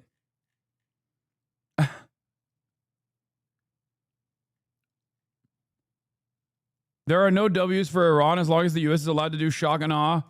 Air superiority warfare. U.S. will have favorable trades when it comes to exchanging bombs. It will only escalate. They normalize killing Iranian generals and calling it a special operation as if it's not escalating a war. Why wouldn't U.S./Israel push it further in a month? They will. I think they will. That's why I'm saying it's not a W for Iran at all. People who say this is a major W for Iran are coping. Iran is weak. Like in 2020, when Donald Trump executed Qasem Soleimani, Iran was still weak, and it didn't show any fucking significant retaliatory measures to make any of the surrounding nations that played a role in this actually suffer repercussions for doing such a severe escalation of violence, for withstanding such a severe escalation of violence from America. Israel flew into Iran amidst negotiations and assassinated multiple IRGC commanders, basically fucking brought fresh faces into the IRGC.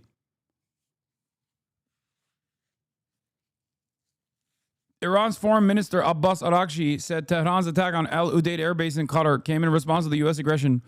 He said Iran will be ready to respond again in case of further action by the U.S., according to a statement posted by the Foreign Ministry's account on Telegram, that this is meaningless. Okay, yeah, they'll do another symbolic fucking Trump's retaliation. word with a grain of salt when he's like, total victory. We don't know if it's total victory yet. Yeah, and to be clear, and I don't want to speak for you guys, but like the reason why I'm saying I'm still trying to think through how to think about it, like there's just a lot of detail, plus decades of failed negotiations or pulling out or stringing along of these particular players and actors in this particular region.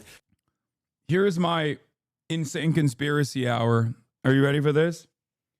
Wee woo, insane conspiracy alert. Let's say Mossad has actually deeply penetrated the IRGC and they assassinated the top level leadership, the highest level of loyalty. And actually all these other fucking people that are in the IRGC that are now taking their places are all also pro-Israel people. And then they facilitate a military coup. Obviously this is unlikely, but I'm saying maybe that's what they're going to do. Who knows? That's why they killed all the high-level IRGC people.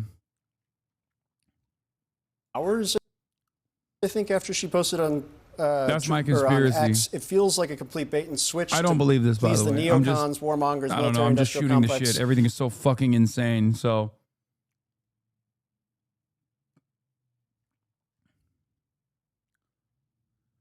brother, look at what Mossad did with Eli Cohen in Syria. I wouldn't be surprised. It just feels like after Iran stops, Israel will assassinate Ayatollah. I just feel like could that happen? I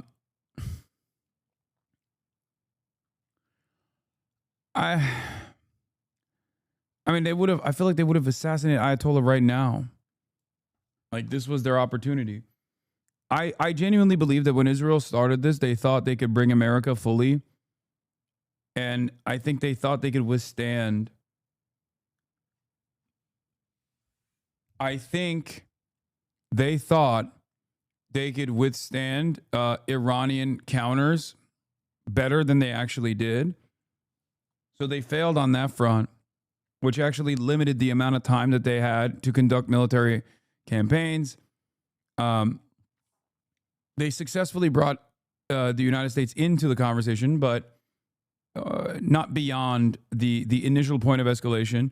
Especially because Iran did not eat the bait and then severely escalate and punish America or even close the Strait of Hormuz. So now there's this supposedly quote unquote fake ceasefire. Israel did take an L on two fronts. It took an L because it wanted to do the final final solution to Iran, destabilize the Iranian government, destroy it as a state. And it failed to do so.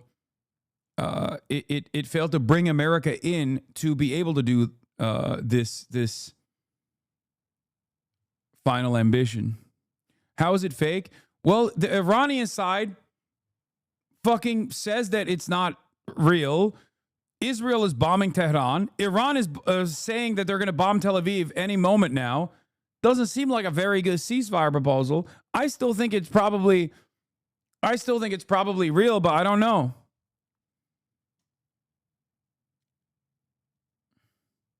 I think you're wrong. Israel predicted they would lose about 4,000 to 5,000 people in a war with Iran, and they only lost about 6. Are you fucking insane? You think the Israeli government was willing to kill 5,000 Jews in Israel so they could bomb fucking Iranian military positions? Do you know how much of a destabilizing force that would be for Israeli society? Israel would be over. They might as well end the government right then and there. Yeah, what they say and what they actually believe is crazy.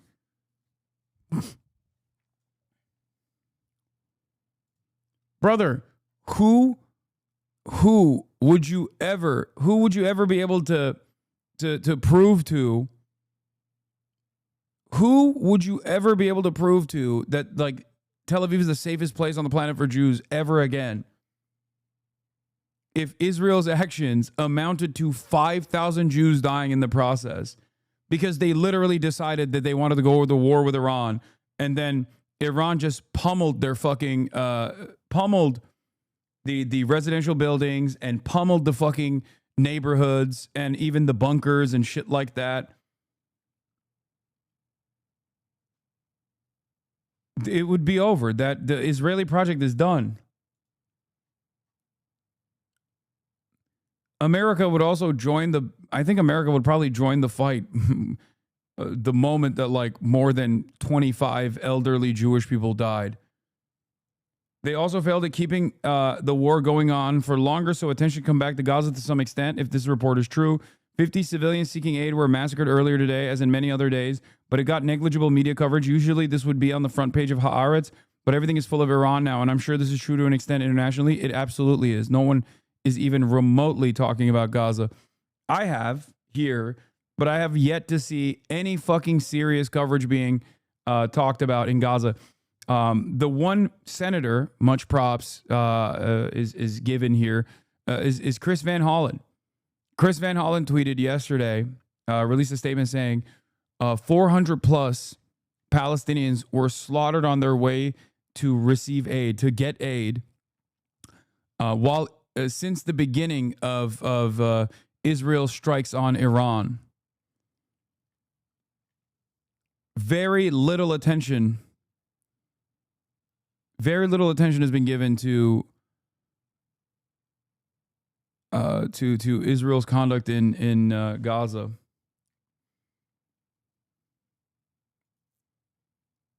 What is this?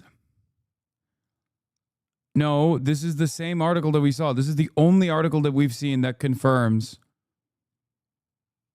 Yeah, did Iran actually agree to silently absorb Israeli fire for 12 hours straight? What a strange agreement. I don't think it's fucking real.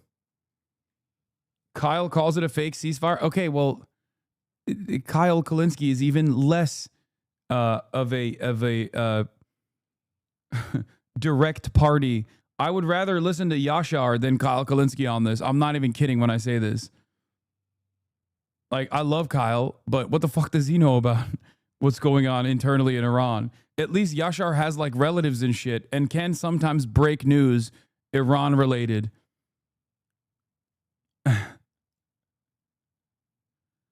Taking shots at Kyle because he cooked his dumbass uncle? No. No, I love Kyle. And the only reason why I couldn't watch Kyle destroy Uncle Chunk Weigert is because I couldn't stand to watch him get eviscerated. Kyle's just speculating like you, bro. Relax. Yo, that's what I'm saying. Guys, you're misunderstanding what I'm saying. I love Kyle. And I respect Kyle's analysis. But what the fuck does he know? He knows just as little as I do about whether or not this ceasefire is real. I'm looking for a fucking primary source here, okay? I'm looking for, like, even the Iranian news agencies are not a primary source in this situation. I need the foreign minister to say something, or I need the fucking Ayatollah's account to tweet something. Like,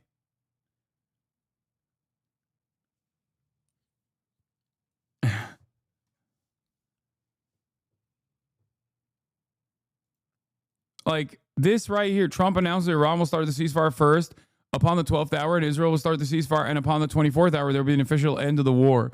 This is primarily what is making me very skeptical of this news. Who has ever heard of a ceasefire agreement where one side agrees to stop firing, but the other side is explicitly allowed to keep attacking for another 6 hours? And as well, what does it mean that there's an official end to the war 12 hours after the ceasefire? There was no official war declaration. This is an invention of Trump's brain where countries officially declare war on each other.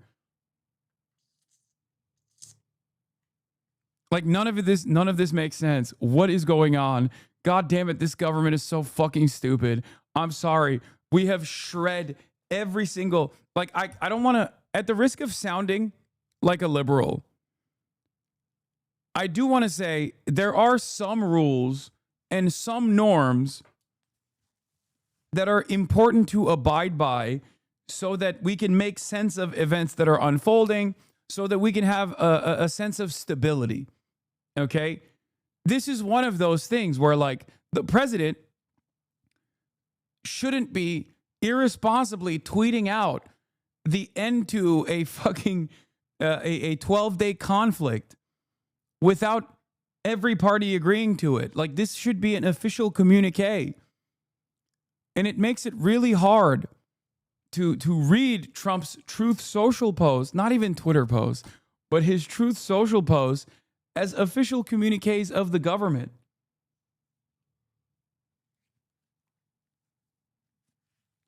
Like, he's the last person.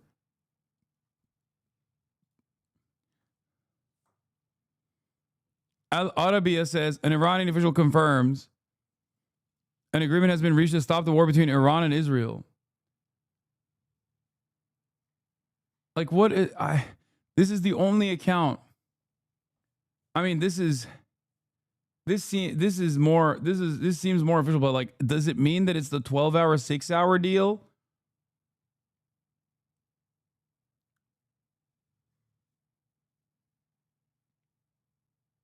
You giving Trump props or still hating? Why would I give him props for anything? Are you fucking stupid? What is their prop? If Trump's quote unquote ceasefire is real, okay, what was accomplished? What the fuck was accomplished here? They were in the midst of a negotiation. Israel struck amidst the negotiation and then got fucking a bunch of city blocks reduced to rubble in retaliation in Israel as well. 12 days of complete halt to any economic activity for Tel Aviv and for Israel in general. They had their fucking their energy grid attacked. Iran didn't have nukes anyway. We don't even know if they like actually successfully hit Fordow, which is deep underground, but it doesn't even matter because the enriched uranium wasn't in Fordow. Iran had revealed that far before America came in and struck Fordow. So what happened?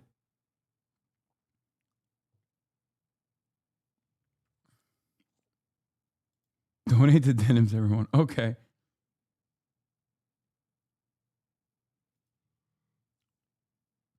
Also, of course, note with the Nobel Peace Prize talk, starting a war right now was a choice by Netanyahu that Trump enabled. He then set a risky new precedent of direct U.S. attacks on Iran, which will be called upon in the future, and dramatically hardened sentiments in Tehran. We're about to see an avalanche of this spin. Note that U.S. and Iranian officials and experts are clear Iran's nuclear program faced limited damage, which means the root of the current crisis is yet to be tackled. Doing so peacefully was always hard. This war likely made it harder.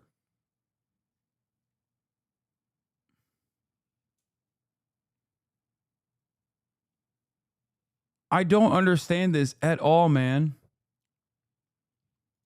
Iranian state-affiliated media. Yeah, that's Mer News, which is... What is happening? And now the Israel Defense Forces have released 2 more evacuation orders for both Mehran and District 6 in northern Tehran.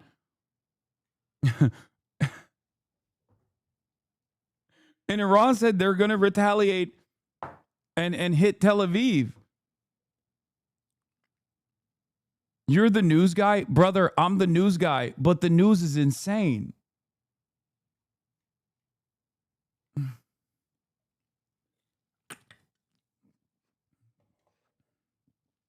For the record, this does not mean that there is no ceasefire, for the record. I just need you to understand. Breaking, New York Times, Israeli military spokesman declines to comment on Trump's ceasefire statement. What?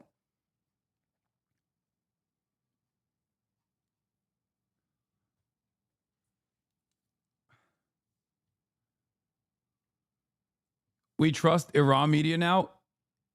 Wait, what? Yes. Yes. There are different, like FARS, I think is like what, the highest level. Like the Iranian state media is the most reliable as far as like official communiques, which resembles official communiques. Mer is semi reliable. It's a state affiliated outlet. Okay. And the highest degree of reliability is directly coming from the Ayatollah account. or another official like the foreign minister or something like that.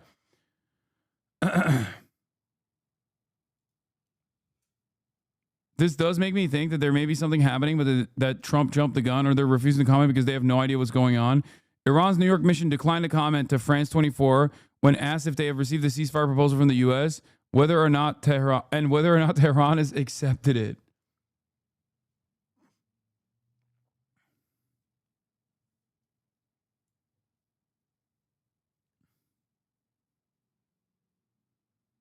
This was all just war propaganda for Israel. J.D. Vance is already calling it a 12-day war now, and they're going to say this was the war that Israel obliterated Iran's nukes. It was never about nukes. That doesn't mean anything. What the American government says about how fucking successful this was means nothing. It's fucking lower than dirt. Nobody trusts America. They can try and pump this to the dumbest fucking morons, but there's already enough partisan enmity inside of the United States of America, especially because Trump mishandles shit like this all the fucking time, that this means that the dumbest NPCs that you know will go, dude, Trump did a 12-day nuclear agreement with fucking Israel. He's your president. He's the GOAT. That's it. No one other than the dumbest people in America will respond to this positively, unless it's a real ceasefire, in which case there might be some people that will eat that propaganda. But I don't know. I don't know what is going on. According to Reuters, Qatar's Prime Minister and Foreign Minister Mohammed bin Al Thani secured Iran's agreement to a U.S. ceasefire proposal during a phone call recently with Tehran. I mean, that's Ocean Defender. I don't know. Trump may be claiming a ceasefire, but he supported an Israeli assault on Iran in the middle of diplomacy. If this truce is real, will Israel now halt its assassinations and sabotage? None of its strategic goals were achieved. The ceasefire would now mark Israeli failure. I don't know what is going on. I don't know what's happening. I'm telling you, I don't know what's happening. There is no way to know what's happening because this is the most... Trump is so insane that it is impossible to know what is happening. Okay? But if you think Israel striking Iran means that a ceasefire is not happening, that's not the case. Israel always strikes way harder before, if anything, it's further proof that a ceasefire might be happening, because Israel strikes way harder when a ceasefire is imminent. I don't know the details of the ceasefire, however, because the idea that like there's going to be a 6-hour period where Israel can strike without ever getting struck back is insane to me. I don't know why Iran would ever agree to such a decision. But yeah, Israel always does this. They did it in Lebanon. This is their modus operandi. This is the way they operate.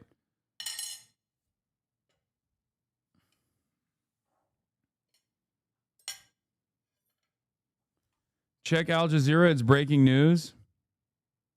The equation for Israel, but I agree with a lot of observers and analysts that believe that Israel's intentions were much greater than simply knocking out Iran's nuclear program. It was about... If this ceasefire holds, if this is like a real ceasefire, it's a major fucking L to Israel, but it's also still a significant L to Iran, and I don't think Israel will stop in its ambitions of destabilizing Iran.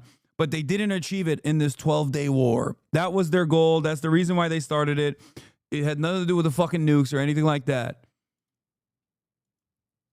Hegemony in the region, and it sees the last kind of remaining obstacle to that as, you know, Iran and its axis of resistance in the region. So I think it was dead set on changing that equation inside of Iran. It obviously hasn't accomplished that. Will it be satisfied with a serious degradation of Iran's nuclear program? Maybe that's enough. Maybe Netanyahu has changed his fortunes within the Israeli political calculus as a result of this, as a result of getting the Americans on board to strike Iran's nuclear facilities. Maybe that's enough of a win where all sides feel a sense of accomplishment.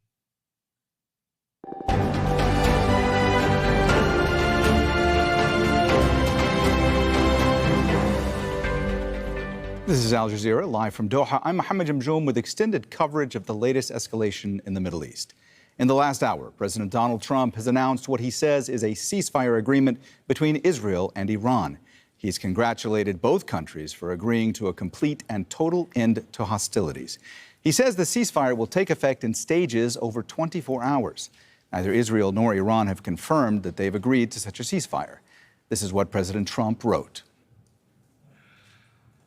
Congratulations, everyone. It has been fully agreed by and between Israel and Iran that there will be a complete and total ceasefire in approximately 6 hours from now, when Israel and Iran have wound down and completed their in-progress final missions. For 12 hours, at which point the war will be considered ended.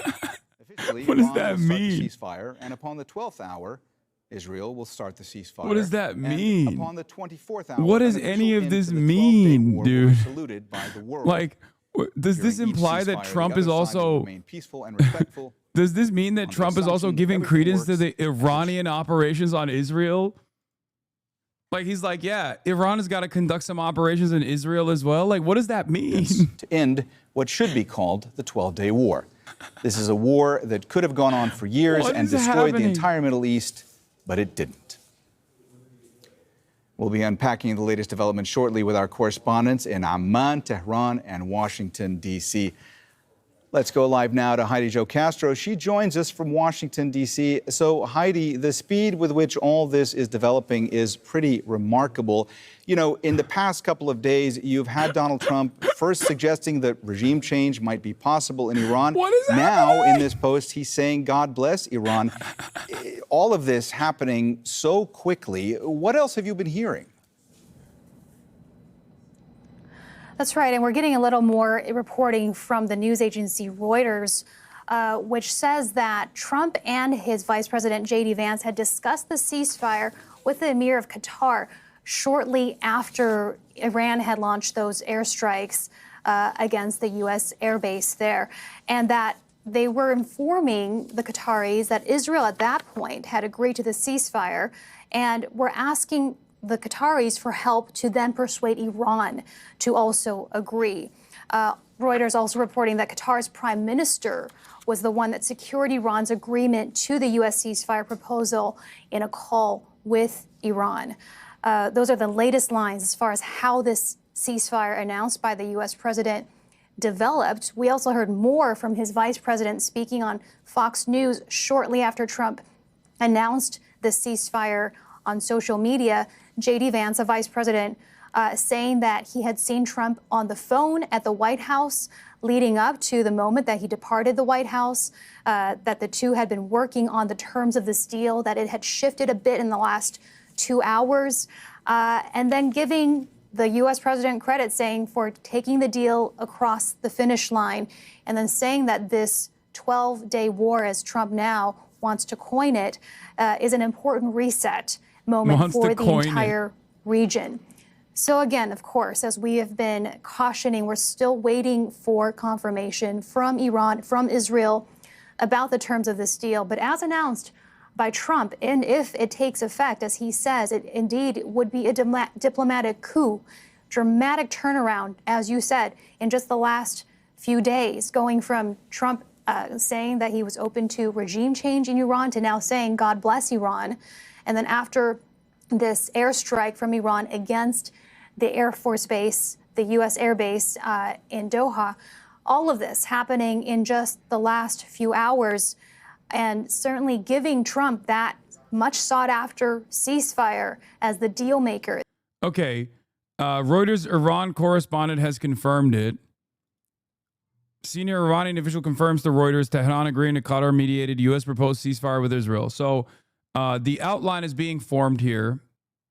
It's like, I think Trump just got off the phone and instantly fucking locked it. Like, I think he just got off the phone and just started tweeting. Okay? I'm trying to make sense of what took place just now in this like last hour. Okay? And I think he just basically just threw it out there. Okay? And in the process of tweeting like a fucking child, he might have just like written the wrong thing as far as like the boundaries of the ceasefire, which is why everyone was confused. Because like, I think that the ceasefire is probably not giving a 6-hour window to Israel to continue striking Iran without any retaliation. That feels very weird. That doesn't make any sense. Like, that's not how any of this works, right? So I don't know if that happened. Also, Israeli strikes hits Tehran despite Trump's ceasefire announcement.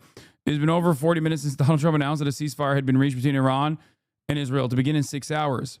The Israeli military, since the announcement, issued evacuation warnings to Tehran's District 6 and 7, as well as the Mehran area, citing imminent strikes on regime infrastructure. Shortly afterward, Israeli warplanes launched multiple airstrikes across the Iranian capital, Tehran. Iran's state-affiliated Mehr News reported explosions in several neighborhoods in northern and eastern Tehran, along with additional blasts in unnamed cities. In response, Iran has issued an evacuation warning for Israel's Ramat Gan district near Tel Aviv, also reported by Mehr. Iran has reportedly downed another Israeli Hermes drone downed in Tehran. I'm not going to lie, this is probably one of the most insane things that I've ever had the displeasure of reporting on in real time. This is truly unique. As I said in the initial possible ceasefire implementation, it is not unique for Israel to strike and strike super hard right at the precipice of a ceasefire. As a matter of fact, this further confirms that the ceasefire is real. What doesn't make sense about the ceasefire boundaries that Trump just tweeted out unceremoniously, but very normal for Trump, is that Iran would agree to a ceasefire for in the next 6 hours, whereas Israel gets to keep bombing for an additional 6 hours. That doesn't make sense. Behind the scenes, the ceasefire was agreed upon through Qatari and American mediation between Israel and Iran. Sources familiar with the matter said after the attack on the American base, Iran conveyed a message to the White House via Qatar that it would not carry out further attacks and that its response was over, according to a source familiar with the details. The White House responded to Iran with its own message emphasizing that it would not respond militarily to the Iranian attack and that the United States was ready to resume negotiations on the nuclear agreement. Talks then continued between the U.S. and Israel and between Qatar and Iran to agree to terms of the ceasefire and the time at which it would begin.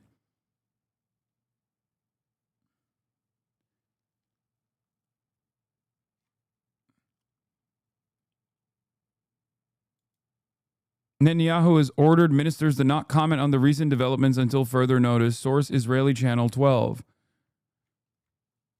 Okay, so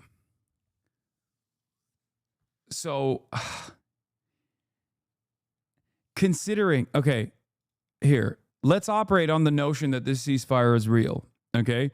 Let's also further operate on the notion that the ceasefire does not have a 6-hour additional window of striking for Israel, because it's a normal ceasefire as opposed to whatever the fuck Trump tweeted out. Okay? Let's say this ceasefire was implemented. And it's a real ceasefire. It makes sense that Iran would say yes to it. As I told you time and time again, Iran, given how restrained its retaliation has been against Israel and certainly against the United States of America, just purely symbolic to say, like, we're still here and we have the capabilities of striking your bases. It was an off-ramp for America and it was an off-ramp for Iran, and America took that off-ramp, so it makes sense. This, however, is horrible for Israel. The reason why this is horrible for Israel is because when Israel initially implemented this operation, I don't know, Gay Lion or whatever the fuck they called it, I forget, Lion in the night sky like shooting stars, I could really use a wish right now. When they started the Operation Prosperity Lion, okay? When they did that, when they said Israel is lion, not India, okay?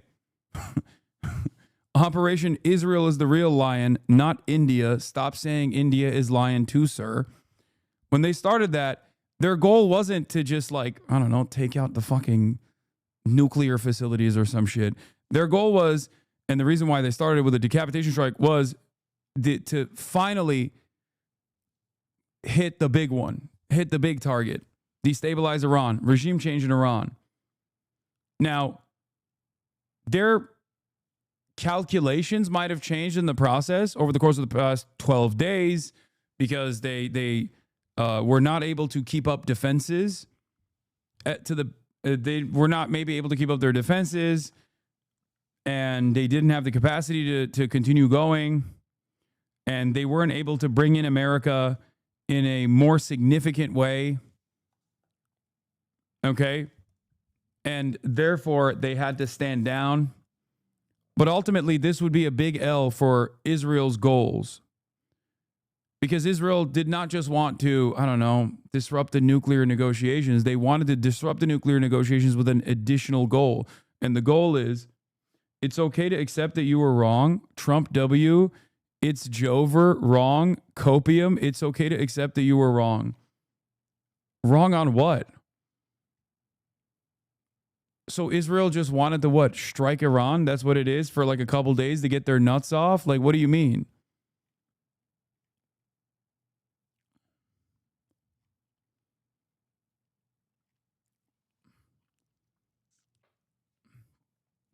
Israel from its announcements from the start signaled that this was the final battle, the crown jewel. Okay, chair and rope, Hasan. Why don't you just tell me to kill myself? Why do you have to go through this like pussy ass route? I mean, it's not gonna happen. But what do you mean chair and rope?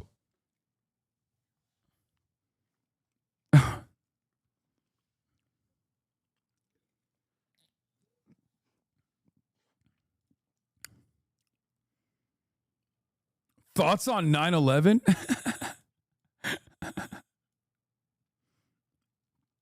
Trump 2020, baby.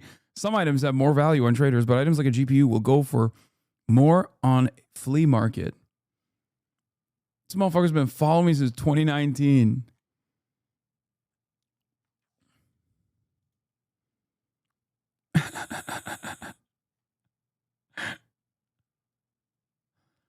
What did Iran really do to Israel? It seems like not much. No, I think the fact that Iran was able to, for 12 days in a row, pummel Israel and keep Israeli society inside of bunkers is pretty significant. You have to remember, Israel's never experienced this kind of retaliation before. What they lost in the process is also super significant, which is precisely the reason why I did not say that this was a W for Iran, but it was an L for Israel. But make no mistake, the fact that Israel's currently striking Tehran with increased intensity does not mean that there is no ceasefire. It actually is further evidence that a ceasefire is imminent. Israel always strikes with extra intensity on the last couple of hours of a ceasefire process. Thank you for the 100 gifted subs, Burgles.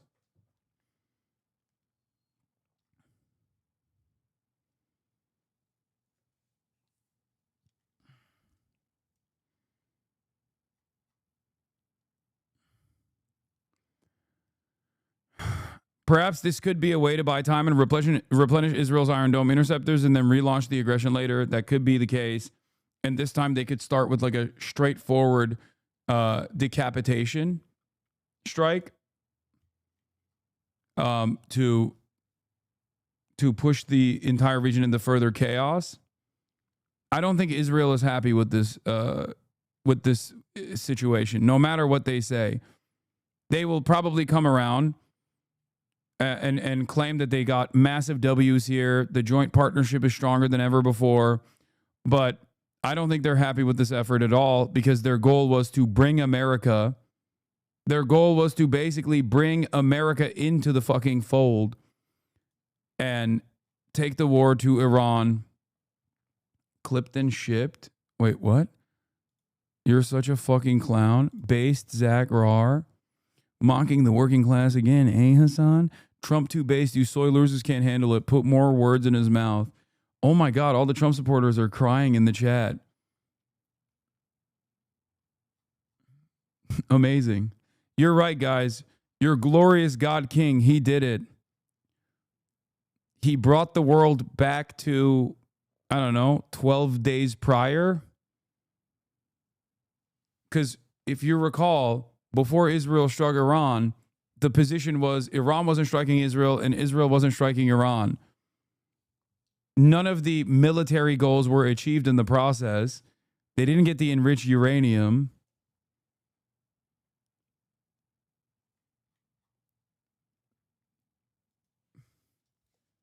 I'm so confused as to why people are celebrating this as though it's like a...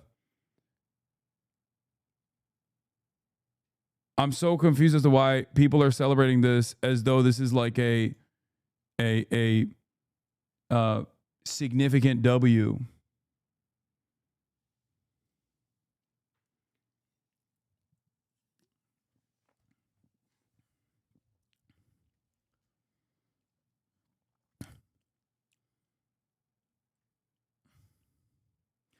A question, with Iran striking, can the U.S. invoke NATO like they did Iraq? I mean, they're not going to do that. Saying is that, look, if the war ended, if this agreement was reached, Israel still reserved the right to respond and hit Iran if they felt, one, any sort of threat, but also if they saw that Iran was rearming, if they felt that Iran was rebuilding the nuclear facilities that, according to the U.S., have been obliterated, but still there has been nothing official from the Israeli government. It's worth mentioning that Netanyahu himself, along with all of his government officials, have repeatedly broken ceasefire agreements in the past. We saw this in Lebanon and we saw this in Gaza, and it's actually still ongoing in Lebanon because that agreement is still in place, though fragile. During the ceasefire in Gaza several months ago, there were continuous Israeli strikes and hundreds of people who were killed because Israel claimed that there were violations of the agreement, which gave them this green light to respond.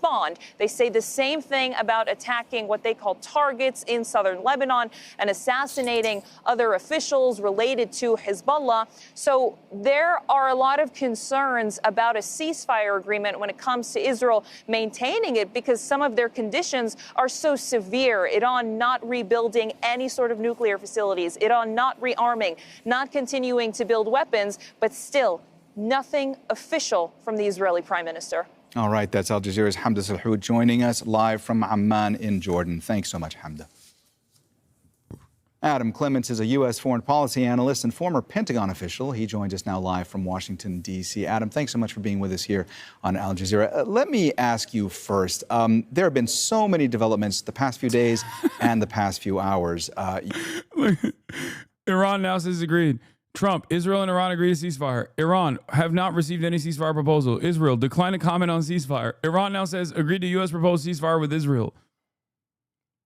All while Israel is still striking Iran, and Iran is still stating that they will strike Israel.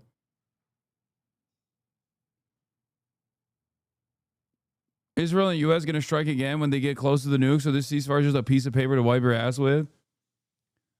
Dude, the Iran nuclear enrichment was simply a way to fucking harden their position so they can actually maintain their civilian nuclear infrastructure, okay?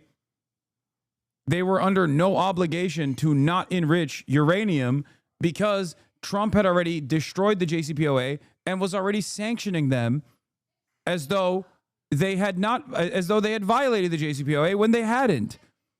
Of course they're going to fucking enrich uranium. What are you talking about?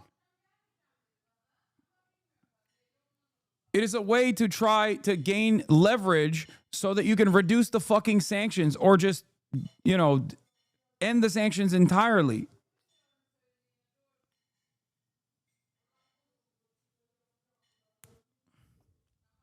Honestly, sad seeing so many Gen Z service members cheering this on like another forever war is something we need, being cutesy and acting like this is an immediate W. A lot of them weren't born in 2003. I mean, whatever, dude. I mean, they got their hearts set out. They'll learn. They'll learn the lesson the hard way, I think. The fate of every active duty service member is to either, become the dumbest hog of all time or to inevitably become a HasanAbi head and a dedicated anti-war veteran. That's it. There's only two ways for the Western man. In both ways, your wife is probably having sex with Jody. In both of those pathways, there are some similarities regardless. And you either learn the lesson the hard way and change trajectory, Or you learn, or you just never learn that lesson and you continue and you become a Fox News commentator.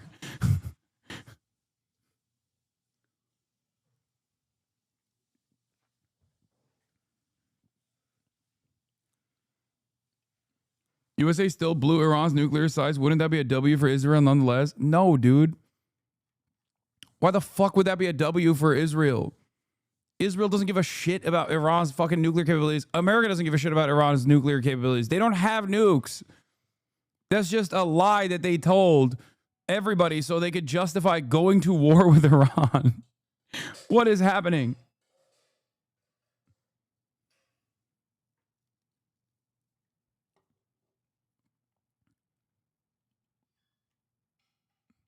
It's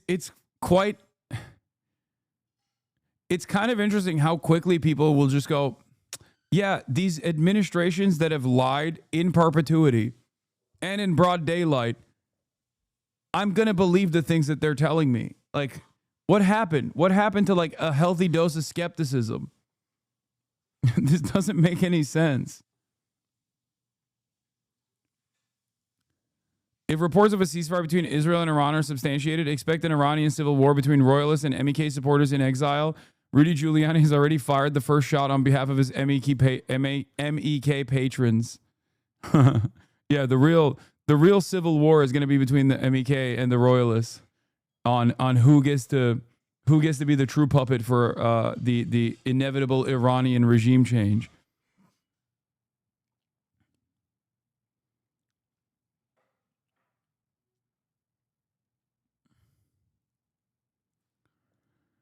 Diplomat briefed on the ceasefire talks on Fox News. President Trump spoke with Qatar's emir and informed him the U.S. got Israel to agree with the ceasefire with Iran. The president asked Qatar to help persuade Iran to do the same.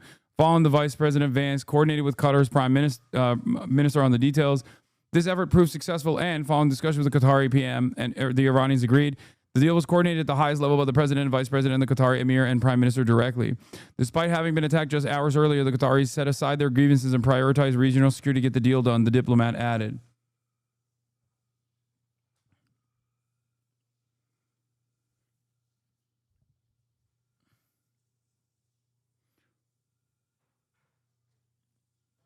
Iran did not get regime change by the collective West and Israel. They won easy. No, they didn't. They did not win. This is not a W for Iran. Okay? I mean, Israel, it's an L for Israel, but it's not a W for Iran. Please. Israel literally came in amidst negotiations with the West, showed that they had the capacity to actually fucking manipulate Western nations and even the United States of America and bring them onto the cause, assassinated a fuck ton of IRGC commanders, and established air superiority over key parts of Iran in the process, kept bombing Iran in the fucking process. No, it's not a massive fucking W for, it's not a W for Iran at all. Yes, they avoided regime change for now. They avoided becoming a failed state for now. That doesn't mean that this ended. So Vietnam lost against the U.S.? No, Vietnam did not lose against the United States because Vietnam was able to literally stop the U.S. forces and become a singular state again. A state led by the Vietnamese. Iran and the regime change ambitions have not actually fucking stopped. Defender always wins when they stop aggressor. No, because the aggressor has not stopped is what I'm saying. Do you think Israel is done? You think Israel's like, all right, I guess we just took this L, it's over? No, of course not.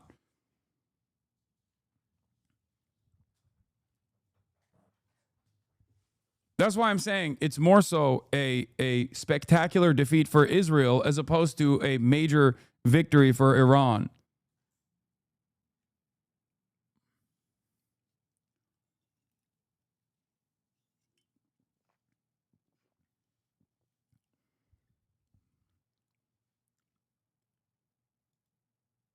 Seeing more reports on this, seems they definitely assassinated someone. Reports of possible assassination strike in Tehran. Yeah, we haven't even made damage assessments on what this last round of Israeli fucking missile strikes look like either. So there's also that.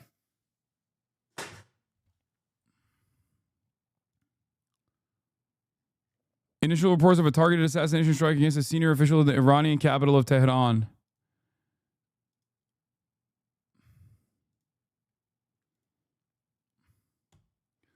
God damn it. It's not even fucking... Killed the negotiator, bet you anything? I can see that.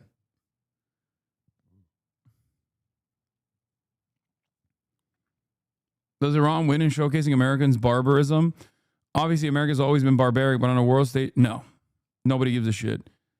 Every world leader, I mean, just like China was not able to, I think, successfully show to the Western leaders that America is a unreliable ally and unfit to lead global trade in the tariffs back and forth, even though they had a lot more power to do so than Iran.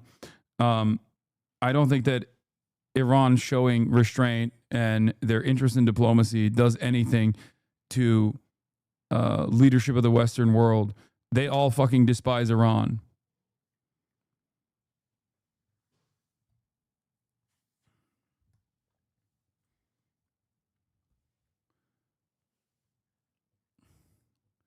They also, I think, have drafted a withdrawal. Iran, I think, drafted a withdrawal from leaving the International Atomic Agency energy. So that's a fucking ginormous L for everybody, except for Iran. U.S. interests as well in this, with those missiles launched at the U.S. base in Qatar hours ago. Out front now, Senator Chris Murphy of the Foreign Relations Committee. And Senator Murphy, so Trump says there's this complete and total ceasefire. We have, it seems to be, muzzling out of Israel, right? They're not talking, which would indicate, as Jeremy says, perhaps something. Explosions in Tehran, but neither side speaking. Is this ceasefire real? Oh, I have no idea. I mean, what we know is that Donald Trump doesn't tell the truth a lot, so you can't rely on Donald Trump's statements. And frankly, you can't rely on what Iran says either. Remember, Iran may agree that it's not going to launch direct attacks against Israel or the United States, but Iran traditionally exercises power, in lethal power, through its proxies. Its proxies inside Lebanon, its proxies inside Iraq. And so this is still going to be a very dangerous moment. Let's hope that this is a ceasefire that is real. Let's hope that this is an end, at least temporarily, to the hostilities. But let's also understand that Iran has agreed to a lot of things over the years because of the way in which it uses these terrorist groups, which are spread out all across the region, that are very close to U.S. forces. Anything official out of Tehran probably isn't worth, much more than the paper that it's written on. Well, I mean, of course, you're also in the context of, we understand the Ayatollah is in a bunker because Netanyahu said he could take him out at any time, and Trump has talked about regime change. So does that mean that that's all over? Regime change is off the table? I mean, I'm only saying this in the context of some things are impossible to put back in the bottle. Sometimes when people show you who they are, they've shown you who they are. And it seems that we have passed such. Yeah, I think this assessment from Seamus is not entirely correct. The reason why I say this is because Iran does not have the smoke. They've shown that time and time again. They do not want further war. They do not want more bombing campaigns in Tehran, no matter what. That's it. As I said from the start, that any fucking off-ramp that America gives to Iran, Iran will take. And they did. Any off-ramp.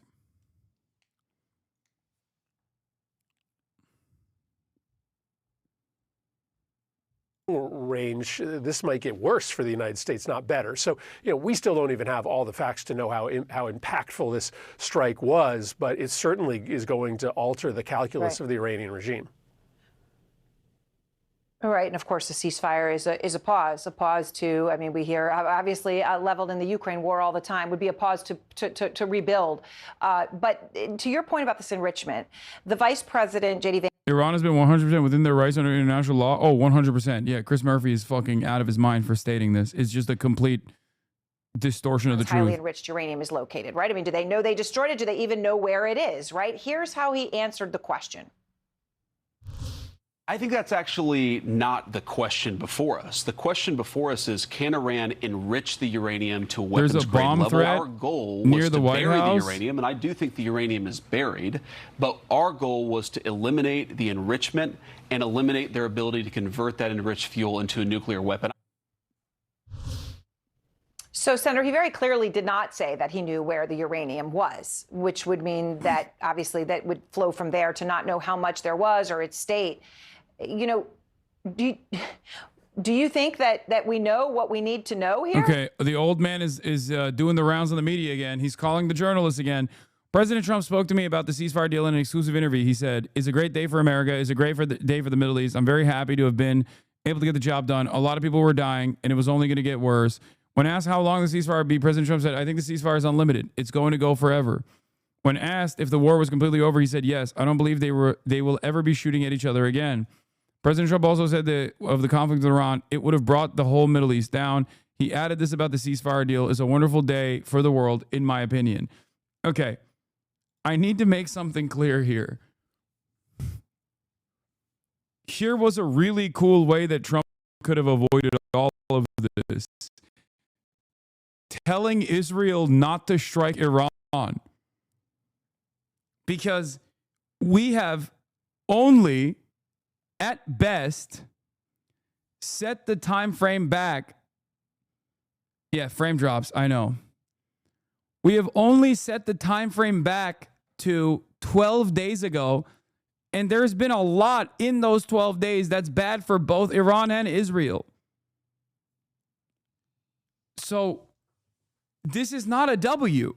Why are people, who the fuck would look at this and go, "That's cool, this is actually dope"? Unless somehow this also, through back channels, is telling Israel to just cut it out with fucking Gaza or some shit, which I heavily doubt. There was no W here at all. Trump allowed this event to unfold. He created chaos. People were like, "This is the worst type of chaos. What the fuck are you doing?" And then 12 days later, he was like, "All right, chaos over. Look, I saved it." It's like, but you started it. You let the chaos happen. You fucking let the chaos happen for 12 days only to turn around and I guess like stop even more chaos from taking place. Like, how is this a W?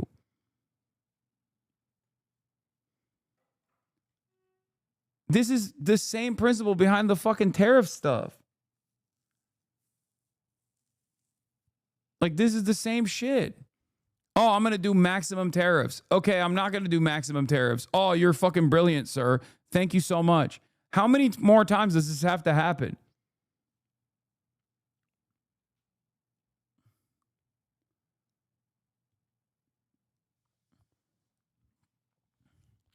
The only way I see this, the only way I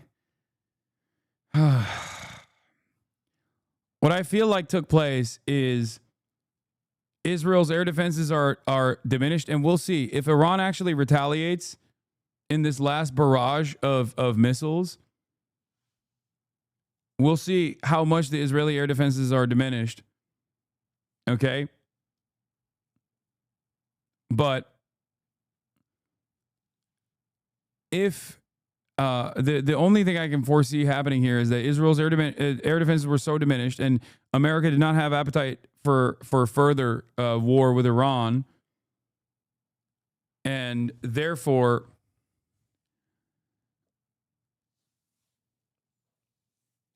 I guess they had to cool off a little bit before they could re-up on their air defenses, and then Israel will most likely try it again.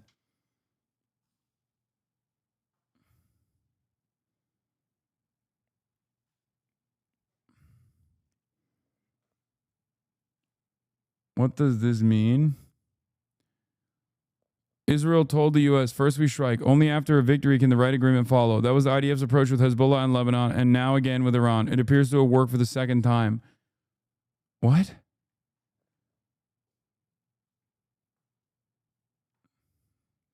Is it all just fake news to distract people from the fact that ICE is deporting people? No. That's secondary. That has nothing. The distraction stuff is so silly because, like, this is a severe escalation. Like, World War III cannot be a distraction from ICE deportations. You know what I mean? And now there's several large explosions being reported in Taji, north of Baghdad.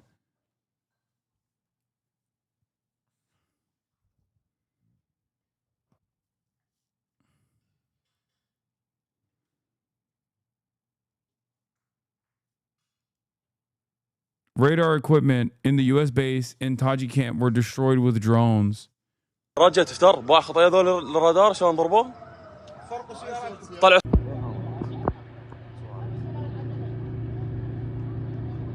No, it's not a false flag. Guys, the ceasefire hasn't been finalized yet. Iran still has Iran still has like 4.5 hours to retaliate against Israel, and this is Iraq anyway. Israel's Channel 12 reports that Prime Minister Netanyahu instructed ministers at the end of a 4-hour cabinet meeting not to comment on the latest developments until further notice.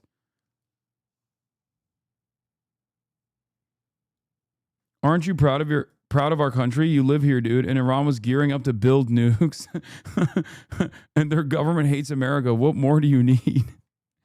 No, I'm not proud of my country. Why would I be proud of my country? These past 12 days were not a moment of pride. It was a shameful experience. More than 600 Iranians, until this last batch of bombings took place, more than 600 Iranians were killed, thousands injured. On the Israel side, 25 plus Israelis were killed, hundreds injured. Some of them were, having panic attacks, which the Israeli government considers an injury.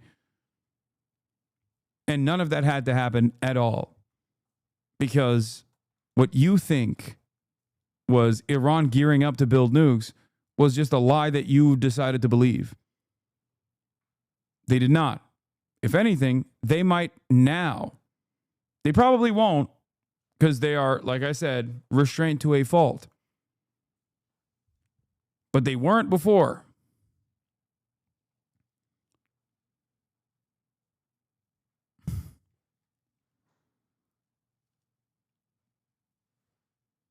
As a panic attack haver, do not be ableist. I'm sorry. You cannot fucking consider war casualties. You cannot add panic attacks into the number of casualties of war. Okay? Yeah, it's really fucked up. When bombs are flying overhead, you're going to have a panic attack. Many people will. That's insane. That's an insane way to do stat padding. There's like children whose legs are chopped off or stuck under the rubble and will never be the same again.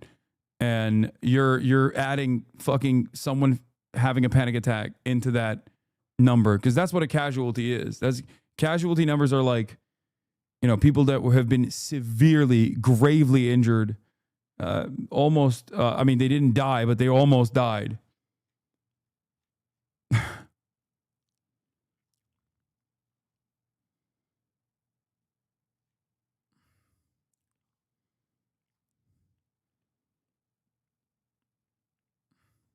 Are you saying that Iran had no intention of obtaining a nuclear bomb? Iran has imperialist agendas too. I don't care if Iran has imperialist agendas or not. There is no intelligence that shows that Iran was on the verge of making a nuclear weapon. There's none. It's just made up. And they didn't even do a good job making it up. So I don't understand where you're coming from. Like, this is what's so frustrating about this process, is that it's not like the American government even had like a Colin Powell moment. Like, they didn't even like go on the national stage with like a trustworthy individual and go to the UN and be like, we have serious information that they have fucking nukes or anything like that. They just basically were like, yeah, Israel told us they have nukes. We believe them. That's it. That's it. Like, they didn't even try hard, and motherfuckers are still believing in it. That's what's so crazy about it. Marco Rubio literally on national television said, it doesn't matter if Iran is making nukes or not. No, it does matter. That's the most important part of this.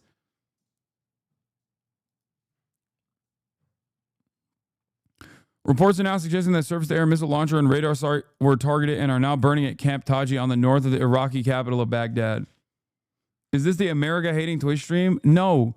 This is the actual America-loving Twitch stream. I want America to do better. I want America to do better for you, dumb fuck. Like, I'm doing all right. If anything, I want America to do right by you.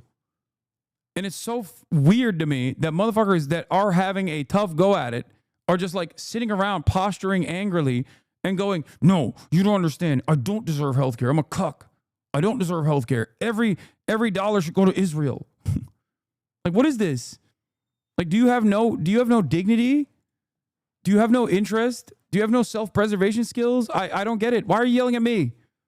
It makes no sense. What is this? Iran's Ayatollah reportedly in a bunker refuses to surrender? He is currently the head of the judiciary. He's been very aligned with the IRGC for a number of years, so he's very conservative. What is happening on CNN? Kind of viewed as the security candidate. He's 68 years old.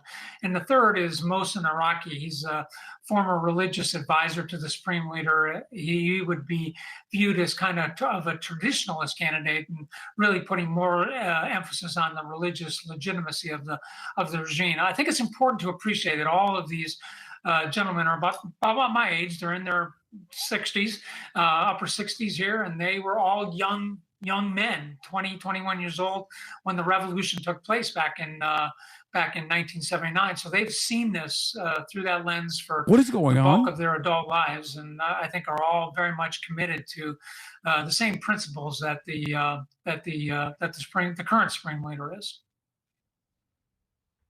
A continuation, not a change. The Ayatollah's son was once top of the list, but according to the New York Times, no longer on it. What do you think of that? Well, I think. What do they know that we don't know? Is this are they just like wish casting? Like, what's happening? Excluded him Is there a coup? because he didn't necessarily like the idea of family ruling here, so I think he kind of excluded him. You know, another candidate that was mentioned, of course, was Hasan Khomeini, who was the grandson of the founder of Ayatollah Khomeini, who was viewed as a reformist. He's much younger; he's 52. Khamenei's son is 55, so they are a little bit younger, but a little bit more of a reformist on the Khomeini there. But of course he has the name and has that the respect and everything that goes along with that. And all just so important, though, to consider that, you never know what happens till it happens. But that is a continuation and just a sense of how deep these layers are. And General Votel, I am grateful for your time and thank you. As our breaking news coverage continues from the banks of the Strait of Hormuz, here, a crucial waterway. Nearly a quarter of the world's oil travels behind me. Iran threatening as part of its intensification to shut this down. Plus new information just in on the high-stakes 18-hour U.S. mission to take out some of Iran's nuclear facilities. One complete with mid-air refuelings, a series of... What? By the way, no other outlet is talking about this. I know it's very late there. About? The last time we spoke, you were saying it would be very difficult to get reaction from Iranian officials at this hour. But has anything new emerged when it comes to this announcement by Donald Trump that a ceasefire had been reached between Iran and Israel? Yes, a new emerging development on the ground here in Tehran is more of sounds of explosion that we can hear related to the interception of flying objects by the air defense system. Also, we sensed a relatively massive explosion here at the Bureau before we start this live coverage. A few minutes ago, we just sensed the impact of explosion. But still, speaking of your question, we haven't received any confirmation about any deal being reached between Iran and the United States about a possible ceasefire that we heard from the U.S. President Donald Trump. We have to keep waiting for confirmation of whether or not Iran is going to accept that. But still, the reality on the ground, as I told you earlier, was that we've received this strong messages by the Iranian military officials saying that as long as Israeli strikes continue, and right now what we see is the continuation of these strikes, Iran is not going to stop there. Iran is going to strike back to respond to actually Israeli strikes. And now we see this continuation. So with that said, we're not sure whether Iran is going to accept any deal for ceasefire regarding this latest developments that we can see. Also, told you earlier, we've got this statement from the Supreme Leader of the country, Ayatollah Ali Khamenei, a couple of days ago, who came out in a video message saying that we're not going to accept any imposed peace. And the question here is that whether Iran is going to interpret this proposal. That we allocated nearly all the B-2 bombers in existence and used more than half of our GBU-57s to strike this sovereign country on behalf of the genocidal apartheid shows how far we've come in acting like their proxy. No, you don't understand. It was a big W because we don't even know if it actually successfully destroyed Fordow. Okay, we don't know if we don't even know if they actually successfully destroyed Fordow. And also on top of that, we know for a fact that we didn't get any of the fucking enriched uranium. And you know, great stuff. Great stuff overall. It seems like crazy how much Hasan loves Iran. No, man. This isn't about... First of all, of course, I have no fucking issue with Iran. What the fuck is your issue? What has Iran done to you? I don't want the Iranian people to die. Do you? What's wrong? What's wrong with you? What's wrong with your fucking brain? I don't want anybody to die. Why are you seeing everything from this like incredibly narrow lens where you're like, nope, there's good and then there's bad?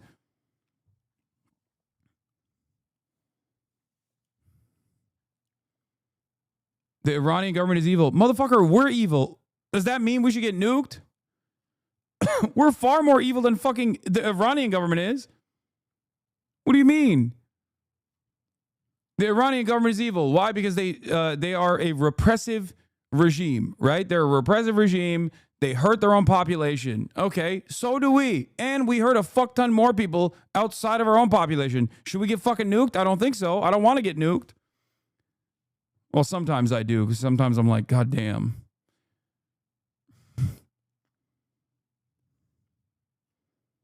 What is this argument? Does the U.S. hang gay people? Sometimes. They have different methods of execution, not on the basis of being gay, but yeah, we still fucking kill people all the time. What are you talking about? Oh, sorry, those people deserve it, right? Even if they're found innocent after the fact. Dumbass.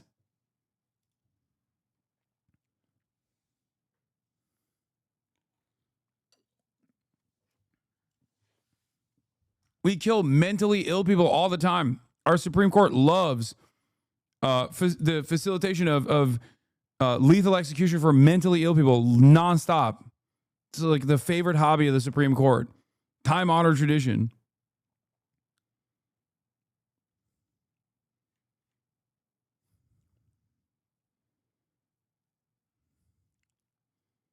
I've been to jail during Maza administration protests, and I still don't want to be bombed. This will make the regime tighten grip. Any military action will make the life of Iranian civilians worse. Only a diplomatic and civil solution is viable. Iranian chatter and longtime HasanAbi head here. I want to live and watch HasanAbi broadcasts every day. I've been to jail during the Maza administration protests, and I still don't want to be bombed. Exactly. But good luck explaining that to these dumb fuck Americans that are baying for blood. They can't comprehend that. They can't be like, oh, but the Iranian people don't like their fucking government, and their government is acting in a way that is not in accordance with the best interests of the citizens. Okay, let's bomb them. Is the most idiotic argument, but it's the only argument for Americans. They're so disgusting. Some Americans are. You know? It's fucking ridiculous. If anything, civil struggle becomes impossible when the population is too worried about getting fucking bombed by a foreign entity. A foreign entity that they've watched ethnically cleanse the entire population of Gaza. Like, what are we talking about? Can't wait to liberate the Iranian women from the treacherous grip of the Islamic Republic by assassinating them, by blowing up their homes, by killing their children. This is going to liberate them big time. I can't believe that we are living in the ashes of the failure that was the war on terror. And there are still Americans who fucking eat this propaganda completely. They just go, no, that's the only way to do it.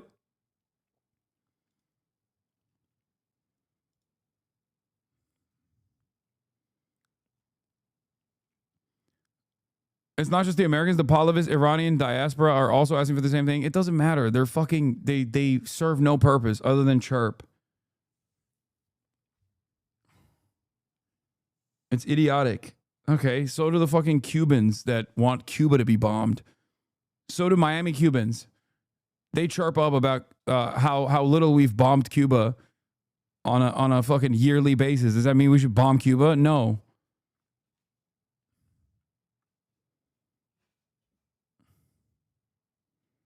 Day as well, there were Israeli officials saying that because of the pressure from President Trump, the Israelis were now trying to wrap all of this up by the end of the week. This is before the announcement from the American president. So it's still a little bit unclear where we stand now because there has been no word from Israeli officials. All right, that's Al Jazeera's Hamda Sahoud joining us live from Amman in Jordan. Thanks so much, Hamda. Joining us live now from Washington, D.C. is national... Don't fucking lose it. Trump called his favorite Israeli agent, Barak Ravid. President Trump just told me in a phone call, this is the end of the war. This is a great and wonderful thing for Israel and the world. Someone should inform the fucking Iranian citizens in Tehran that are currently experiencing explosions. Hey, guys, you've been liberated. We don't like the administration, but getting bombed from the fucking genocidal regime, hell no. Good luck. Like I'm saying... There are a fuck ton of Iranians in here. I mean, obviously, I hear you. I'm trying to explain to Americans who will never listen that it is insane that this idea that like bombing Iran is going to allow the Iranians to feel liberty once again is the same exact dumb fuck bullshit that we said in Iraq. It's the same thing that we said in Afghanistan, same thing we said in Iraq. It's the same thing Israel said in Gaza. It's so stupid, but it doesn't matter. It's a lie, but it doesn't even fucking matter, okay? Because that's just a lie for like the dumbest people to repeat over and over again. I don't think anybody like serious believes that shit. I don't even think this is a fell for it again award, honestly. If you were willing to entertain this idea that the people feel safer when they're being bombed by a foreign entity, then you're the most easily tricked adult of all time.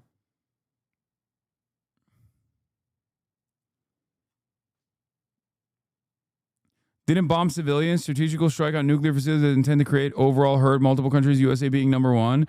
No, it's not. That's not true. There's another lie that you just believed for no reason. That's the WMD lie. Just like Saddam had WMDs and he was willing to use it on America is the lie that the American government told to invade Iraq. That is also a lie. Okay? It was not a fucking strategical strike on nuclear facilities. First of all, that in and of itself is already a war crime. I like that we have decided that fucking nuclear power plants and nuclear facilities are just now open targets. What do you think would have happened if the United States actually successfully blew up a nuclear facility? Do you think the civilians would be happy with the fucking radiation poisoning?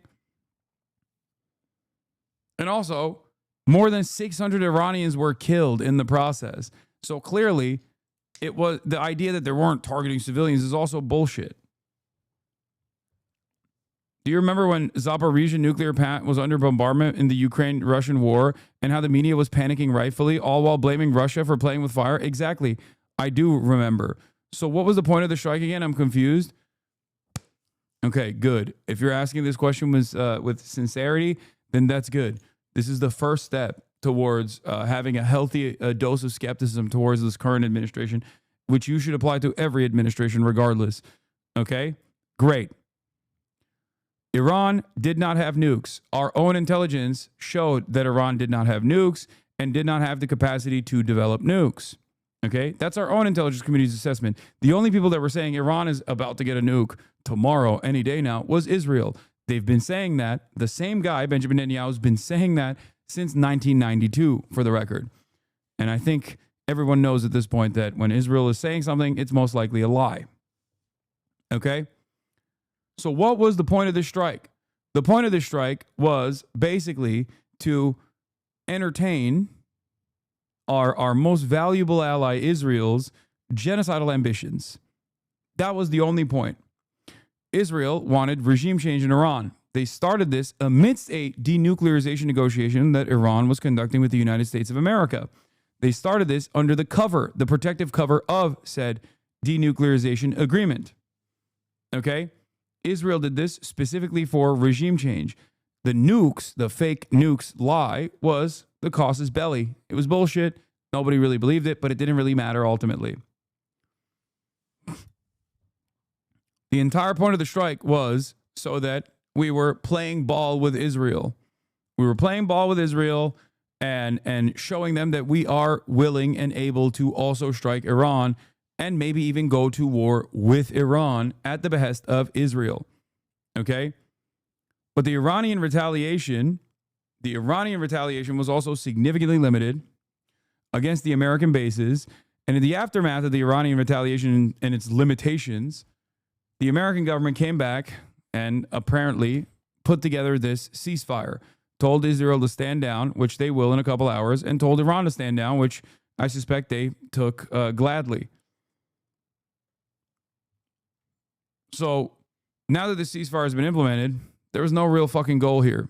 It was just complete idiocy, complete madness, and bloodshed for no fucking reason. Welcome to the Trump administration. He does this all the fucking time.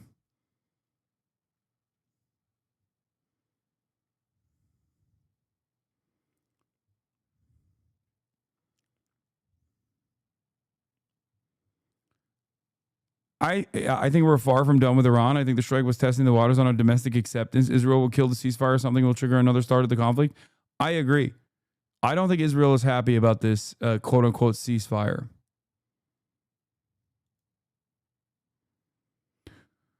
Reuters White House correspondent says, Trump brokered ceasefire in a call with Netanyahu Monday afternoon while VP Marco Rubio, Israel agreed. Wait, what? Israel agreed to it so long as Iran did not launch further attacks. Iran signaled to the U.S. that no more attacks would take place, the official said. So Iran is eating it. Israel's going to continue bombing Iran and Iran's just going to eat it? That is insane.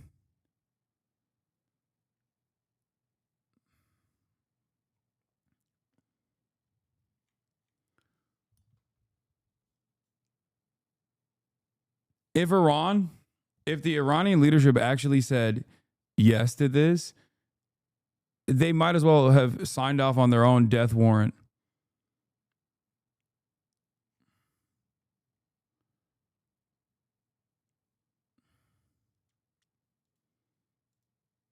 Gotcha. Well, it's always good to hear two sides of the story. Understand and could believe your point of view.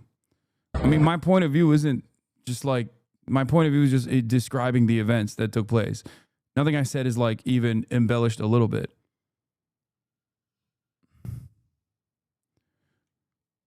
Yeah, we saw this image. Witnesses claim that 3 projectiles struck a civilian building on Ferdowsi Street. According to initial reports, the target was an Iranian nuclear scientist. Israel just carried out another assassination attempt in Tehran.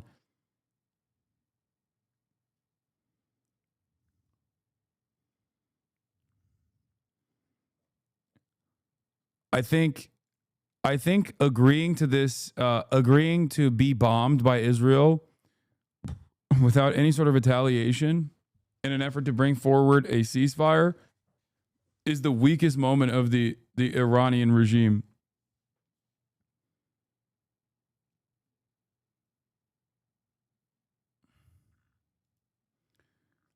If Israeli strikes continue after 3:30 Tel Aviv time, Iran will consider the ceasefire as voided. Source France 24.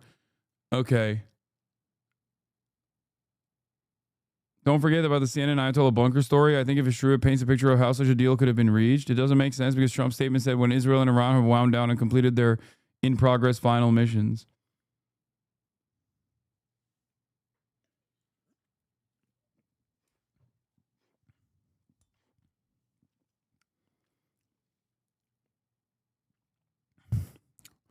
This is, again, a pretty weak response anyway from the Iranian side. When is 3:30 Tel Aviv time? Is it like half an hour from now? It's much later, no? Let me see. Yeah, half an hour from now, literally. In the next 30 minutes. 30 a.m. in Tehran. I'm HasanAbi June with extended coverage of the latest escalation in the Middle East. In the last 2 hours, President Donald Trump has announced what he says is a ceasefire agreement between Israel and Iran.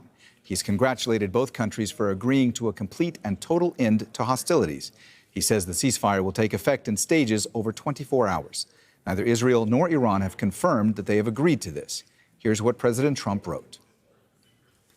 Congratulations, everyone. It has been fully agreed by and between Israel and... Bro, the fact that Israel is not saying anything and has told, Benjamin Netanyahu has told his cabinet to not reveal any information on this potential ceasefire, and the fact that Israel is bombing Tehran with great intensity at the moment, I'm still confused as to whether or not this is like a real ceasefire or not.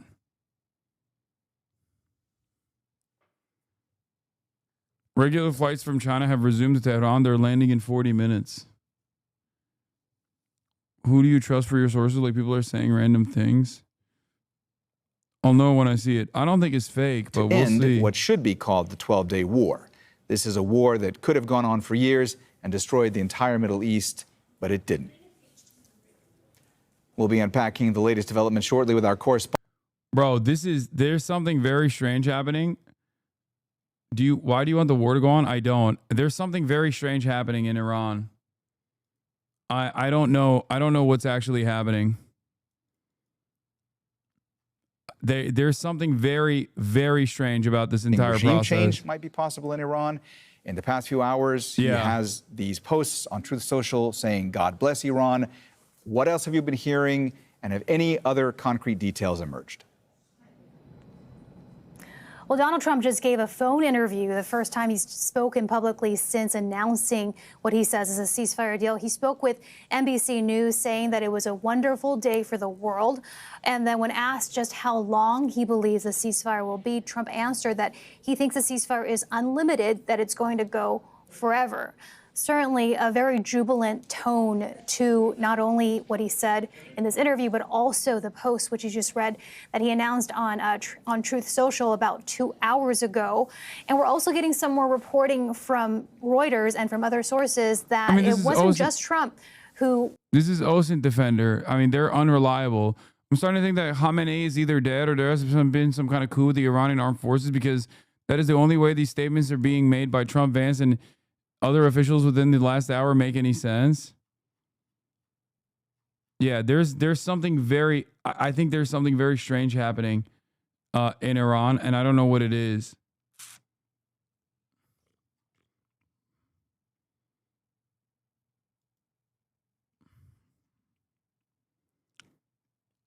Because the ceasefire doesn't make any sense, because Israel's aims have not been met here at all. So either Trump put the fucking halt on Israel, or something else is happening behind the scenes that we will find out soon. But Benjamin Netanyahu's marked silence on this, the continued heavy bombing campaign in Tehran,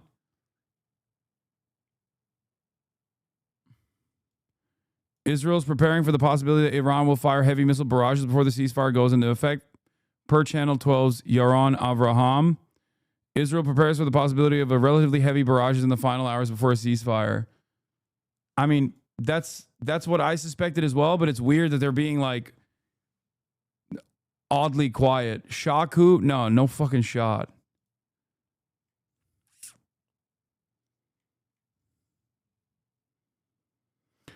Could you go over what's strange about this? I mean, everything is strange about this. Trump fucking comes out and says there's a ceasefire. Iranian officials first say there is no ceasefire. Then the ceasefire is only confirmed through Qatar. They say this was a high-level ceasefire that was conducted. The ceasefire also has like weird provisions in it. Like Israel can still undisturbed bomb Tehran over and over again with no retaliation from Iran whatsoever. Trump says the ceasefire will be permanent, which is also incredibly suspicious.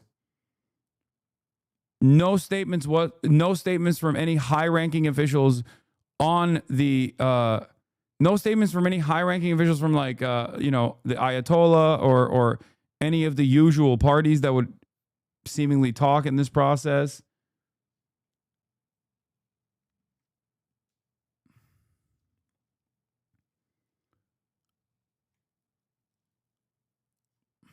I don't know.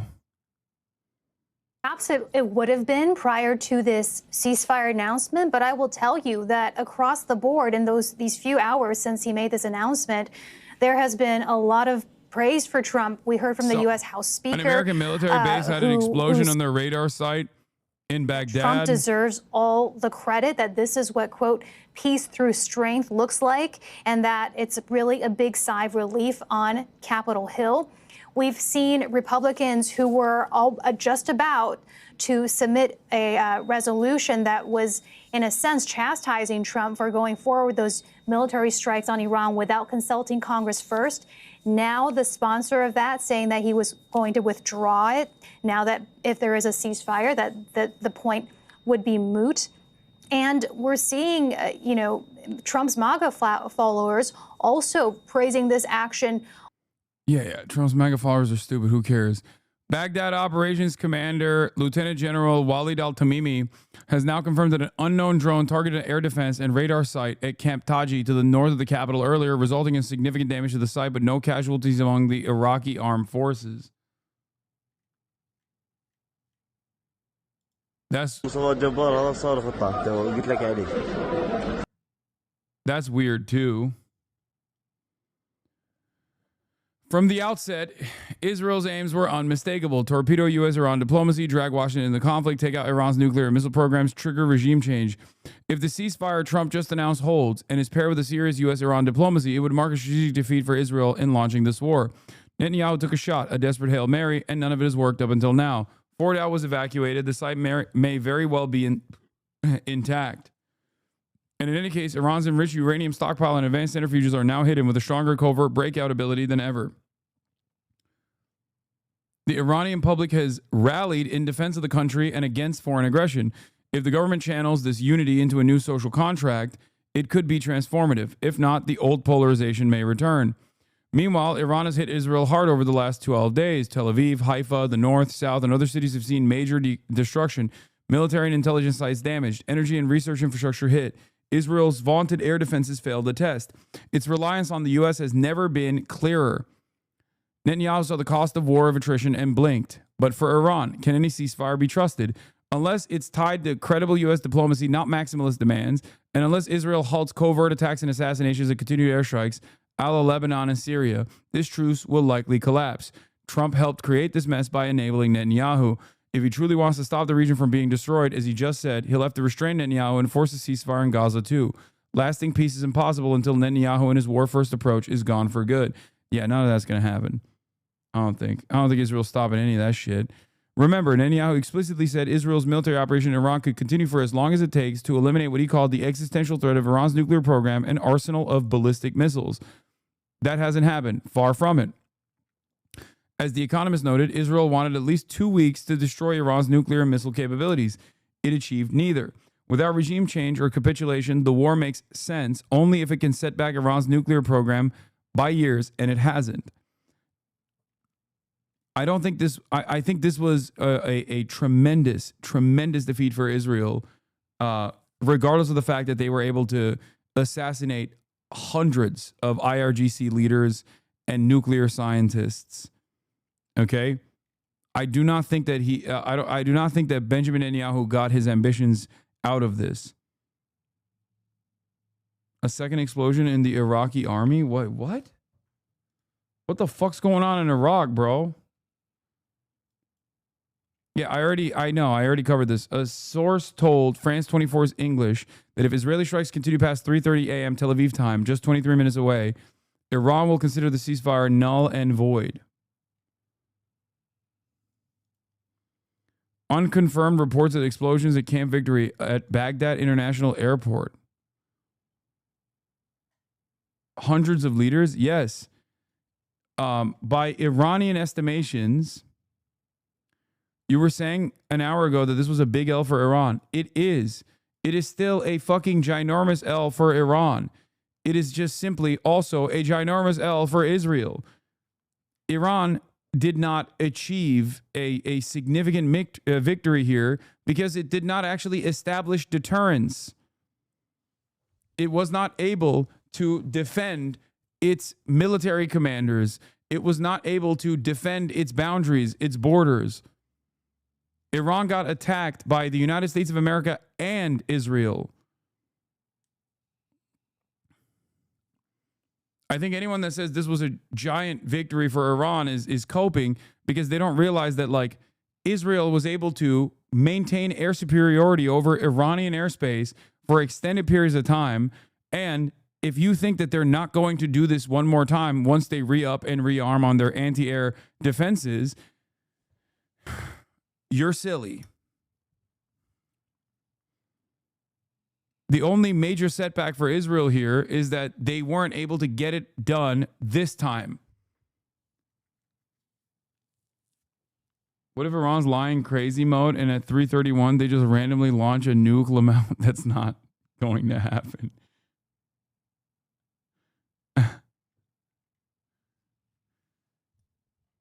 If I were to measure the successes of Iran, I would say this much. Restrained or not, it doesn't matter. They were able to successfully continue a war of attrition with ballistic missiles alone and were able to wither away and deplete and exhaust the limited resources of Israel's air defenses. Tel Aviv and the rest of Israel proper is no longer seen as this island that is an impenetrable fortress. Israel's public will always now suffer potential repercussions. They will know that if Israel decides to behave in the ways that it has, at least against Iran, that there are still severe penalties.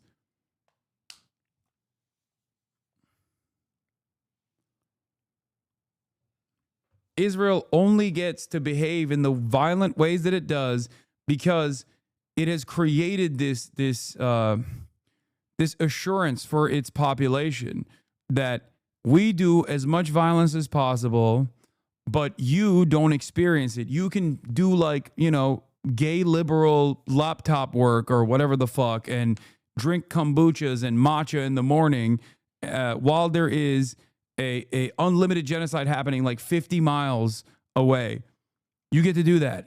You know, you get to live like a Western style life in the middle of this region because you're defended by unlimited amounts of air defense support from the United States of America. Yes, exactly like America.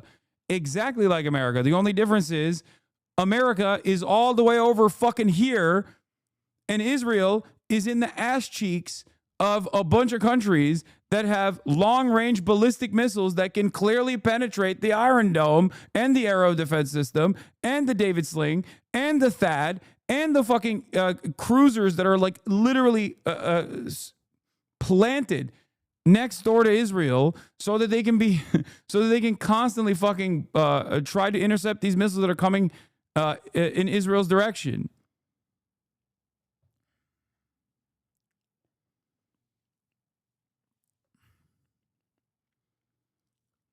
You can't be doing, you know, gay laptop work while you're doing a genocide. It just can't happen. It can't happen in perpetuity.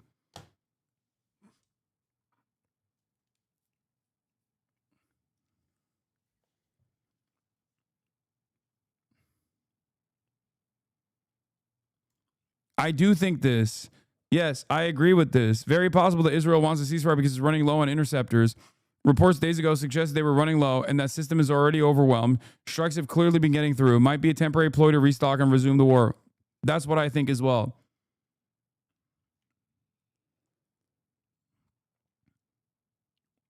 The internet says otherwise? What do you mean? What is the internet saying? There's 14 minutes remaining. 14 minutes remaining until the ceasefire deadline is passed.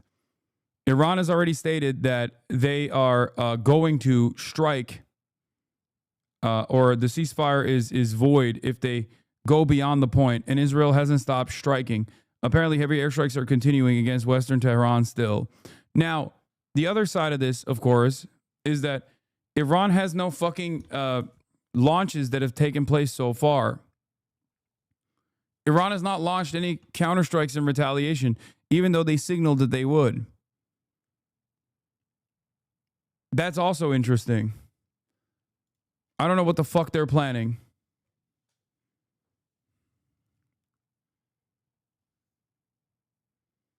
I also don't know what's going on in Iraq. Apparently, there's explosions happening in Iraq. There are initial reports of casualties at the Baghdad International Airport that was struck. Explosions reported near Baghdad International Airport and the Balad Air Base. Initial reports of casualties at Baghdad International. The source of the fire is currently unknown.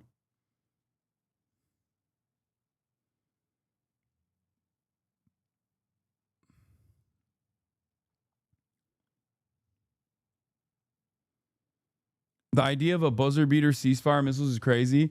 It's not unique. Israel always does that.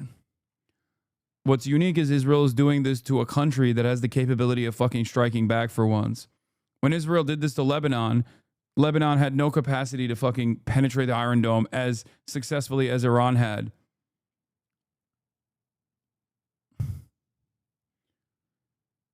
Yeah.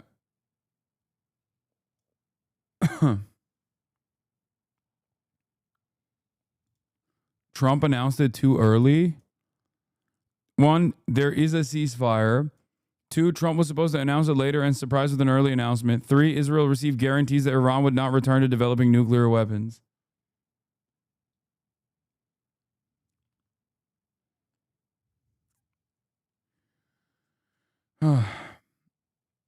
Here's the thing.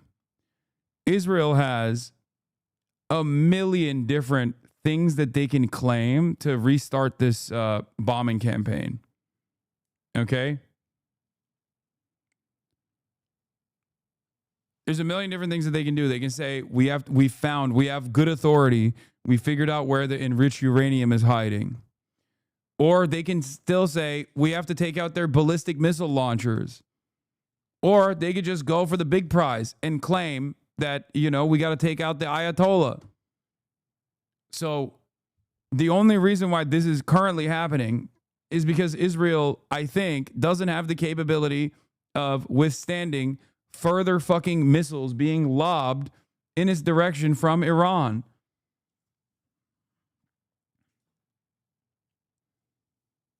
So now you're pissed we have peace? No, I'm pissed because I foresee this peace not being real peace. Is that really hard to fucking comprehend? I want it to be real peace.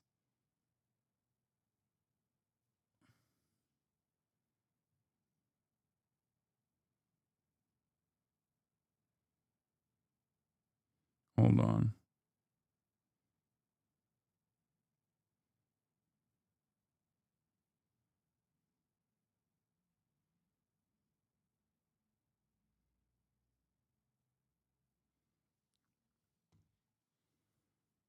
I mean, practically peace is great. Yeah, I agree.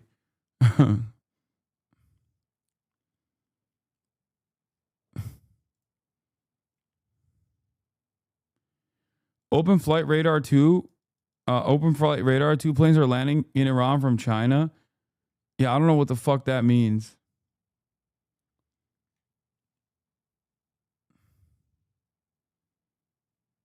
What? Brother, what are the chances Iran will attack American bases in Germany? I live here, so I'm asking. I'm really scared. What do you think, brother?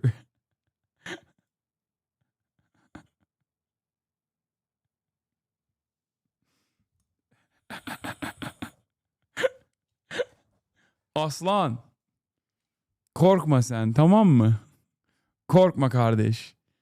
Sana bir şey olmaz. Bir baklava yersin geçer, tamam mı? There was a rumor based on flight data that China sent a number of large military cargo planes to Iran.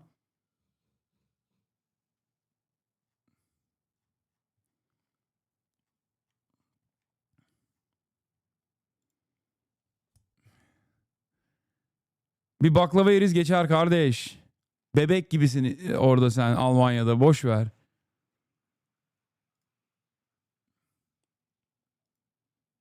Tucker Carlson says, thank God. Wuhan judicial coup swan. Thank God I was wrong. Fixed it. Thank Trump, you mean. Can't wait to see the podcast of you apologizing. Can Tucker and Trump be friends again? Whoever said about the planes flying into Iran, those are Iranian passenger planes returning home. I don't know anything about the fucking planes. I don't look at flight radar. What? Probability of Russia and China to give Iran a nuke to establish true deterrence? Very, very low. Following Iran's retaliatory strikes on the U.S. Air Force Base in Doha, Trump called the Emir of Qatar and told him he could get Israel to agree to a ceasefire and asked for his help getting Iran to commit to a deal. The Prime Minister of Qatar, Sheikh Mohammed bin Abdulrahman Al Thani, then coordinated with Vice President J.D. Vance on the U.S. proposed ceasefire, and the Prime Minister spoke with the Iranians to seal the deal, the source said. Israel agreed to the ceasefire deal on the condition that Iran stop attacking their country, a senior White House official told CNN. Iran agreed to those terms, the source said. During the negotiations, Trump directly communicated with Netanyahu. Dude.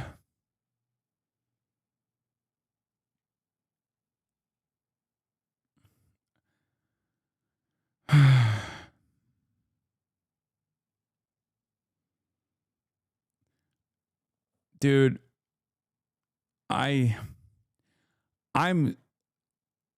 almost certain this is the Israeli air defenses. I have no idea what's going on. I'm going to be real with you all. I am also here now. Yeah, this is before we even factor in the lack of response or the confusing responses that we have heard from the Iranian side. Yeah, another Iranian nuclear scientist was reportedly eliminated tonight in Tehran by a precision strike from the Israeli Air Force.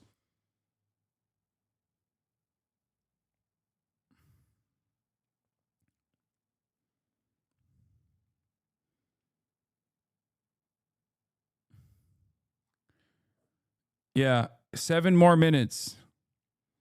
7 more minutes.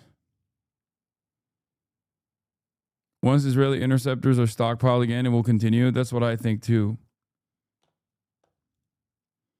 We already covered this morning. Yeah. Iranian Parliament Committee approves general plan to suspend cooperation with the International Atomic Energy Agency.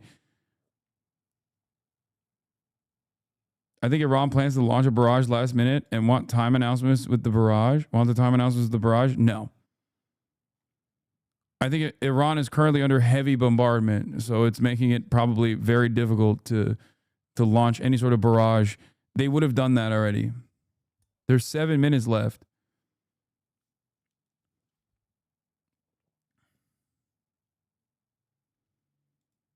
Iran's Noor News reports that tonight's explosion in Tehran and Karaj were the largest seen in the past 12 days.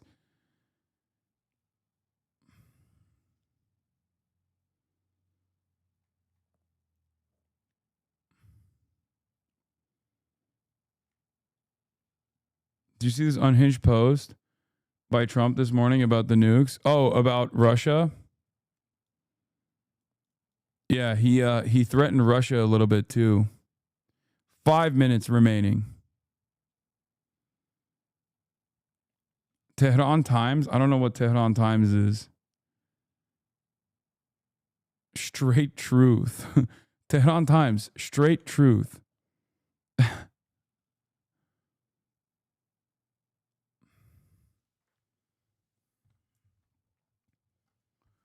Why is everyone saying Israel can restock interceptors but failing to acknowledge that Iran can also get to rebuild a lot more ballistic missiles? Because Israel is a belligerent nation, and also they probably did strike a bunch of fucking ballistic missile factories.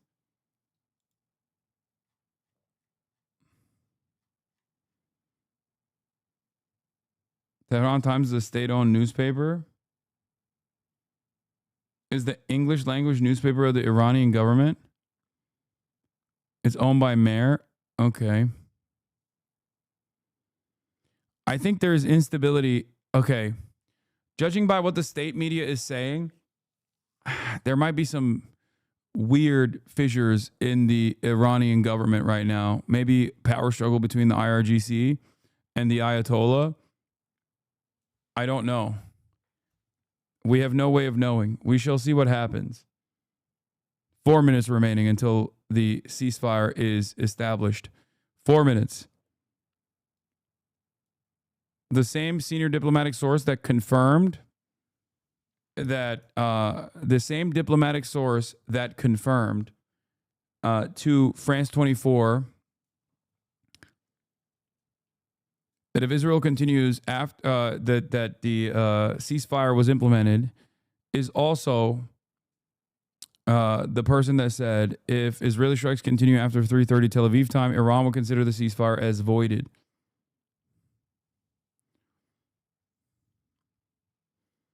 Three minutes remaining until ceasefire.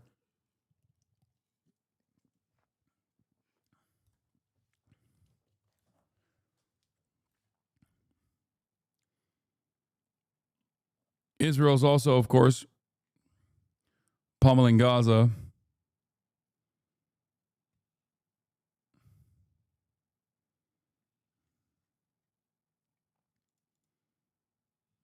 Can you just bring the Ayatollah on stream and ask him what's up? Yeah.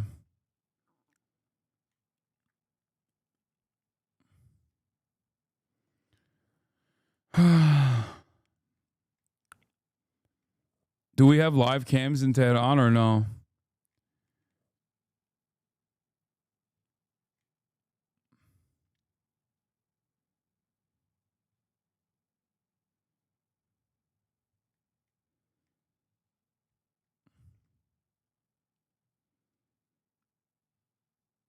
And before Israel launched the missile just before the deadline, but it lands perfectly after the deadline, but they still say it counts.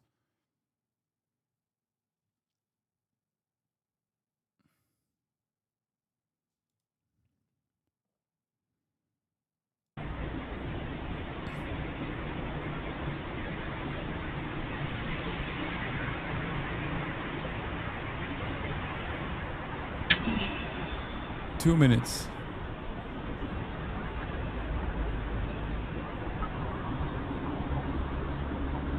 No internet in Iran still? We have. I'm watching with you.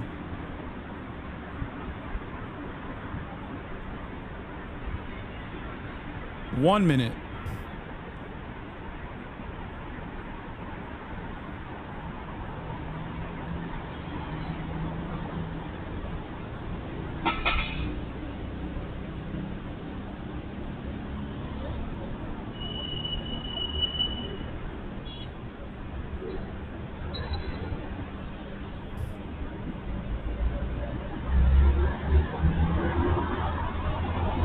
The Israeli Air Force is continuing to carry out strikes across Tehran and western Iran.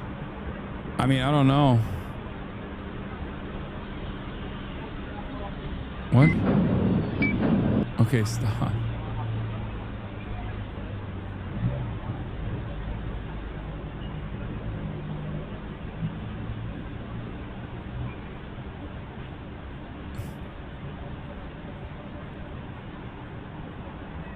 All right, it's time.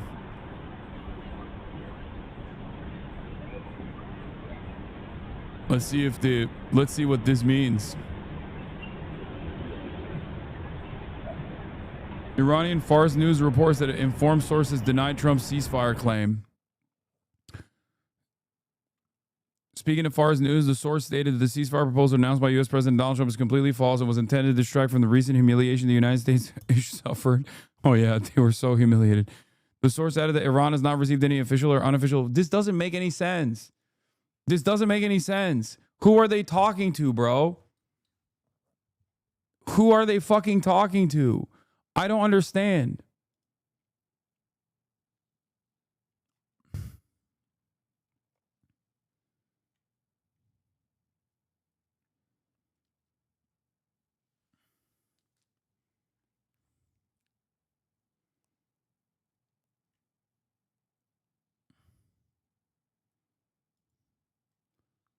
Yeah, first real response to the ceasefire rumors within the Iranian media. An informed source tells IRGC Associated Fars News that ceasefire news is completely false, no proposal has been seen, and that Iran will demonstrate the falsehood of said plan in the coming hours.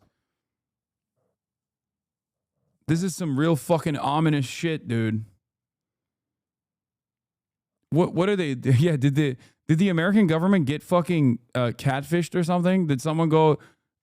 Someone intercepted the talks and was like, I am Persian, Mr. President Trump, I want a ceasefire. We want the Shah to run Iran. Mr. President, I am eating kubide in Tehran. I will wear bikini, Mr. President. Like, what happened? I am Ayatollah Khamenei, Mr. President.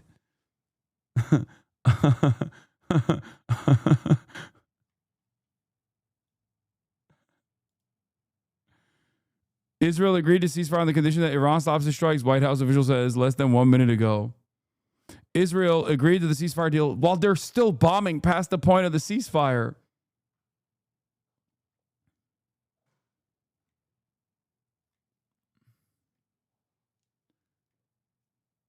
This edging is making me feel a certain way.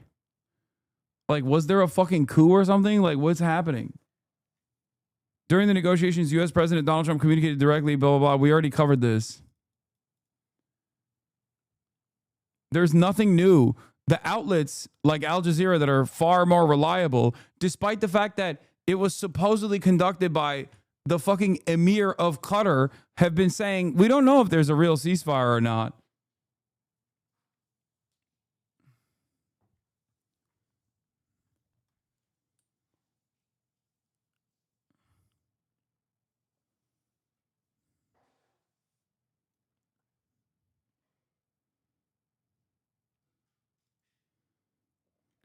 And now, the most reliable news so far coming from FARS, the ceasefire proposal put forward by U.S. President Donald Trump is completely false. No official or unofficial ceasefire proposal has been received from Iran. I don't get it. I wonder if there is like a power struggle between the IRGC and the Ayatollah. I don't know. I have no idea. And the military is still saying like no ceasefire is taking place. Israel says yes now. Israel's giving confirmation to CNN that they have agreed to the ceasefire while they're still bombing.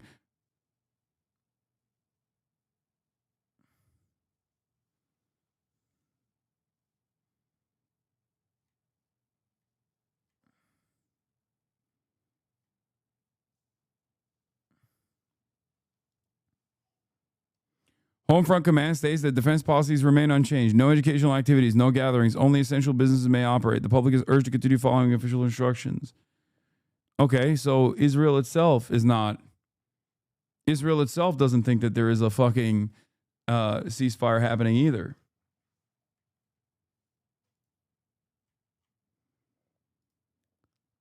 Israeli Army radio citing sources, there's a possibility of rocket barrages being launched towards Israel.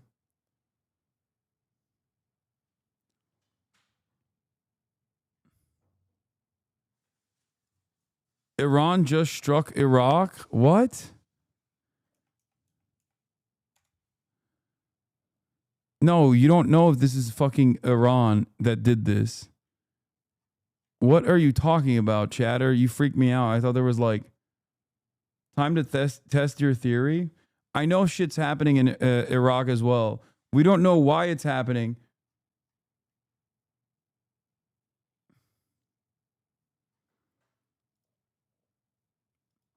I feel like they just did this bullshit to be like, see, Iran is not to be trusted. They said that they wanted to implement a ceasefire, but they're not abiding by the ceasefire. We just got to pack it up.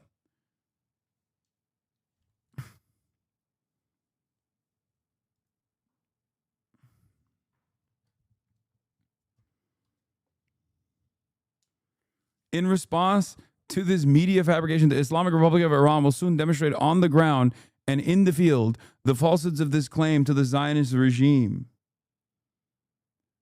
Yeah, I think they're just like, they're going to claim that Iran is actually not abiding by the ceasefire that they never saw. But it happened so fast. I don't think people are going to fucking think that this was like, I don't think people are going to believe that Iran actually violated Trump's big, beautiful ceasefire. Like, you know what I mean?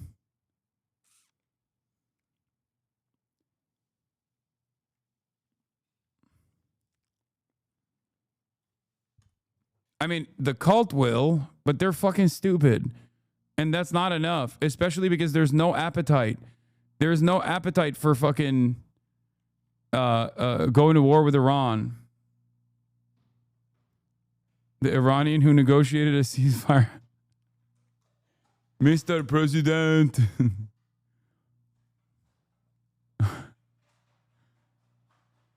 Who the fuck did they talk to? No, what makes this weirder is Qatar, okay? Like, that gives it a point of legitimacy, a point of authority.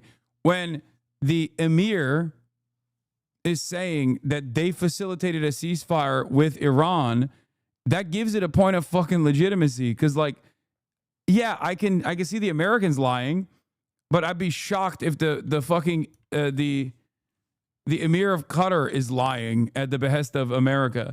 Sure, they are still obviously pro-America. They have a massive American military base. U.S. Central Command is there. But even then, it's just like, that makes no sense. That also violates the sole purpose of Qatar being a mediator in these negotiations. They wouldn't just like do some fuck shit here so that America could go and do a psyop like this.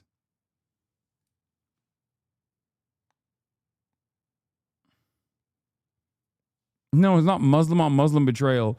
There are two places where these actual negotiations take place. Qatar and Oman. Okay? Neither of these countries would place themselves in the crosshairs like this. Partially because they also have a financial investment in the stability of the region and have proximity to Iran that are in the crosshairs.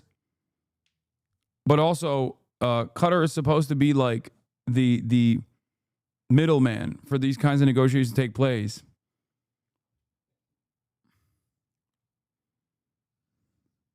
Under Zeffirello, who was a CIA agent, they took the engineers and scientists it's to the literally, site if not by the minute, certainly by the hour, in terms of the events and how quickly things had transpired over the course of these past 24, 48 hours. And so to be at a point where we're talking about the terms of a ceasefire, where Israel has said this is happening, Iran has said this is happening. This is a much, much better place than where we were just mere hours ago when we learned of the missile attack there within Qatar.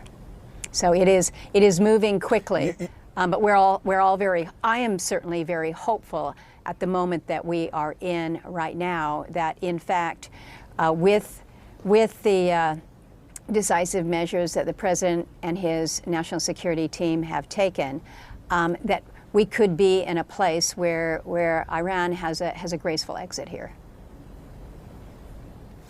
You're somebody in Washington who's, people on both sides of the aisle consider a straight shooter. You have what you believe in, and you stand by it. Sometimes it's out of favor, sometimes it's in favor with your. Nope, she said Iran. I don't trust her. By President Trump to order the strikes on Iranian nuclear facilities, given what we have seen now as the outcome. Well, again, I would just caution that we are all seeing things in real time. There are many questions that I think we have. Certainly, those of us in Congress are going to be seeking answers tomorrow at this classified briefing. I think that will be very, very instructive. But I think we all recognize the direction that Iran was heading with building up their nuclear capabilities was a place that was not acceptable. And so the decision to strike when the president determined so. You can do a lot of a Monday morning quarterbacking here, trying to figure out, was this the right time? But it looks at this moment where the attacks, we're still going to be doing much of the damage assessment going forward, but have brought us to a place where not only are you going to see a ceasefire, but amazing tweet of Trump in the past that works so perfectly for Trump right now.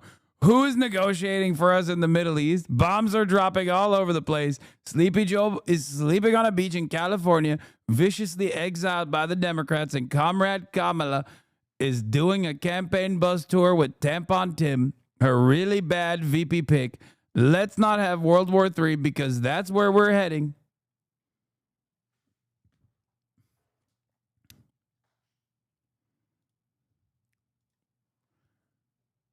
We've also blown past the 3:30 deadline, and since then, more Iranian news sources, more reliable Iranian news sources, are saying that they never even saw a fucking ceasefire.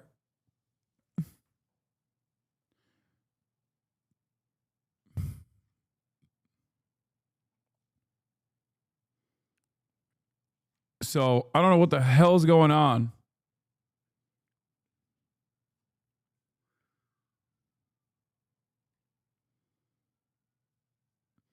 I know the Iranian military also said not only did they not get a fucking ceasefire, but also that they're going to show that they didn't get a ceasefire proposal even at all. So I don't really know why American news is still running off of, oh, a ceasefire happened. Isn't that great? Isn't it great that Trump, our big, beautiful president, did it again? Another ceasefire.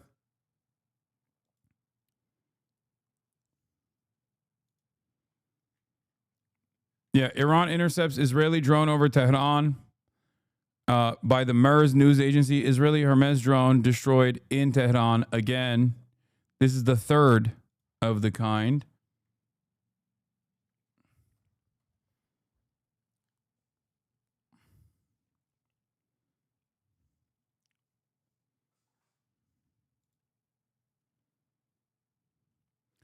Whether there's a ceasefire or not, and how stably it'll last, let's set all of that aside for the moment and just appreciate how much these ghouls are losing their minds. There wasn't a regime change in Iran. The Iranian people had a window of opportunity to take back their country. They didn't take it. I am surprised, to say the least. I was rooting for them. Now with this ceasefire that Trump and Vance pushed, they are in for another mile. The Ayatollahs maintain their stronghold. It is what it is. I am sorry to say.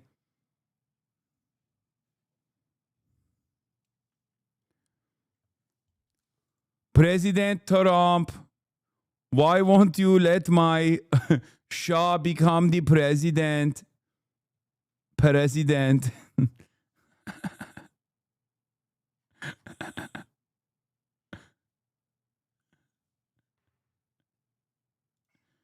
What is this? Mohammed Ahwazeh. Oh, this is a journalist in Iran. Air defense has been activated at Khamenei's residence in Tehran's Pasteur neighborhood now. Oh my God. Are they doing it?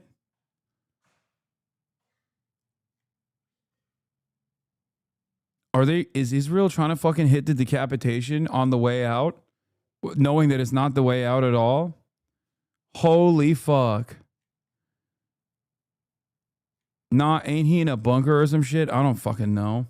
Maybe it's a way to be like, oh, there's a ceasefire.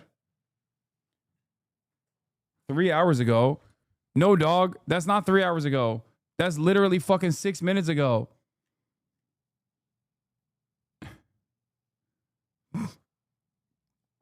I wouldn't assume that he's, amidst all of this, it would be really stupid if he's in his fucking house. But what if the bunker is under his house?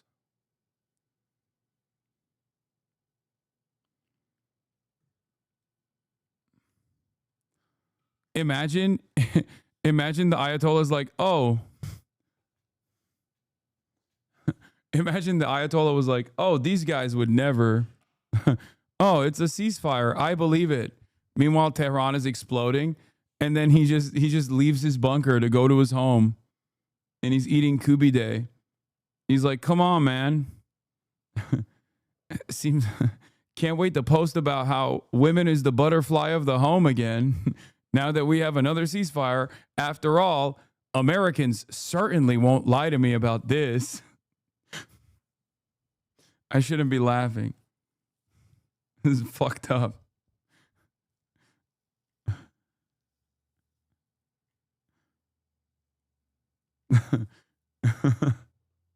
They're like, let's celebrate another job well done. We brokered peace once again. He has all of the fucking leadership in the house.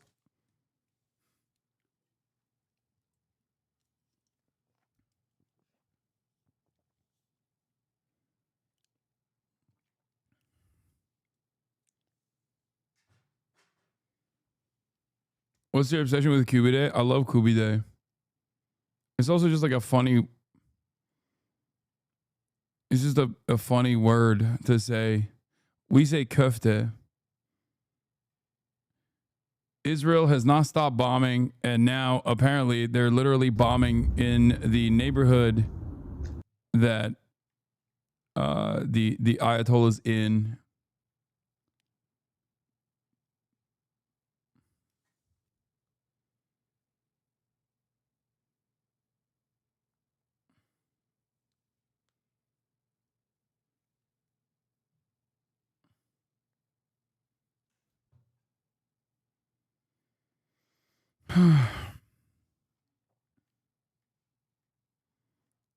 Kubide is kebab. That's true. Sorry. Kubide is kebab.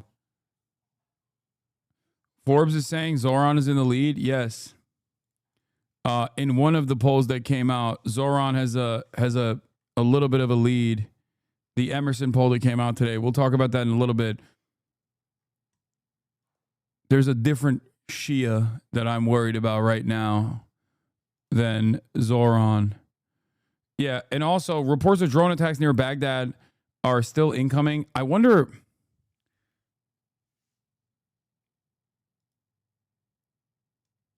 After surviving the most ferocious bombing campaign, Tehran is now witnessing a calm dawn. I'm not seeing any reports of a strike in Tehran, nor am I hearing any. Okay.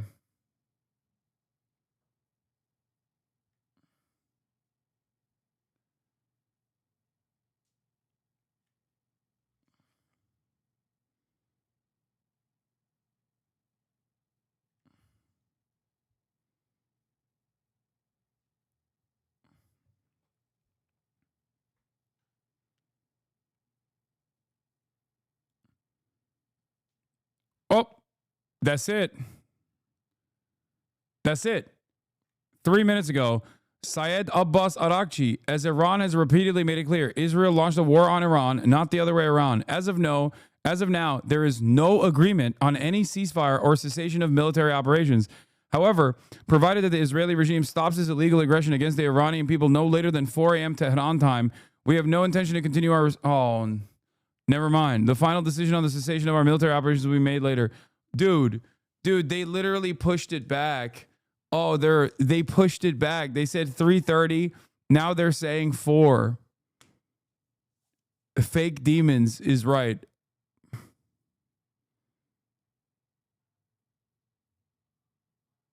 Oh no, 4 a.m. in Tehran. No, actually, that was literally fucking. Never mind. 4 a.m. in Tehran is I thought the initial thing that they said was Tel Aviv time, so I got it wrong. Yes, it is already past Tehran time. They're still bombing.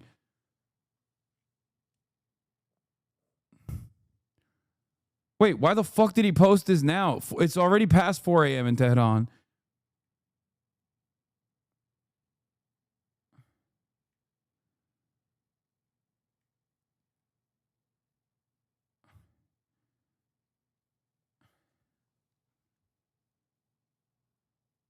That's right. They're a half hour apart. As of now, there's no agreement, but then he announced an agreement. Yeah, this doesn't make any fucking sense.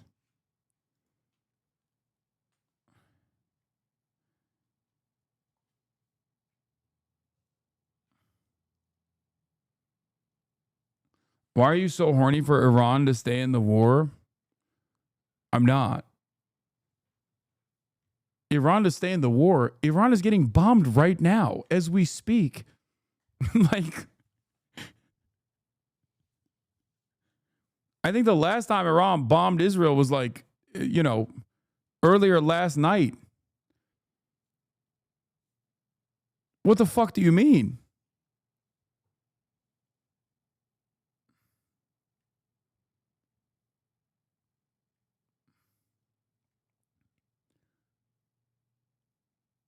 What are they supposed to do? Not de-escalate?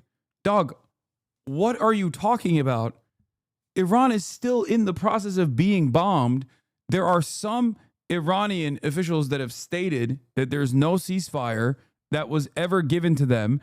Sayed Abbas Araghchi, which is the foreign minister, came out and said that there was no agreement on any ceasefire cessation of military operations, except apparently there is one that they are abiding by. I'm like, you're misunderstanding my position here. I want there to be a real fucking ceasefire, like a complete ceasefire. I just don't think that Israel is going to abide by one. And the Iranian government is giving different information.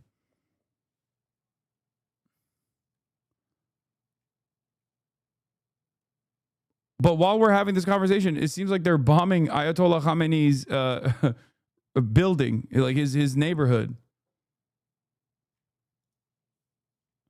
So it doesn't seem like Israel is invested in this ceasefire at all.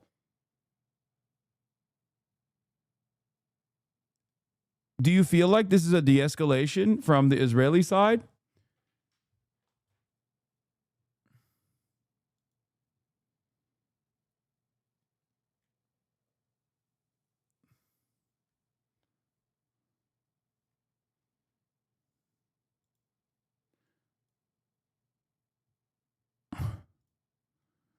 How the fuck can you be a 41-month subscriber? This is going to look really good for Trump. I'm surprised you aren't seeing that. Why are you so horny for Iran to stay in the war? If you think any of the things that happened in the past 12 days looks good for Donald Trump, your calculation is fucking insane. Like, you're predisposed to thinking you also have to be operating with the notion that Iran has to be bombed. Because unless you genuinely think, as a liberal or as a Republican, that Iran must have been bombed, okay, but we don't want to go into a longer conflict, you can't look at the past 12 days and be like, this was a spectacular W, considering that there was so much endless bloodshed. We only rolled the clock back to 12 days ago if this ceasefire is real and actually implemented.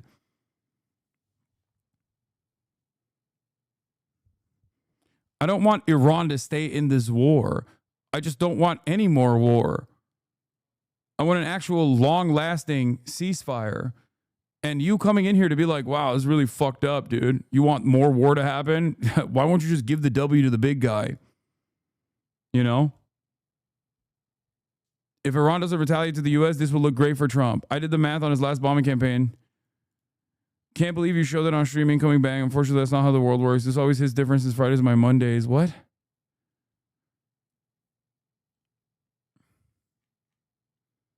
I'm so confused by the things that you're saying.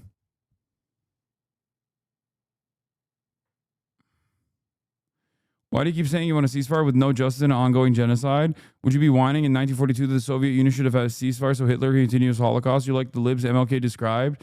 No, dumbass. Do you think Iran gives a fuck about what's going on with the Palestinians? Are you kidding me? Have they brought up the Palestinians at all? Have they actually struck Israel at all for the Palestinians? No. The only time a Palestinian fucking died and Iran retaliated was because that Palestinian died in Tehran. He was assassinated in Tehran. It was a violation of Iranian sovereignty.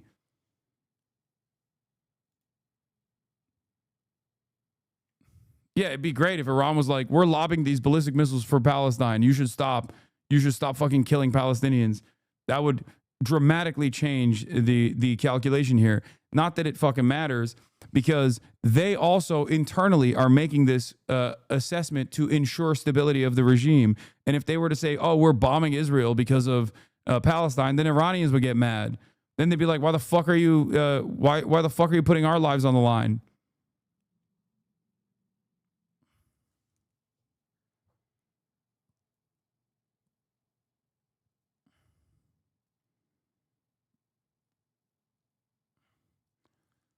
Yeah, I mean, if anything, it's like there's aspects of this that are worse than 12 days ago, because Iran now has a righteous cause to fucking leave the International Atomic Energy Agency.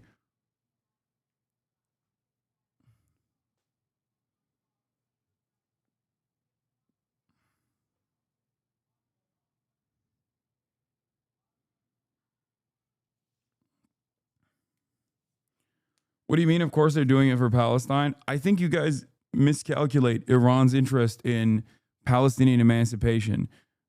The reason why Iran defends the axis of resistance is still for their own benefit. That is the reason why they designed a million different red lines that were supposed to kick in the moment that Israel invaded Gaza. None of those red lines actually were implemented. Hezbollah was the only militancy in the region that actually followed through on the promise, and so did the Ansar Allah regime. Now you can say, well, they're also backed by Iran. This is true. They are. But Iran itself did not do anything, and it has the most capabilities to do something, as demonstrated by the past fucking 12 days of relentless Iranian bombing campaigns in Tel Aviv. And in the process of Israel basically bouldering through every single fucking red line commitment that they created, that the Iranian axis of resistance had created, Israel made work of every single different regional actor, slowly but surely, in the process of ethnically cleansing the Palestinians, and inevitably directed their crosshairs at Iran. That was eventually going to happen. Iran's interest in Palestinian emancipation is born out of their interest in destabilizing American and Israeli influence in the region. It's not born out of a real emancipatory goal.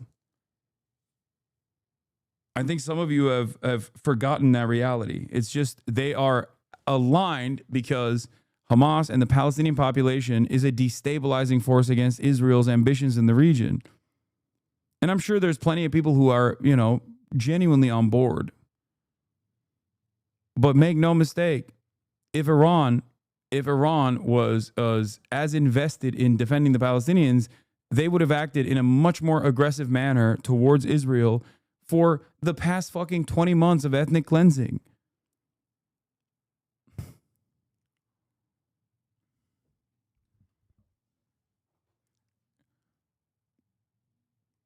Iran did not even help its own direct. Iran was unable to even help Hezbollah in the process.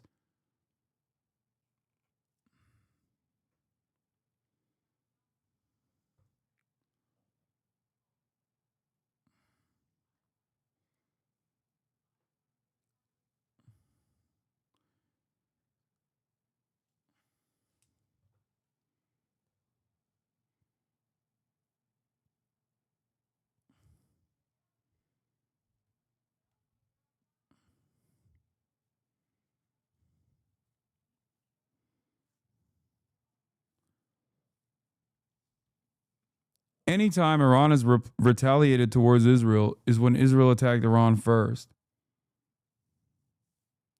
Yeah, bro, sure. Since 1979, IRGC's lost like 500 generals defending Palestine and South Lebanon, gives 5% of its annual military budget to Hamas, Hezbollah, yet you still call them non-emancipatory. They're literally the only altruistic state in the ME. Dude, I'm not minimizing their fucking impact. I'm not. I'm just simply telling you that there's a primary purpose for this.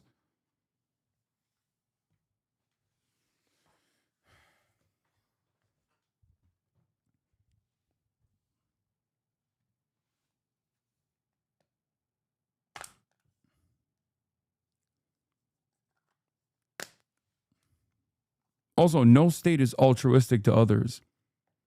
Don't be ridiculous.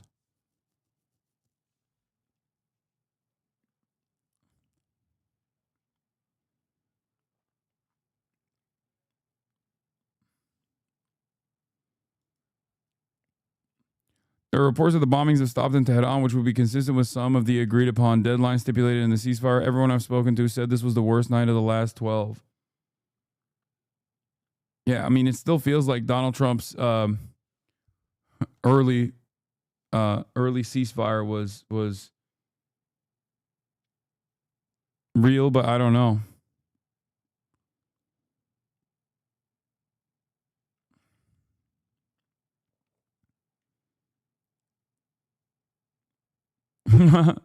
I said no state is altruistic. This guy said America is.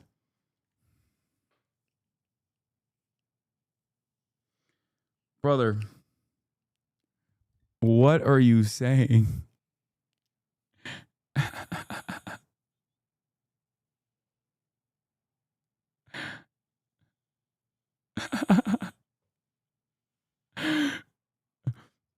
America is the least altruistic state.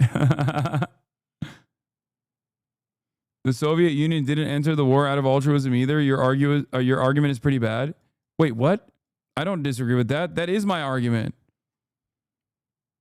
States can engage in emancipatory acts for other groups. The USSR's Cold War initiatives, you could make the argument, were not born out of a real desire to liberate people in the global South, but instead was to beef up allegiances and create a multipolar state with allies all around.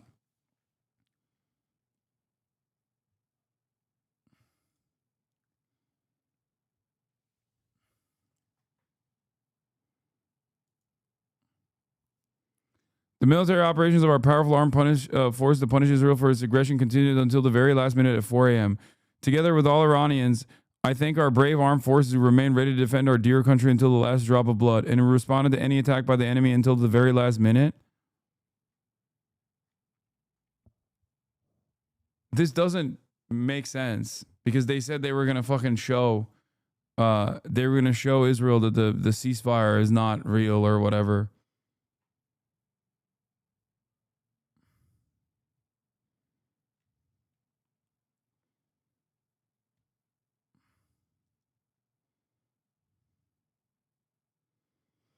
Bro, spare me this anarchist Western bizo talk. Iran has lost much, much more than it has gained in these last 46 years of helping Palestine. Iran is ideologically the Islamic equivalent of Maoist China.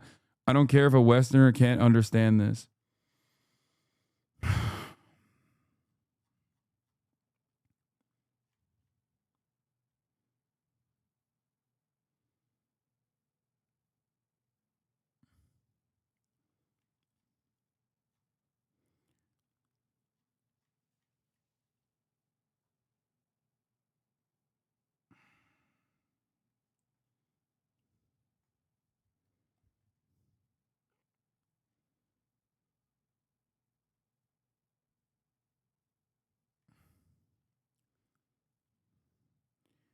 Iran's regional interests align with the emancipatory goals of the Palestinians.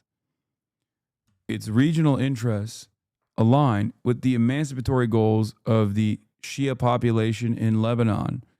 Its emancipatory interests align with like the Iran's regional interests align with the Shia Houthi family's interest in the civil struggle, the civil war that took place in Yemen.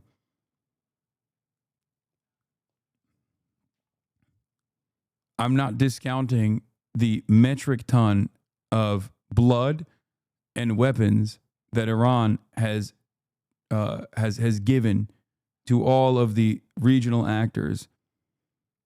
But when push comes to shove and the state's interests overcome those emancipatory needs, you see the way that Iran reacts. Iran, even when it comes to their own defenses, has behaved in a manner that is so restrained that it only creates a larger permission structure to Israel to strike back and harder. Yeah, also Maoist China is not the best example as far as foreign policy goes, because there were some pretty fucking big issues with with Mao's allegiances in the region anyway. I know what you meant when you said that. Okay. I think you were thinking more Korea and less Khmer Rouge, for example. That's what I suspect. You were saying more like, look at what they did in Korea, like look at how much they helped out in Korea versus what they were doing with Pol Pot. But my point remains.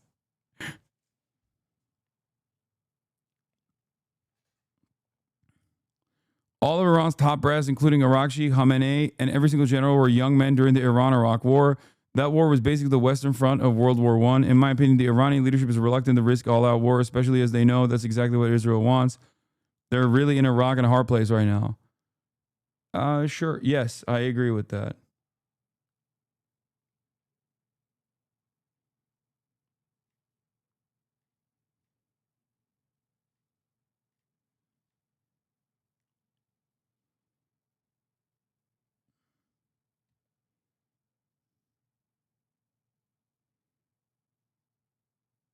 What? Odd claim from convicted tax fraudster and generous Hasbara funder Adam Milstein.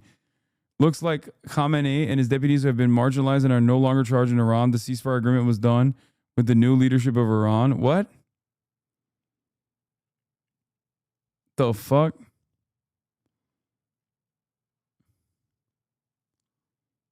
Wait, that motherfucker follows me? Oh no.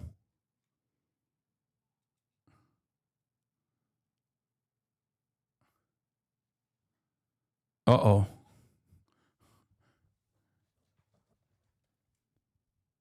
That's scary. That's concerning.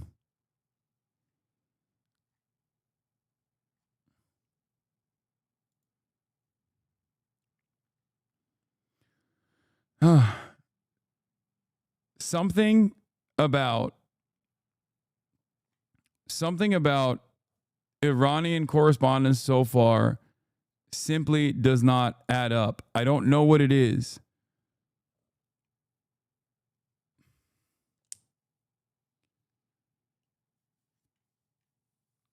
I don't know what's going on, but there's something that is not making sense on the Iranian side. I'm in Israel just 3 hours from now, but it's still unclear exactly where the Israelis stand on this ceasefire agreement. All right, that's Al Jazeera's Hamda Salhoud live for us out of Amman. Thanks so much, Hamda. Adam Clements is a U.S. foreign policy analyst and former Pentagon official. He says while Israel and the U.S. say they've met their objectives in this conflict, it's unclear what state Iran's nuclear program is left in. I think that even Iran may not know fully what its capabilities it still has. I think it's difficult to account for some of the enriched uranium that Iran had. I think it's reasonable to think that there. Damn, Adam, we get it, bro. Jesus Christ. Just the know-how of the scientists that were part of the program. I read the Arakchi post. They would still have some capacity. Of course, it's probably been set back many months. We just don't know how many months.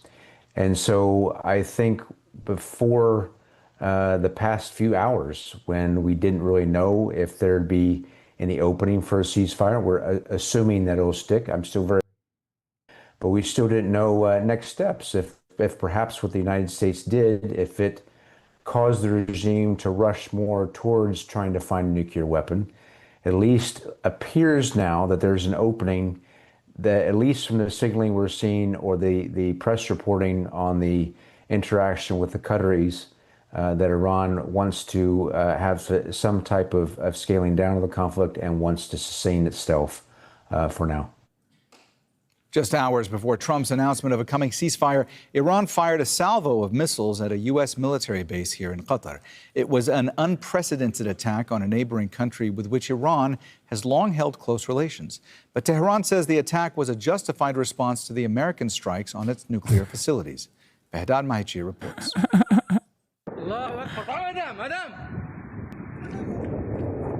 Projectiles and interceptions in the sky, this time over the Qatari capital, Doha. Shelter-in-place warnings as a barrage of Iranian missiles target the largest U.S. airbase in the Middle East, in what's being seen as a symbolic show of force. Tehran calls it legitimate self-defense and retaliation for the American bombing of its nuclear facilities on Sunday. The message of this decisive action is clear and direct to the White House and its allies. The Islamic Republic of Iran will not leave any act of aggression against its territorial integrity, sovereignty, or national security unanswered under any circumstances. All right, I'm going to have to be very careful. Whoa! The airspace temporarily closed over Qatar as defenses shot down all but one of the missiles fired, the attack resulting in no injuries or deaths, but drawing condemnation from Qatar, which holds deep ties with Iran. Qatar condemns, in the most severe words, the Iranian missile attack on the Al Udeid Qatari airbase. This attack represents a blatant violation of the sovereignty of the country of Qatar and a contradiction to the principles of good neighborliness, and represents an attack on international legitimacy and international law.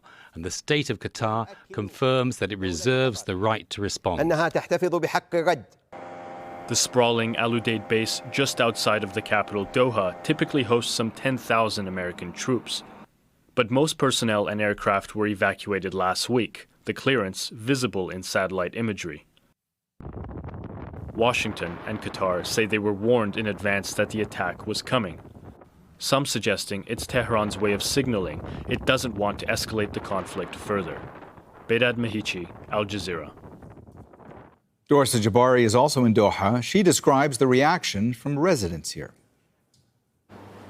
Multiple Iranian missiles intercepted over the skies of Doha.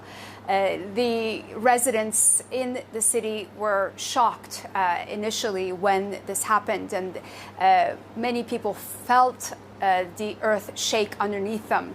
It did cause some panic and fear initially, but that quickly subsided once people realized what had happened, and that hopefully was the end of the attack by the Iranians on the U.S. Military base known as Al Udeid Air Base here in Qatar. This is a military base that's been here since 1996. The Qataris built it at the cost of $1 billion, and it's been home to the biggest U.S. military presence in the region. About 10,000 U.S. military personnel call this base their home. But of course, this attack came clearly with prior warnings. The Qatari government was aware that Iran was going to launch this attack. The American and British embassy issued warnings to their citizens to take cover in the country, as well as the government announcing the temporary closure of its airspace over the Qatari skies. This attack clearly a message not only to the U.S. government, but also to the regional countries in the Middle East that house U.S. military bases, that Iran has the capability to attack them at any time. But clearly, choosing one of its closest allies and friends, the Iranians chose Qatar to launch this attack which has been seen as symbolic because there has been no casualties reported and no injuries. And the Iranians have said that their target was the U.S. military base and not the state of Qatar. The Qatari government, for their part, have condemned the attack and also called for a de-escalation of the current crisis that is ongoing between Iran and Israel. Dorsa Jabari, Al Jazeera, Doha. And Iraqi state media says an unidentified drone has targeted a site at Iraq's Taji military base. A large fire has been seen at the base just north of the capital. Yeah, I don't know what the fuck happened with the Iraq bases. I don't think it was Iran directly, because we would have seen it. And even if they had any sort of strike capabilities, while they're getting fucking, even if they had any striking capabilities while they were getting pummeled by Israel, I suspect that they wouldn't be using that on Iraq, but instead open presents with another 100 gifted subs. God damn, dude. Our Qatar Oilers are here.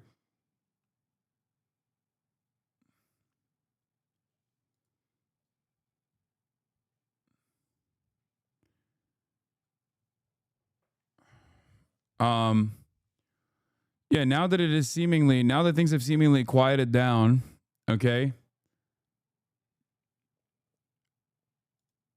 And this was the final message.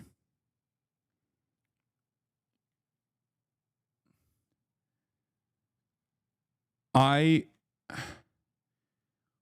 don't, okay, a couple things. One, I don't know what is going on the Iranian side, the Iranian leadership. There are inconsistencies in the messaging. It could be born out of like how fast this ceasefire was implemented. I do believe that the Iranian leadership would absolutely dive at the first shot. Dive at the first shot of a ceasefire, though. That tracks with their track record. So I can totally see that. However, another 100 gifted subs. Cinematic, goddamn.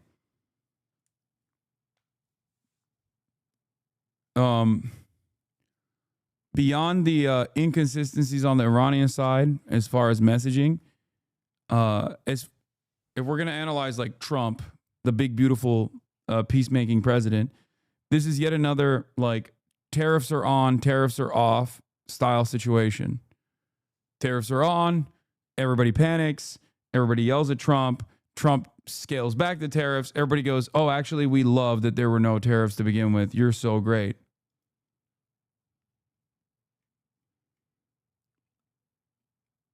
Okay.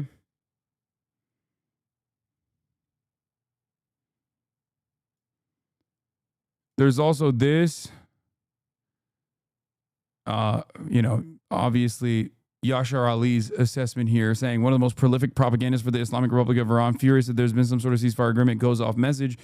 He attacks President and Foreign Minister of the Islamic Republic of Iran. This post has been since deleted. I don't care. Like the assessment of Yashar Ali aside, this tweet in and of itself also, I think, is more about the inconsistencies of this deal.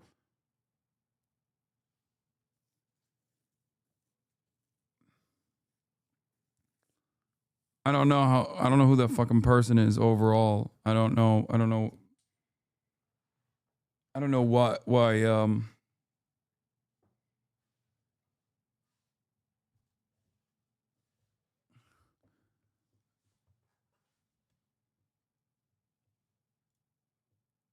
like I don't understand what is happening with the Iranian side. Because they said that they wouldn't surrender. The Ayatollah's statements contradict what they ended up doing in the end.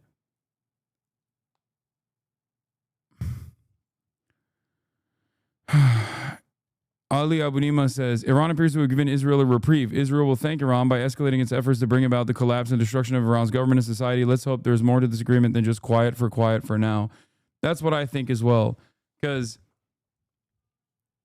I think the only reason why Israel said yes to this is because Trump showed that he didn't have more appetite for further escalations on the American side. Iranians did the thing that they always do, which is limited retaliation.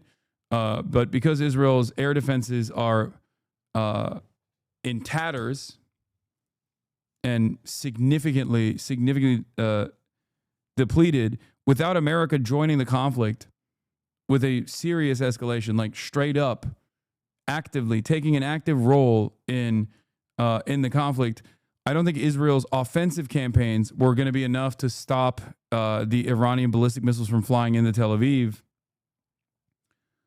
So that is the reason why, especially that, and also the fact that Israel's goal here wasn't to just take out. Israel's goal here was to take out the nuclear facilities or whatever is also bullshit. They didn't meet any of their military goals. They did not meet any of their military goals here at all. And they didn't get to do what they wanted to do, which was to do decapitation strikes and full-blown regime change. And America did not bite. They did, though. How do you know? Because there's no nukes, chatter. That's why. Because there's no nukes. Because Israel's fucking ultimate goal of nukes was bullshit. That wasn't real. That wasn't a real situation at all. They just made that up. Why would they make something like that up? Because they wanted to do regime change in Iran.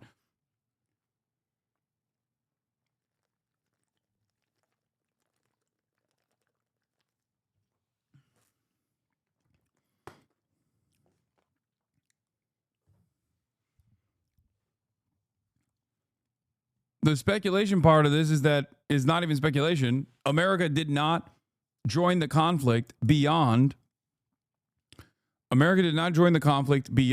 bombing the Fordow sites and the two other nuclear sites. One where they were developing.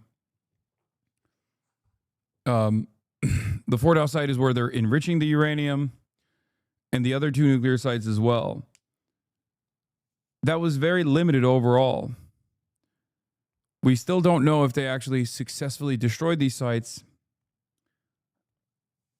But once again, Iran had already talked about how they had moved the enriched uranium away from Fordow.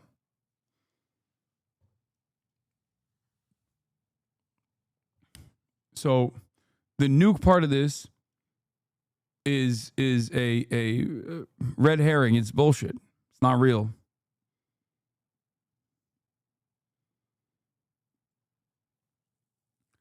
They also voted in the parliament to pull out of the International Atomic Energy. It's a red herring till someone gets nuked. We did that shit in Iraq. We got a ton of ships parked out there, man. Don't get it twisted. Yeah, okay, but if you understand we did that shit in Iraq, you understand that it was a fucking massive failure. It didn't even happen in Iran this time. Iraq is what Israel wants to do in Iran. They failed to do that this time around. The reason why they failed to do that is because they don't have the capacity to do that to Iran or any other country on their own. They can only do that if Big Daddy America joins the fight. And Big Daddy America joined the fight in a very limited fashion this time around. They did not go beyond what the most, I mean, it was still a severe escalation, make no mistake, but they didn't go past blowing up the 3 nuclear sites. In the process, Israel realized that they did not have the air defense capabilities and was more willing to back away from further escalation, which is why I assume when Iran did the exact same thing that they've done, like they did in 2020 after the Qasem Soleimani assassination, like they've done in all of the Operation True Promises so far, when they attacked in a retaliatory manner in an effort to maintain some semblance of sovereignty, in an effort to save face, and get a symbolic retaliation in the books, America was fine with that de-escalation. So this ceasefire was implemented. The reason why I still say Iran lost in this, Iran lost a lot in this process is not only because they had a fuck ton of people die in the process, but they also lost any sort of sovereignty they possibly could push for because they lost their air defense capabilities, and they allowed Israel to have air superiority over numerous parts of the Iranian airspace for extended periods of time. They got attacked by America. They got attacked by Israel. They lost high-ranking IRGC members in the process.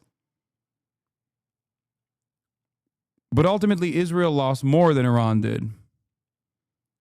So this is, I don't think that this is a victory for Iran, especially considering that I suspect Israel is going to simply re-up and rearm their air defenses, take note of the holes that exist within their anti-air defense capabilities, like they did after Operation True Promise 2.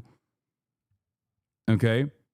They will also be able to re-up and rearm in the process and then try this out one more time. If you think that this is done for Israel, you're wrong. I don't think Israel is done with Iran. I don't think Israel's done with Iran at all. Sufficient retaliation from Iran in this process would mean that Israel would be running to America to demand a ceasefire, to get a ceasefire done, because they were incurring too many penalties from Iran. They would be their counterstrikes and their Air Force targets in Iran would also be diminished, but that didn't happen. Iran's retaliation, on the other hand, especially on the last day of this ceasefire just now, was incredibly diminished. They claimed that they were going to strike Iran one last time, and they never did. And they basically let Israel unload without any sort of retaliation back at Israel whatsoever. I assume the reason why Iran did that was because they just did not have the capabilities.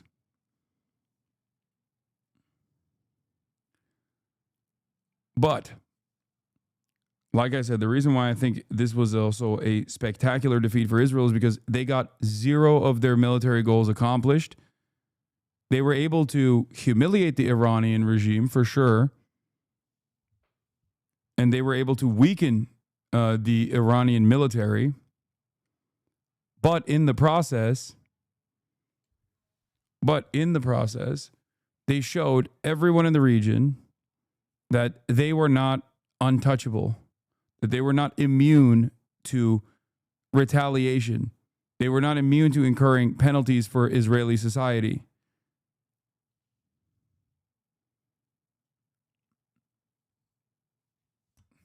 That's it.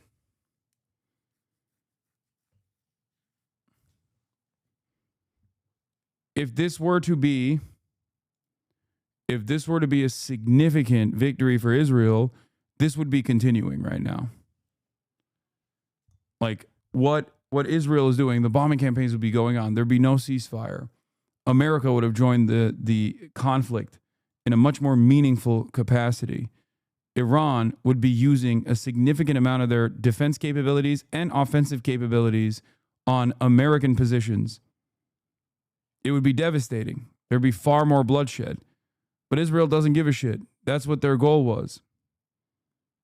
This is why I think this was humiliating for Benjamin Netanyahu as well. The amount of bloodshed that Israel was able to cause in Iran without achieving any of their specific military goals is a a humiliation for Benjamin Netanyahu. That on top of the rest of the world literally either celebrating or staying quiet, watching Tel Aviv buildings get demolished by Iranian ballistic missiles, probably also doesn't feel great for Israeli society in general.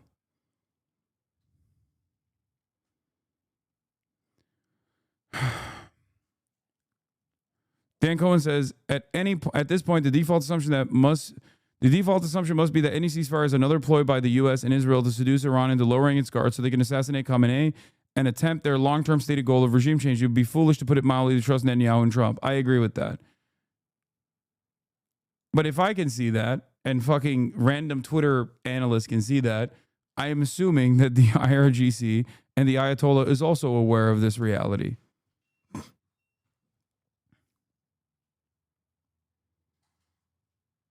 A senior U.S. official said the blueprint for Monday's ceasefire agreement came from discussions with Iranian officials who made it clear to the Trump admin that they would come back to the negotiating table and discuss their nuclear program on the condition that Israel stops bombing them.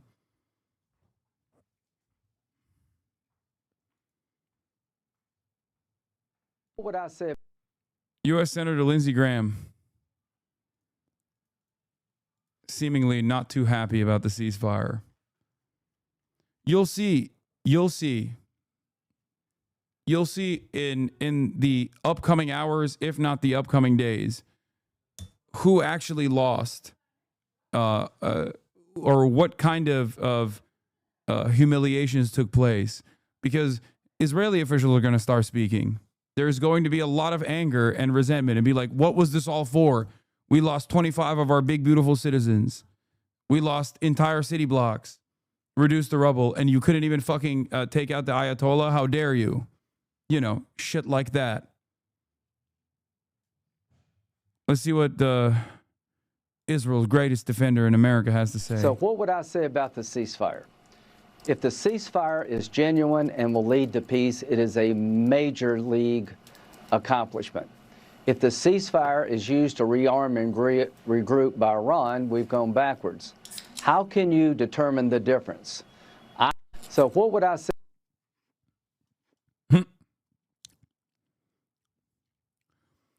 Yeah. I just don't trust the American government, and I don't trust the Israeli government at all when they say they want a ceasefire.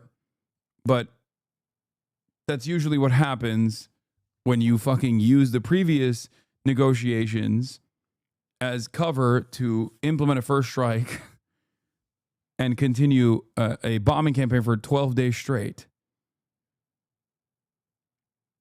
So who knows?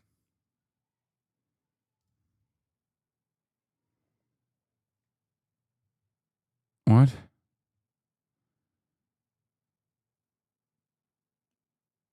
Hasan doesn't trust America. What a shocker. Okay, close your eyes for a moment and think of yourself outside of living in the boundaries of this state, okay? You're a country that has been branded a foreign adversary of the United States of America. You go to the table, you go to the negotiation table in good faith, okay? You set up a deal. Close your eyes. You set up a deal. After this country has already implemented sanctions on you, you set a deal with them and you abide by said deal. Then elections happen. The next president comes in and immediately casts aside that deal that you put together. You still abide by the principles of the deal. Then that president adds additional sanctions in spite of you continuing the deal. And then you say, okay, well, fuck it. I'm going to start, creating nuclear silos. I'm going to start enriching uranium again. That president goes away. A more favorable, quote unquote, supposedly favorable president comes into power. Now you're thinking, oh, we can re-implement the same agreement. After all, this president was the vice president when I actually did the deal with America. That never comes. Okay? All the while, the party that is like your immediate foreign adversary, the regional power, is doing everything in its power to destabilize the region and expand and keep killing all of your proxies, keep killing all of the people that you have supported. Okay?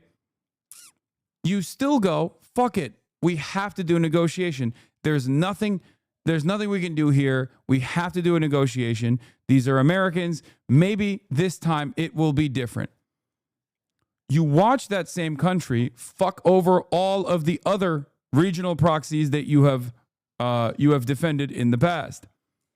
You watch them cooperate with other regional adversaries in the process of fucking over your regional proxies. You say, nah, it'll be different with us. I'm sure we'll be able to get a deal done. Then they sick their attack dog on you while using the denuclearization agreement that you were implementing or that you were at the table negotiating. The attack dog strikes you in the process. And then the country that you're negotiating with also hits you. How could you ever trust this country again? How could you ever turn around and be like, well, you know, seems like these guys are definitely a normal nation state. Seems like these guys are definitely going to be dealing with us as even partners.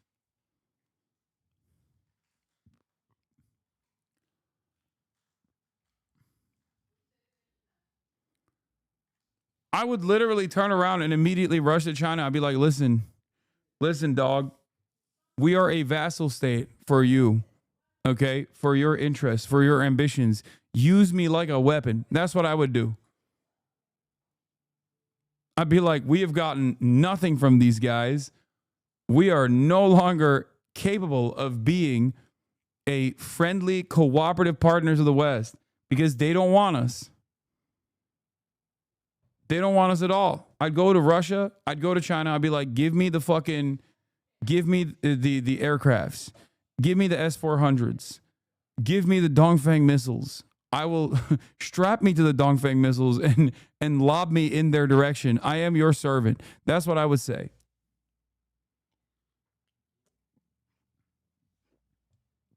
If you think China would say yes, you'd be insane. I don't think so.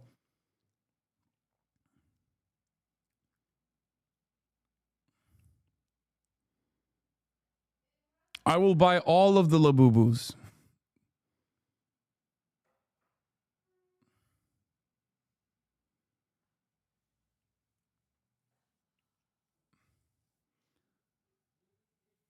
So my point is, I don't think this is a real ceasefire, but we'll see. I don't think Israel is too happy. I don't think Israel's happy about this process at all. We shall see what they do with all of their anger and all of their resentment. Probably punish the Palestinians even more.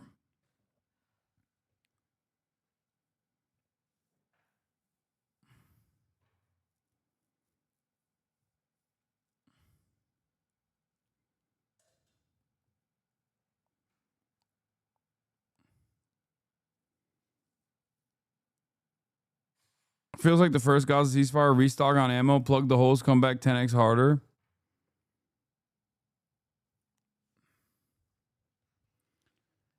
Today is a massive victory for American neoconservatives. They have proven America is untouchable and can bomb whoever we want with no consequences. With one attack, MAGA isolationism is dead. There's also that too. There's also that side of the equation as well. Because you're not wrong. I mean, MAGA isolationism was dead the moment that Trump decided to no longer be a fake isolationist. He was never really an isolationist anyway. Why would China or Russia openly support a religious regime that funds terrorist cells?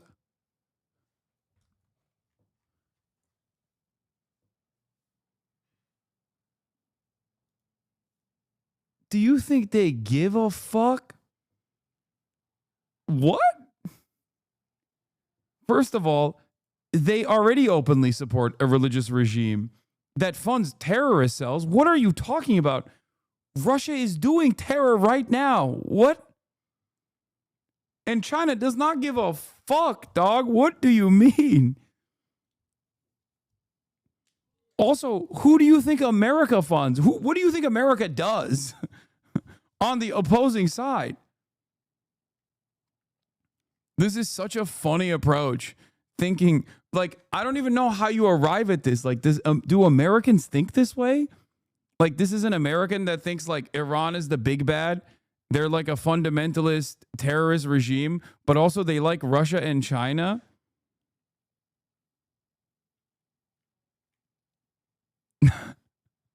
Like, how did you arrive at this conclusion? You're like pro-China and pro-Russia, weirdly enough, but you're also simultaneously saying that, like, Iran is a dangerous religious terrorist regime. Like, what?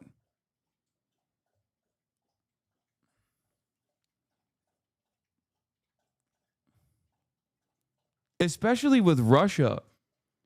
Is there a fucking group of radicals that Russia hasn't funded? What are you talking about? Modern Russia.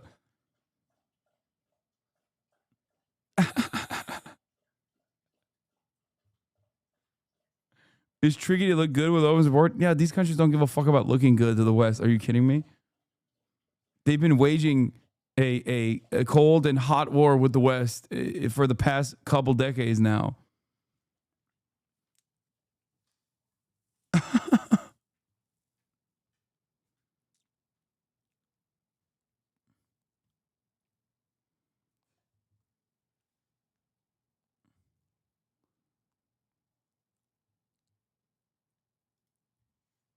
Yeah, Russia funded Tim Pool, man. Okay, don't fucking send links like that, chatter. Luckily, that one didn't have TOS in it, but goddamn. Think before you link. Anyway, now,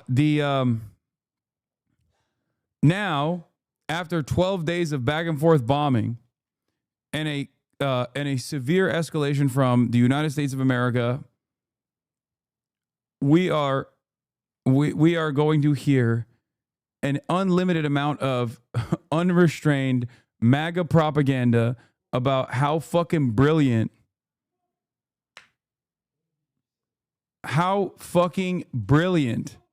the Trump administration was for doing this.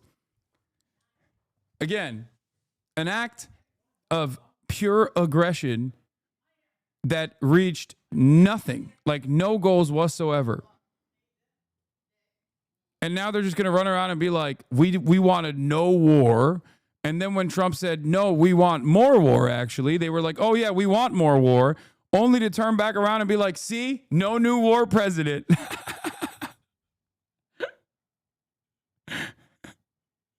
This is literally the exact same thing that happened with the tariffs. It's the exact same thing that happened with the tariffs. And we're stuck with these fucking madmen. Okay, so get excited at the prospect of hearing the most annoying people say the dumbest shit you've ever heard.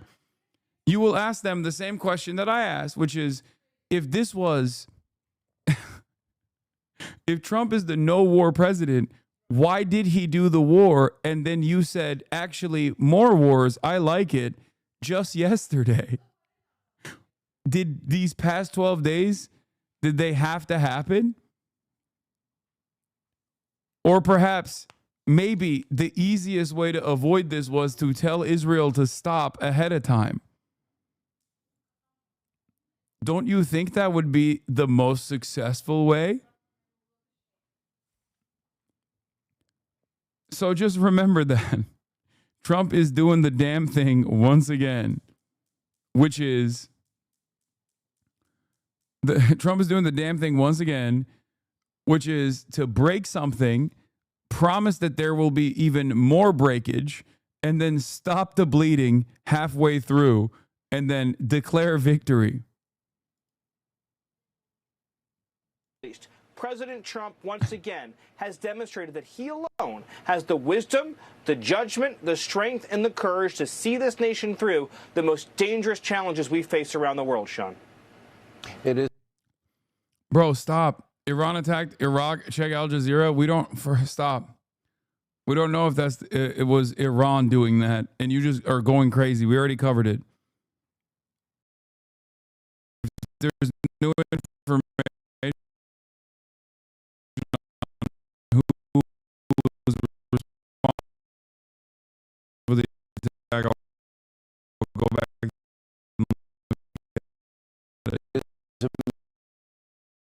amazing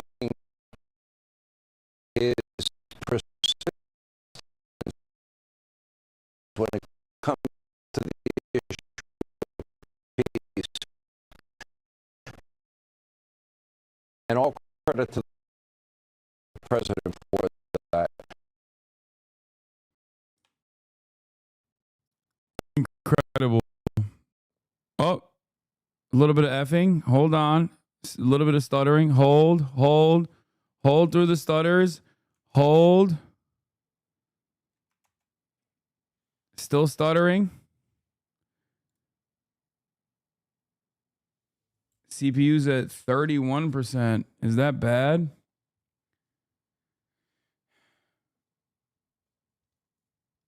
Memory's at 48%.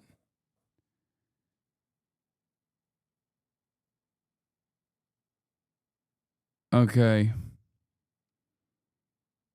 Hold on. It's getting back. We're good. That was the big one. That was the big one. That was the big one. We're back though.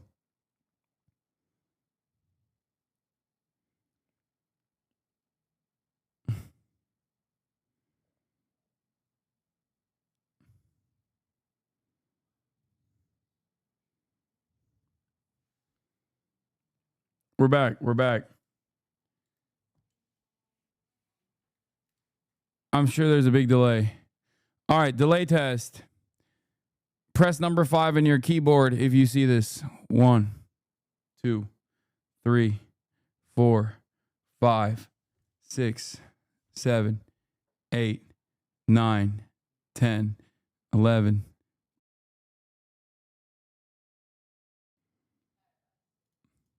All right, there was a 30-second delay. There was a 30-second delay. We're back. We're back. We're back. There was a 30-second.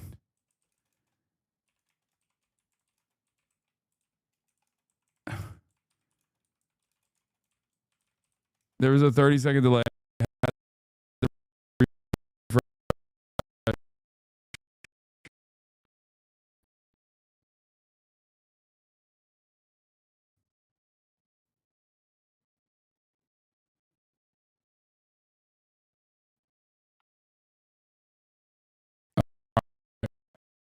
All right.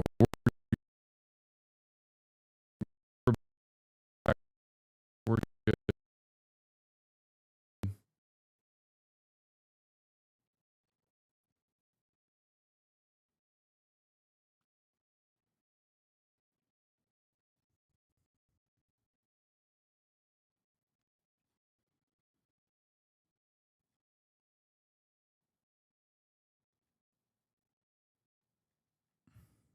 Fuck.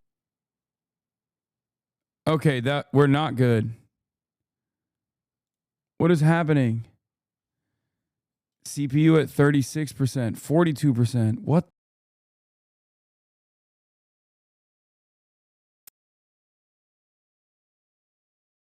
Fuck?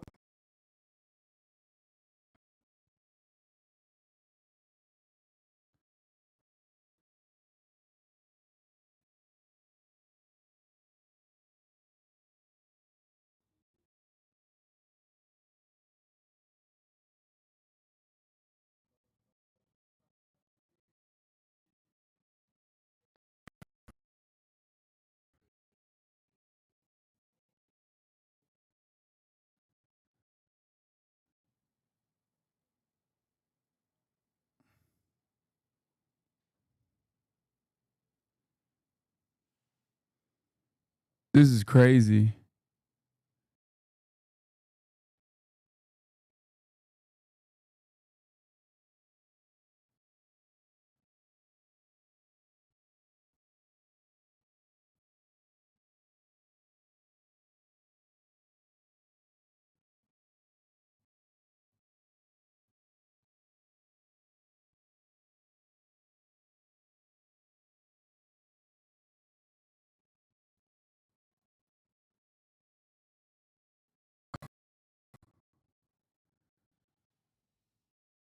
Okay.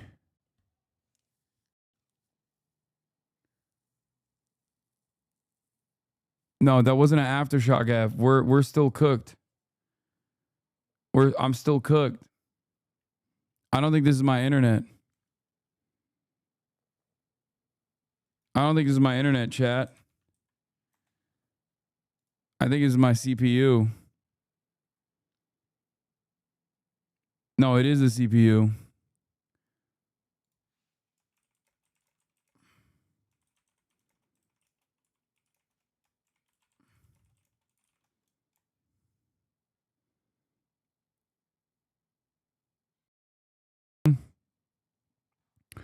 Okay.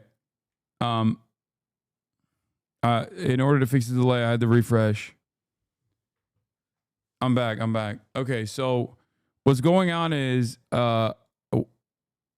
we suspect that there's an issue with the CPU. We're monitoring the ping to see if it's the internet, but I don't think it's the internet because I'm looking at my internet speed is the same.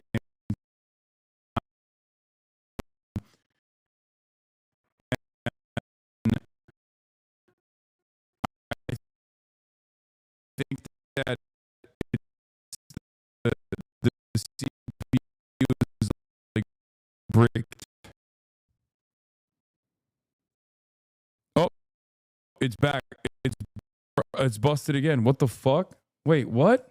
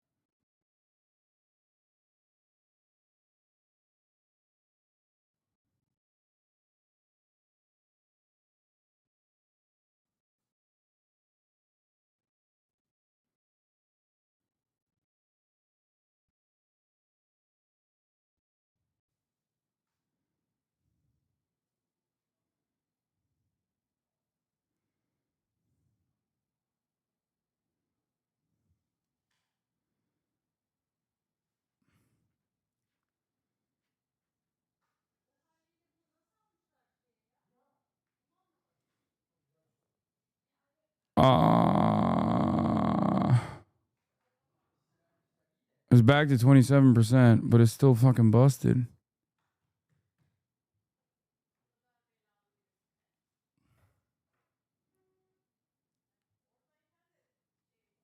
I don't know what the fuck's going on. I might.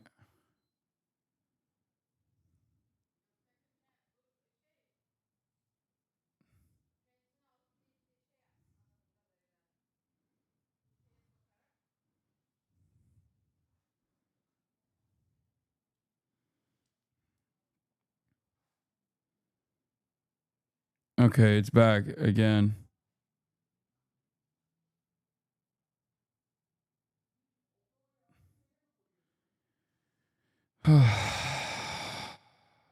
I don't know if this will last.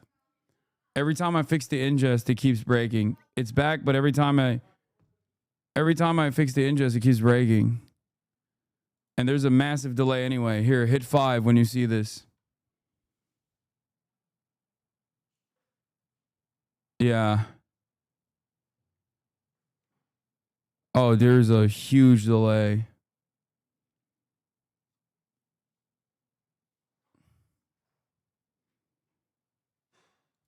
I'm not even counting. You think when you install the Elden Ring anti-cheat, remember your PC crash shouldn't have happened?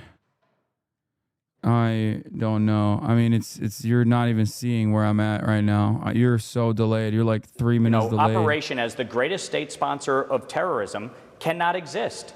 And either about the success of that strike, but the fact is, Iran cannot have a nuclear. Dude, every time I fucking fix the ingest, every time I hit a reset and fix the ingest, it quite literally bricks again. I had to do it. There was like a fucking 2-minute delay, and I fixed the ingest. Let's see if it fucking bricks again. But basically, what ends up happening is right now we're back. There's no delay because I just fixed the ingest, right? But every time I hit the ingest fix, it literally goes back to a fucking massive stutter for like 2 minutes. And then you guys are delayed for like 2 minutes.